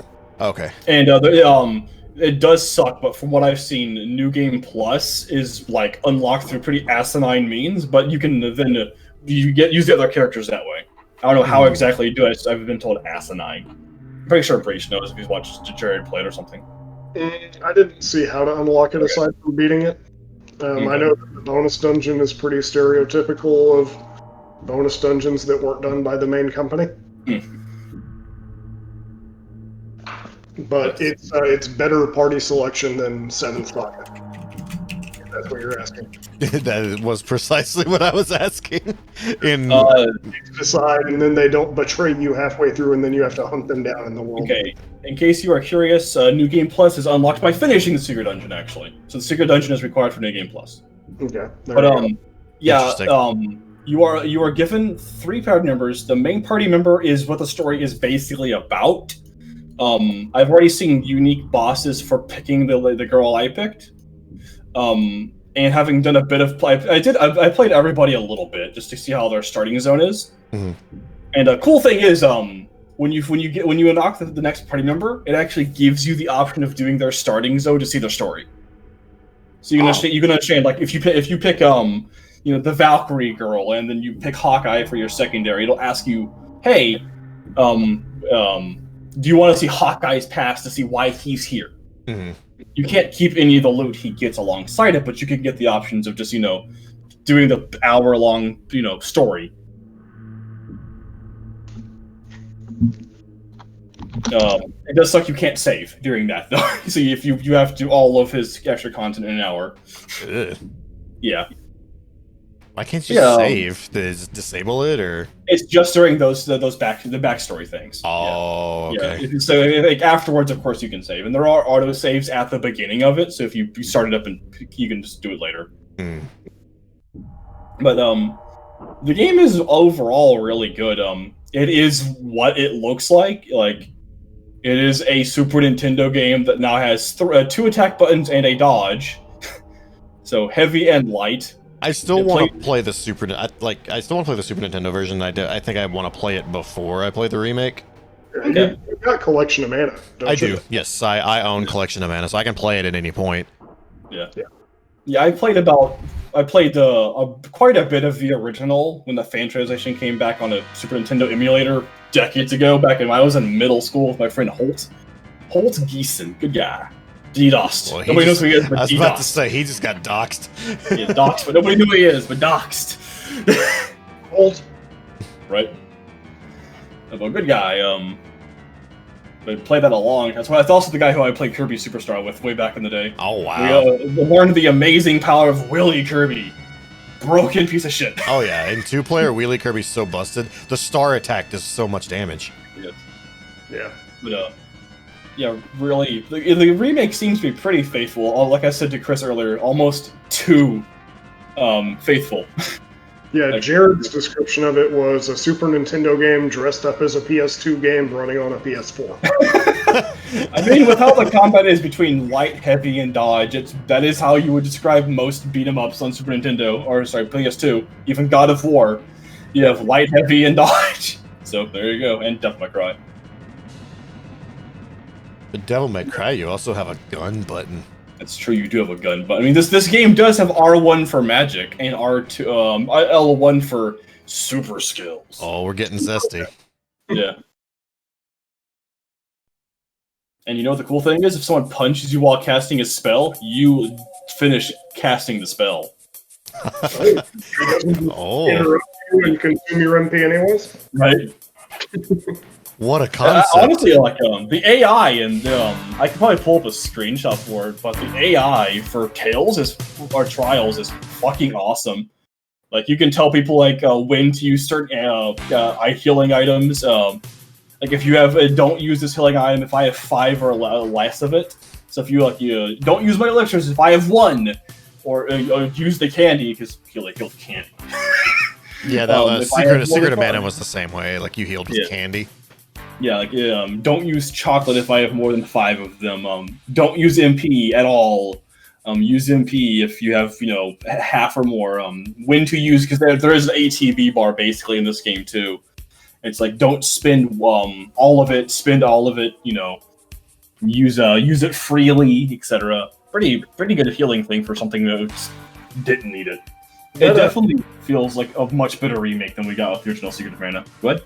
That voice slip-up you had, though, reminds me of us living in the most confusing of times. Because you're playing Trials, you're a big fan of the Tales series. Yeah! Playing through the Trails series. Yes! So the amount of teas Japan really enjoys is... Well, it's not even Japan, just the localization teams. Because, the Trails series is Nokiseki in Japan. Mm. That's fair, yeah, it's just localization. Good call. Yeah.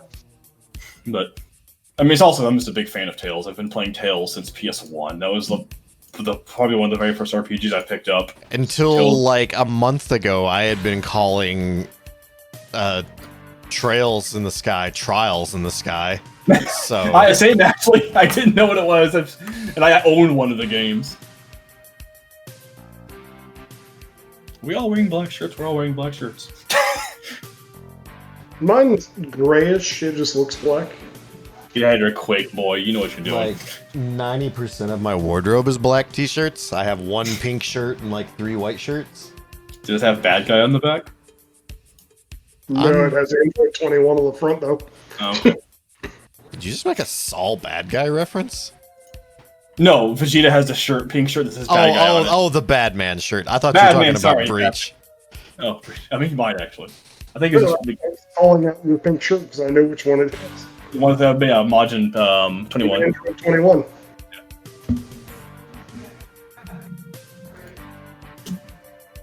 But any other thing we want to? Unfortunately, we're definitely not going to have time for a. We got that 4 hours we were expecting out of this, or 3 hours. I knew this was going to be a big boy discussion. Mostly because we can't stay on topic for more than 30 seconds. Yeah, And also because it kind of had to be to just get our thoughts out. Well, Yeah. There you go. Yeah, there was a lot to get out because we knew a podcast was coming. We weren't discussing it amongst ourselves. Yeah. The number of times would be like, well, I'll save it for the podcast. Pretty much. We did a good job of that, by the way, because there was a few times like I slipped up and would say one or two things, but I tried to hold most of my opinions out there. But I'm a lot more like Barrett than I like to say. I guess I'm very extreme, and my heart's on my sleeve. And I will say I still think Barrett's my favorite character to play. Tifa's a hard number 2, but God, I liked playing Barrett. I really wish there was a game where I could just play Barrett exclusively.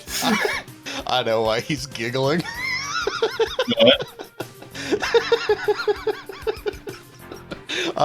I'm perpetually 14 as well. I caught that.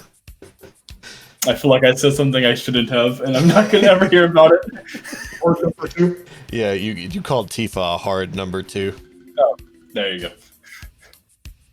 It'd be a little softer if she ate more leafos. She needs more fiber. Yes, some leafy green. Thank you. That took me even longer than it should have to get. You called her a sharp turd.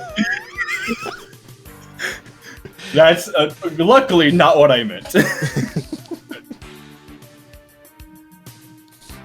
But man, just Yeah, no, we minorly discussed it, just initial thought impressions of the game, but yeah, it's true. erect. Yeah, hey, it's hard to walk erect. Especially when you're a troll. Not Like a troll. Yes, that was something I had said earlier. Like, at least the game needs a fucking recovery button for the air. Just press O, and flip backwards. Like Cloud could easily flip backwards. But give me something to where I don't fall all the way down and then lay there for 2 to 3 seconds. And then get hit by something and popped back up into the air like I'm playing fucking Tekken. Also, like, I guess one thing I will harp on that we kind of missed out is, what the fuck is the moment where Cloud decides to jump? Antifa. Like, there will be things clearly above their punch level, and they won't jump. Yeah, it's very awkward. Sometimes you'll leap above them, like you'll overdo it. Also, fun fact: Barrett, no matter even with the melee weapons, cannot jump. Nope. I learned that the hard way because the first time I used a melee weapon was against the fucking what was the thing? The Rust dark Drake. Rust Drake.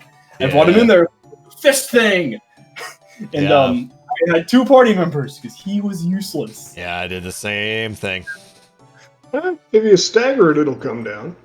I never got that thing staggered. I don't know how to stagger it. I think most of the Drakes are weak to wind. He's Yeah. immune to magic. He literally is completely immune to magic once he has the dark. He absorbs lightning. Yes. One of the few enemies that actually has an absorption mechanic. Yeah. Surprisingly, very, very little usage in this game. I expected a lot more elemental absorption. For everything that has like elemental weakness, there wasn't much that was immune, and there was even less that absorbed. It's one of those things where, like, as I said during the actual gameplay, the combat really feels like how they were designing creatures seemed like the game wanted you to play on hard mode first. Mm-hmm. Even though you can't. Yeah. Like, the bosses are just better designed from what I watched of you playing it. Boss encounters are more fun in hard mode. Like even Hell House. Hell House was more fun in hard mode than normal. Yes. I guess that should be one thing we label. That is probably my my only actual real complaint outside of aerial combat is Hell House for just a badly designed mechanic going in blind. Mm-hmm. And I know I've all rambled about that for both of you plenty of times, but Which is Yeah. easily fixed with one line of dialogue. yeah. Make sure you have your elements equipped. Well, the funny thing is, I gave up a good example to Lise is the announcer, the guy who like sets you up for fights, likes Cloud. Like he's a big fan. He wants to see him win. He could have easily given you a fucking tip. You could have paid him for it too. Be like, hey, you want $20 for you? Give me $20, I'll give you a tip, and that's it. You could have made it super end story without even trying. Mm-hmm. They fucking did it with the guy who gives you Barrett's last gun. He gives you a tip and you pay money for it. So why couldn't he? Paid $10,000 for just the tip. Pretty much. Ended up getting the whole gun, but I only paid for just the tip. Generally, whenever you pay $10,000 for just the chip, you end up getting the shaft.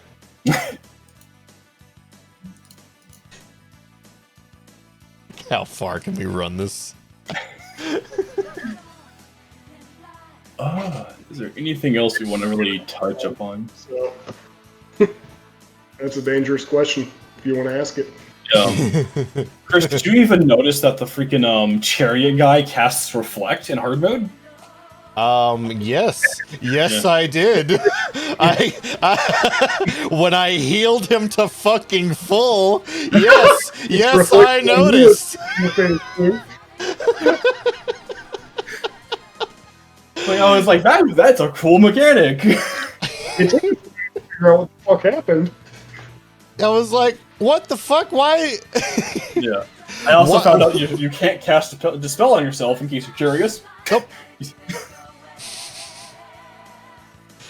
Yeah, I was real confused. I just got bodied the first time I fought him because I was like, I'm trying to heal, and I'm like, why are my heals not going through? Why is Cloud dead? What's going on? And then he lands and his health bar's full, and I'm like, motherfucker. He got me. Jebaited. Hardcore debate. Like, I hope to see more mechanics of that, stage in the new game. Like, I would like to see fights like that, where it's just like, you learn the fight. I don't mind losing a fight if I phase transitions. What was that? More mechanics, less phase transitions. Yes. We should talk about stagger. It was something it's a negative for combat we vastly forgot to mention was our hatred of how stagger's handled. Yeah, no, it's like stagger's fine. It's just they fucked it up on bosses because once HP's release or once HP reaches a certain threshold, they phase shift regardless of what's happening. You could be mid-limit break, and if just a random punch knocks him into phase transition, not only is their stagger gone, but your limit break is gone. Yeah, same with spells, anything. It's awful. Yeah, no, it's miserable. It's terrible. Yeah. And I understand why they did it was the idea of like, hey, if we just let you, limit break this guy into oblivion with like 7,000 stagger, you wouldn't see the fight. And actually they want you to see the fight, but then just give them more fucking health. I know that's not the best way to handle it. There's many ways to fix it, but like, let the limit break go off and it does reduce damage or something. Let them finish the stagger. Make it harder to pressure and stagger bosses then. Or the thing Eric said was, why not just make stagger something only in phase 3? Like the final phase. Exclusively is the only time you can stagger. Right. Like, kind of like in, I guess a good example would be, what's it called? Metal Gear Revengeance, where there's certain mechanics you just can't do until the final phase. Yeah. Yeah, like, make it a key moment, it's like, the boss does a huge flinch, and then, your character goes, "Death strike now!" and like, or some kind of announcement, and that the stagger bar appears above the HP. Which, minor spoilers for Lightning Returns, that's actually how you fight the final boss.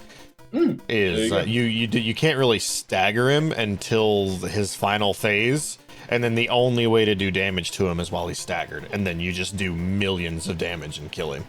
That's a very FF13 trilogy thing, though. Yeah. Orphan's there was- kind of the same way at the end of 13, and yeah, like that series of games very heavily uses that. Get the boss to its final phase, stagger it, and then go ham. Also, Summer, there has been one update pushed. It was on the second day. Yeah, that was what added the ability to go to the menu in a cutscene, right? Yeah. Yeah, and it fixed like one or two very minor bugs that I don't think matter at all. But yeah, it was one patch. We checked when I was having a very different experience. Like, did I miss a patch or something? Yes. Yeah. No, just you suck. That was a very weird debacle. I was like, I don't know how this game works. Like, I've heard people talk about how they died 30 times in normal mode. I'm like, what the fuck? I didn't die to any bosses. I died to the fucking paratroopers. I'm bad. I love that moment that I had with Breach though, when he was just talking about like how bosses were just decimating him. Yeah, and I was like, and the conversation came up because like he got the intel of where you need to master 18 weapon abilities. And he was like, man, that's going to take forever. I was like, it took me like, after I got the intel, I was pretty much done. I just needed to do like 2 more. He's like, I'm one of 18. I was like, how in the fuck are you in chapter 14 and you only have 1 ability? And it's the one they give you. Right. Like he was in chapter 14 still fighting things with focus thrust and braver. And I was just like, how did you even get that far? Like, that's an achievement on its own. Yes. Talk about fucking hard mode. Breach played hard mode. There's a lot of weird things you can qualify. The fact they give you, like, you know, Leviathan at chapter 9, and you're clearly not supposed to fight Leviathan at chapter. You did, yeah, that's why I wanted to bring it up. Is Leviathan fight. Yeah, like, and they give you Bahamut, potentially, but as soon as the early beginning of 13, it's definitely not designed until 16 to be done. I did that one too. You did, yes. As much AP these takes, you're going to be a fairly high level whenever you fight Bahamut. Yeah, that there is a bit of a buffer. To unlock Bahamut, you've got to have all the magic mastered, so... Yeah. You're going to at least be pretty leveled. Yeah, because of Raise, if Raise's mastery is dumb. What does a Rise do, by the way? Just max HP? Yeah, it's life. It's life 2. Okay. Yeah, I never got a Rise.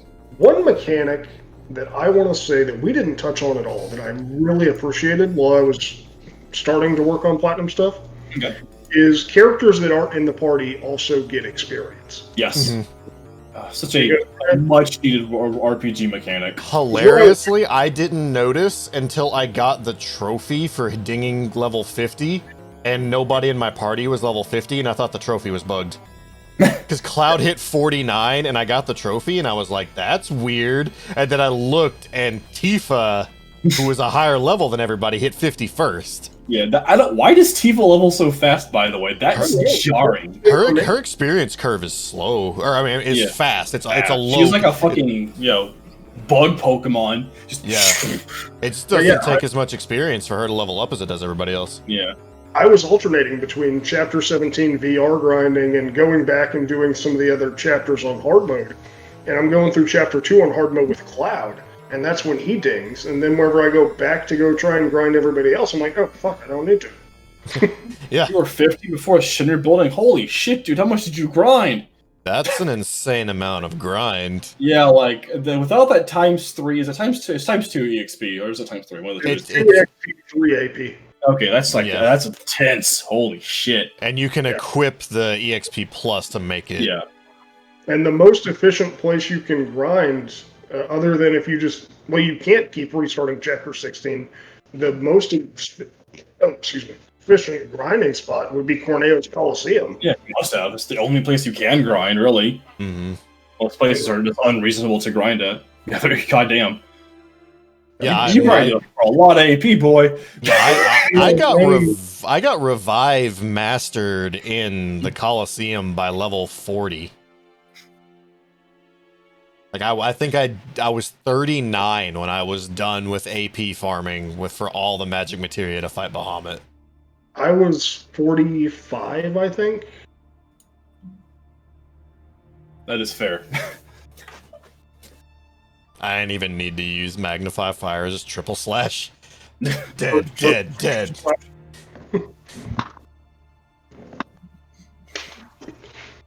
Hard edge triple slash is the sauce. Also, that's something I guess something we should talk about is I know it's like unfortunate near the end, but I like how every weapon is viable to some degree, and nothing becomes useless. Like I know it's a very RPG trope of new talent, new weapon, but like especially in this game with how some of the weapons look, like the Iron Blade looks like ass. I don't like how it looks. It's a little like Soul Calibur nightmare sheet of metal. But then you have things like, you know, the twin tail, I think it's called. Twin Stinger. The twin tail looks awesome. Like I don't like the stats on it, but it looks super cool. I wish I could transmog the Twin Stinger onto the Hard Edge. Right. Yeah, the Hard Edge is, what is the weapon? What does that say, by the way? That in the Japanese is a little symbol. No idea. No one ever. I gave that mission to chat, and chat failed me. And I forgot to try and look it up. And I also think the Mithril Blade looks way too much like the Iron Blade. They look almost identical. I thought Mithril Blade looked really cool. I didn't use it because it's Cloud's magic weapon. Yeah, Cloud. There's better magic casters than Cloud. Yeah. There's better melee than Cloud also. But sure, you can make magic Cloud, but why? Yeah, pretty much. I mean, all trades. Okay, so Chris, I'm gonna counter that. You can make a melee Yuffie or Yuna, but well, I mean, I even said this is a bad idea. I was like, don't do this, but it worked. Yeah, it does. I mean, I'm sure Magic Cloud would work, but I beat Penance with the bad team. It was awesome. You know, if you replace triple slash with Blade Beam, Magic Cloud could be pretty fucking effective. Well, I'm sure, yeah. Yeah, that would probably be the trick to that one. Magic ups and use Blade Beam. Yeah, along with Magnify Magic, I guess also, because, he gets a lot of MP, a lot of magic boosts in there. Magic boosts. I fused buff and boost at the same time. Boof.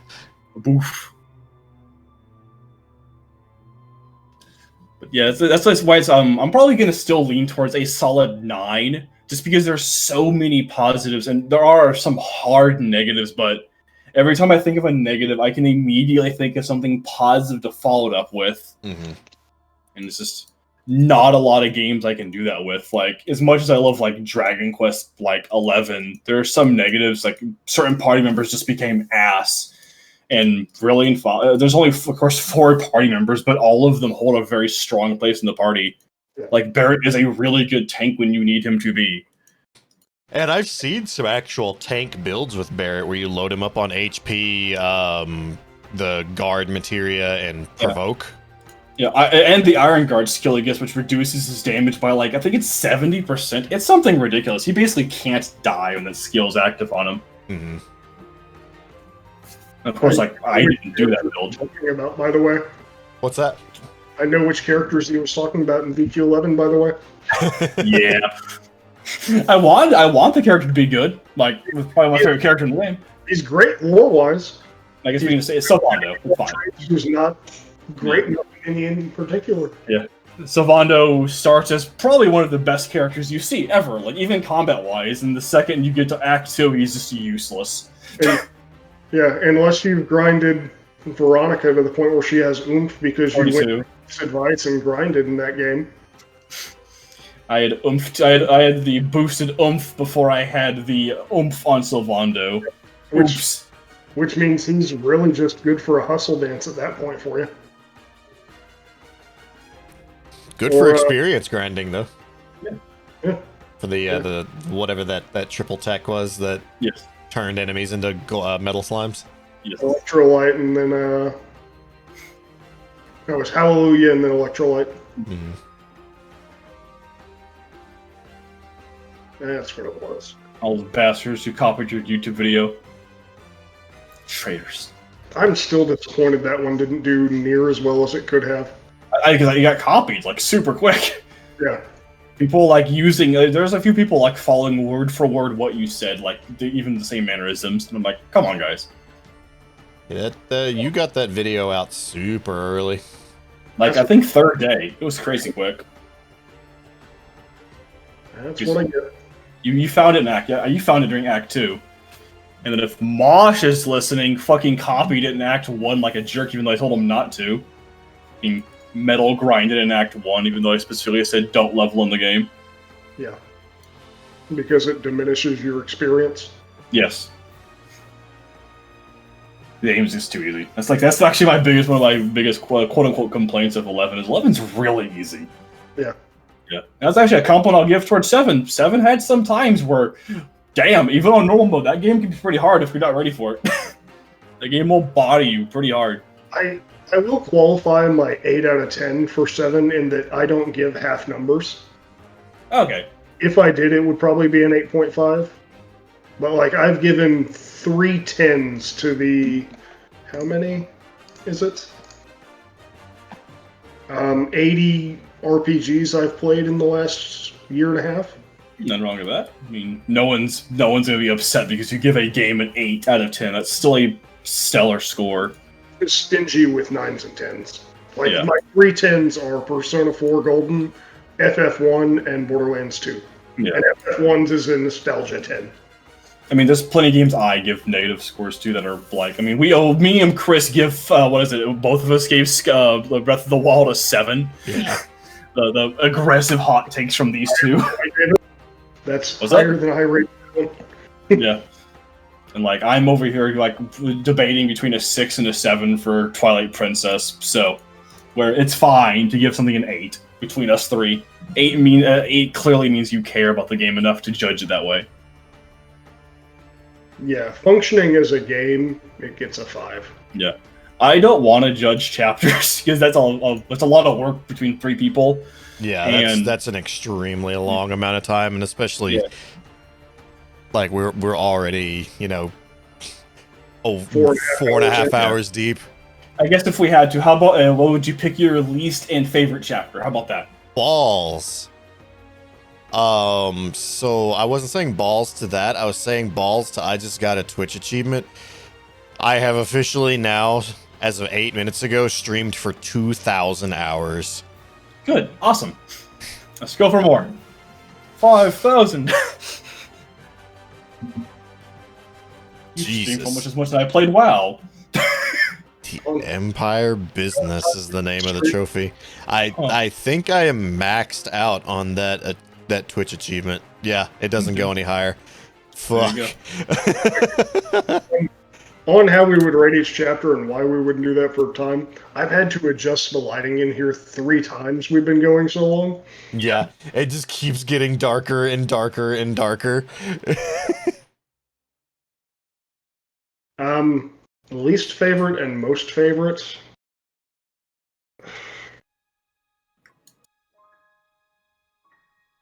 I don't even know that I can do that, honestly.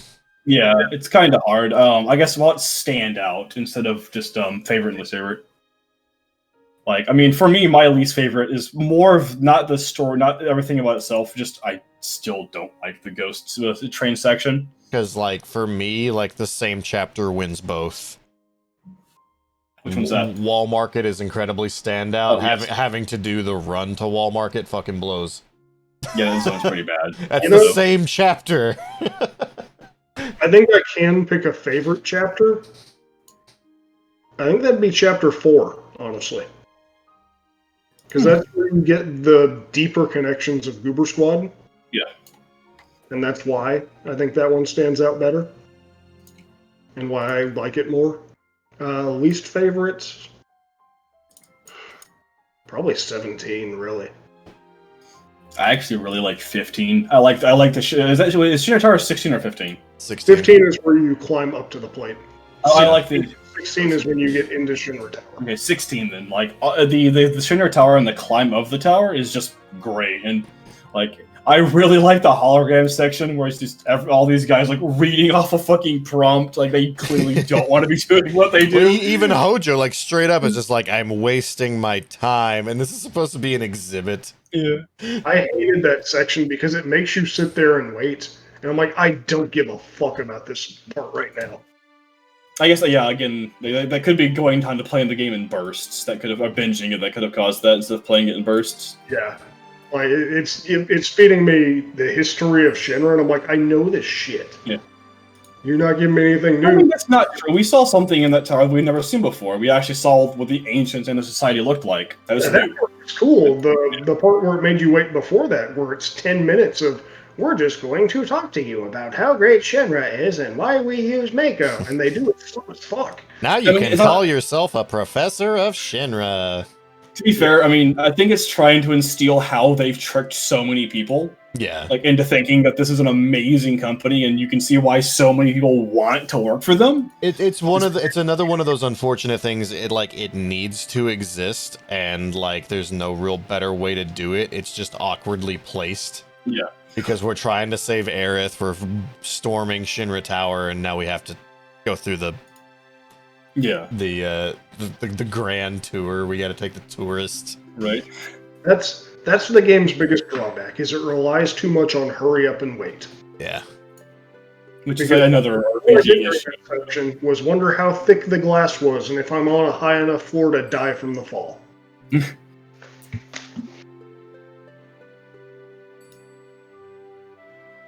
But like, I mean, for me, the Shinra Tower, just like, you know, seeing people live a life, and I seeing that the elevator scene was awesome, where the guy's just talking to his mom. Mm-hmm. I'd never seen that scene before, and I was like, that's super cool. We're fine, we're safe. They say Avalanche is going to attack, but you know, in the elevator with Avalanche. Right. Oh, hey, Cloud, I haven't seen you since training.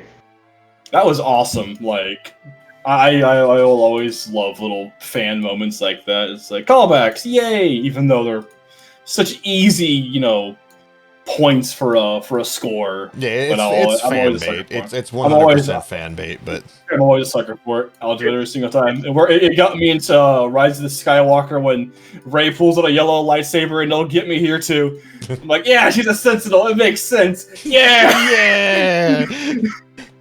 Gotta love non-sexually charged fan service. Mm-hmm. And some of the sexually charged fan service. Yeah. We complain about it, but deep down there's that primal. It's like, okay, that's cool. Yeah. It's more of like, you know when to do it in pieces. Don't do it all at once. Don't just throw all the money at the table. But that was about a 4.5 podcast about Final Fantasy VII. Oh yeah. Anybody in chat want to say anything we can respond to about anything you'd like to ask our opinions on, or any comments you'd like to make for us to react on? After Chris finished his statement that I cut him off on saying. Oh no, I didn't really have much Okay. to add to that. Yes, a yellow lightsaber. At the very end of the movie, Rey. It's made of sherbet, and it smells like flowers. Okay. But yeah, we have been talking about FF7R longer than it would take us to play through Midgar in the original. Mm-hmm. And that's probably one of the weirdest things of like...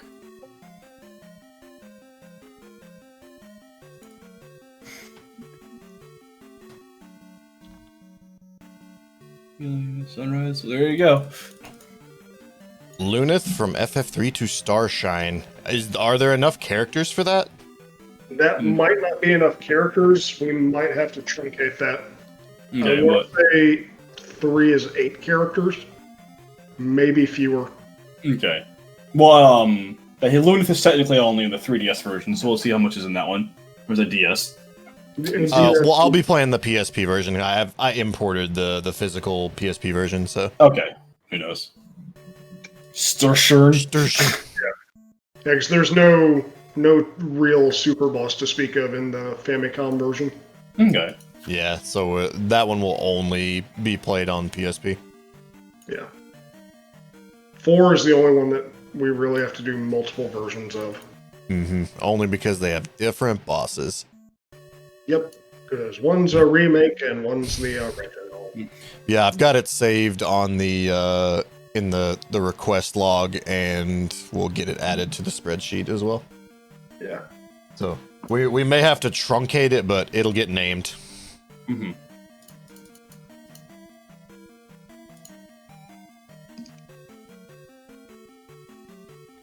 And don't There forget we about go. the Google Sheet.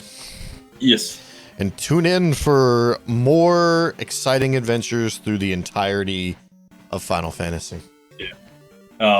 I guess we'll figure out the topic of next podcast when we can think of one, but as of right now, I don't think we really, outside of reviewers, have a solid topic to go off of. Well, closer towards the end of May, we'll have the pre-E3 replacement stuff.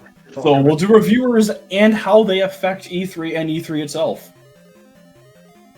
And demos and all kinds of crazy stuff. It'll be tech and reviewers about that. Is your baby trying to kill you? Stay tuned. More at Like, 8. Yeah, especially the E3 joke of Cuphead.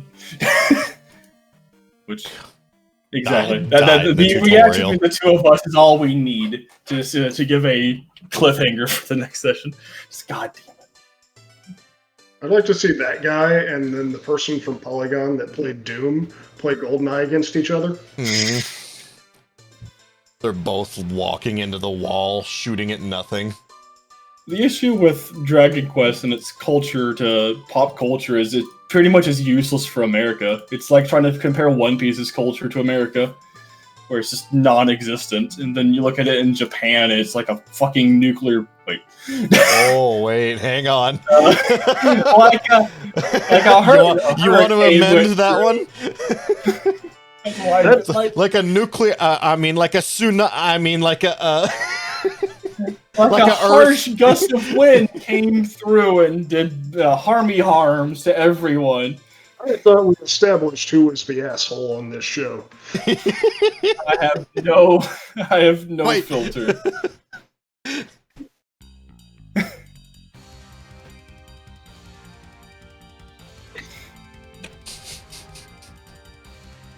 and that's what we get to end it on. Yeah, as always, it is me who caused the issue. I am the starter and the end of the problem. we open with you doing something embarrassing, and we end with you saying something embarrassing. That's Double Jumps and Damage Ups number 5, the Final Fantasy podcast. Good night.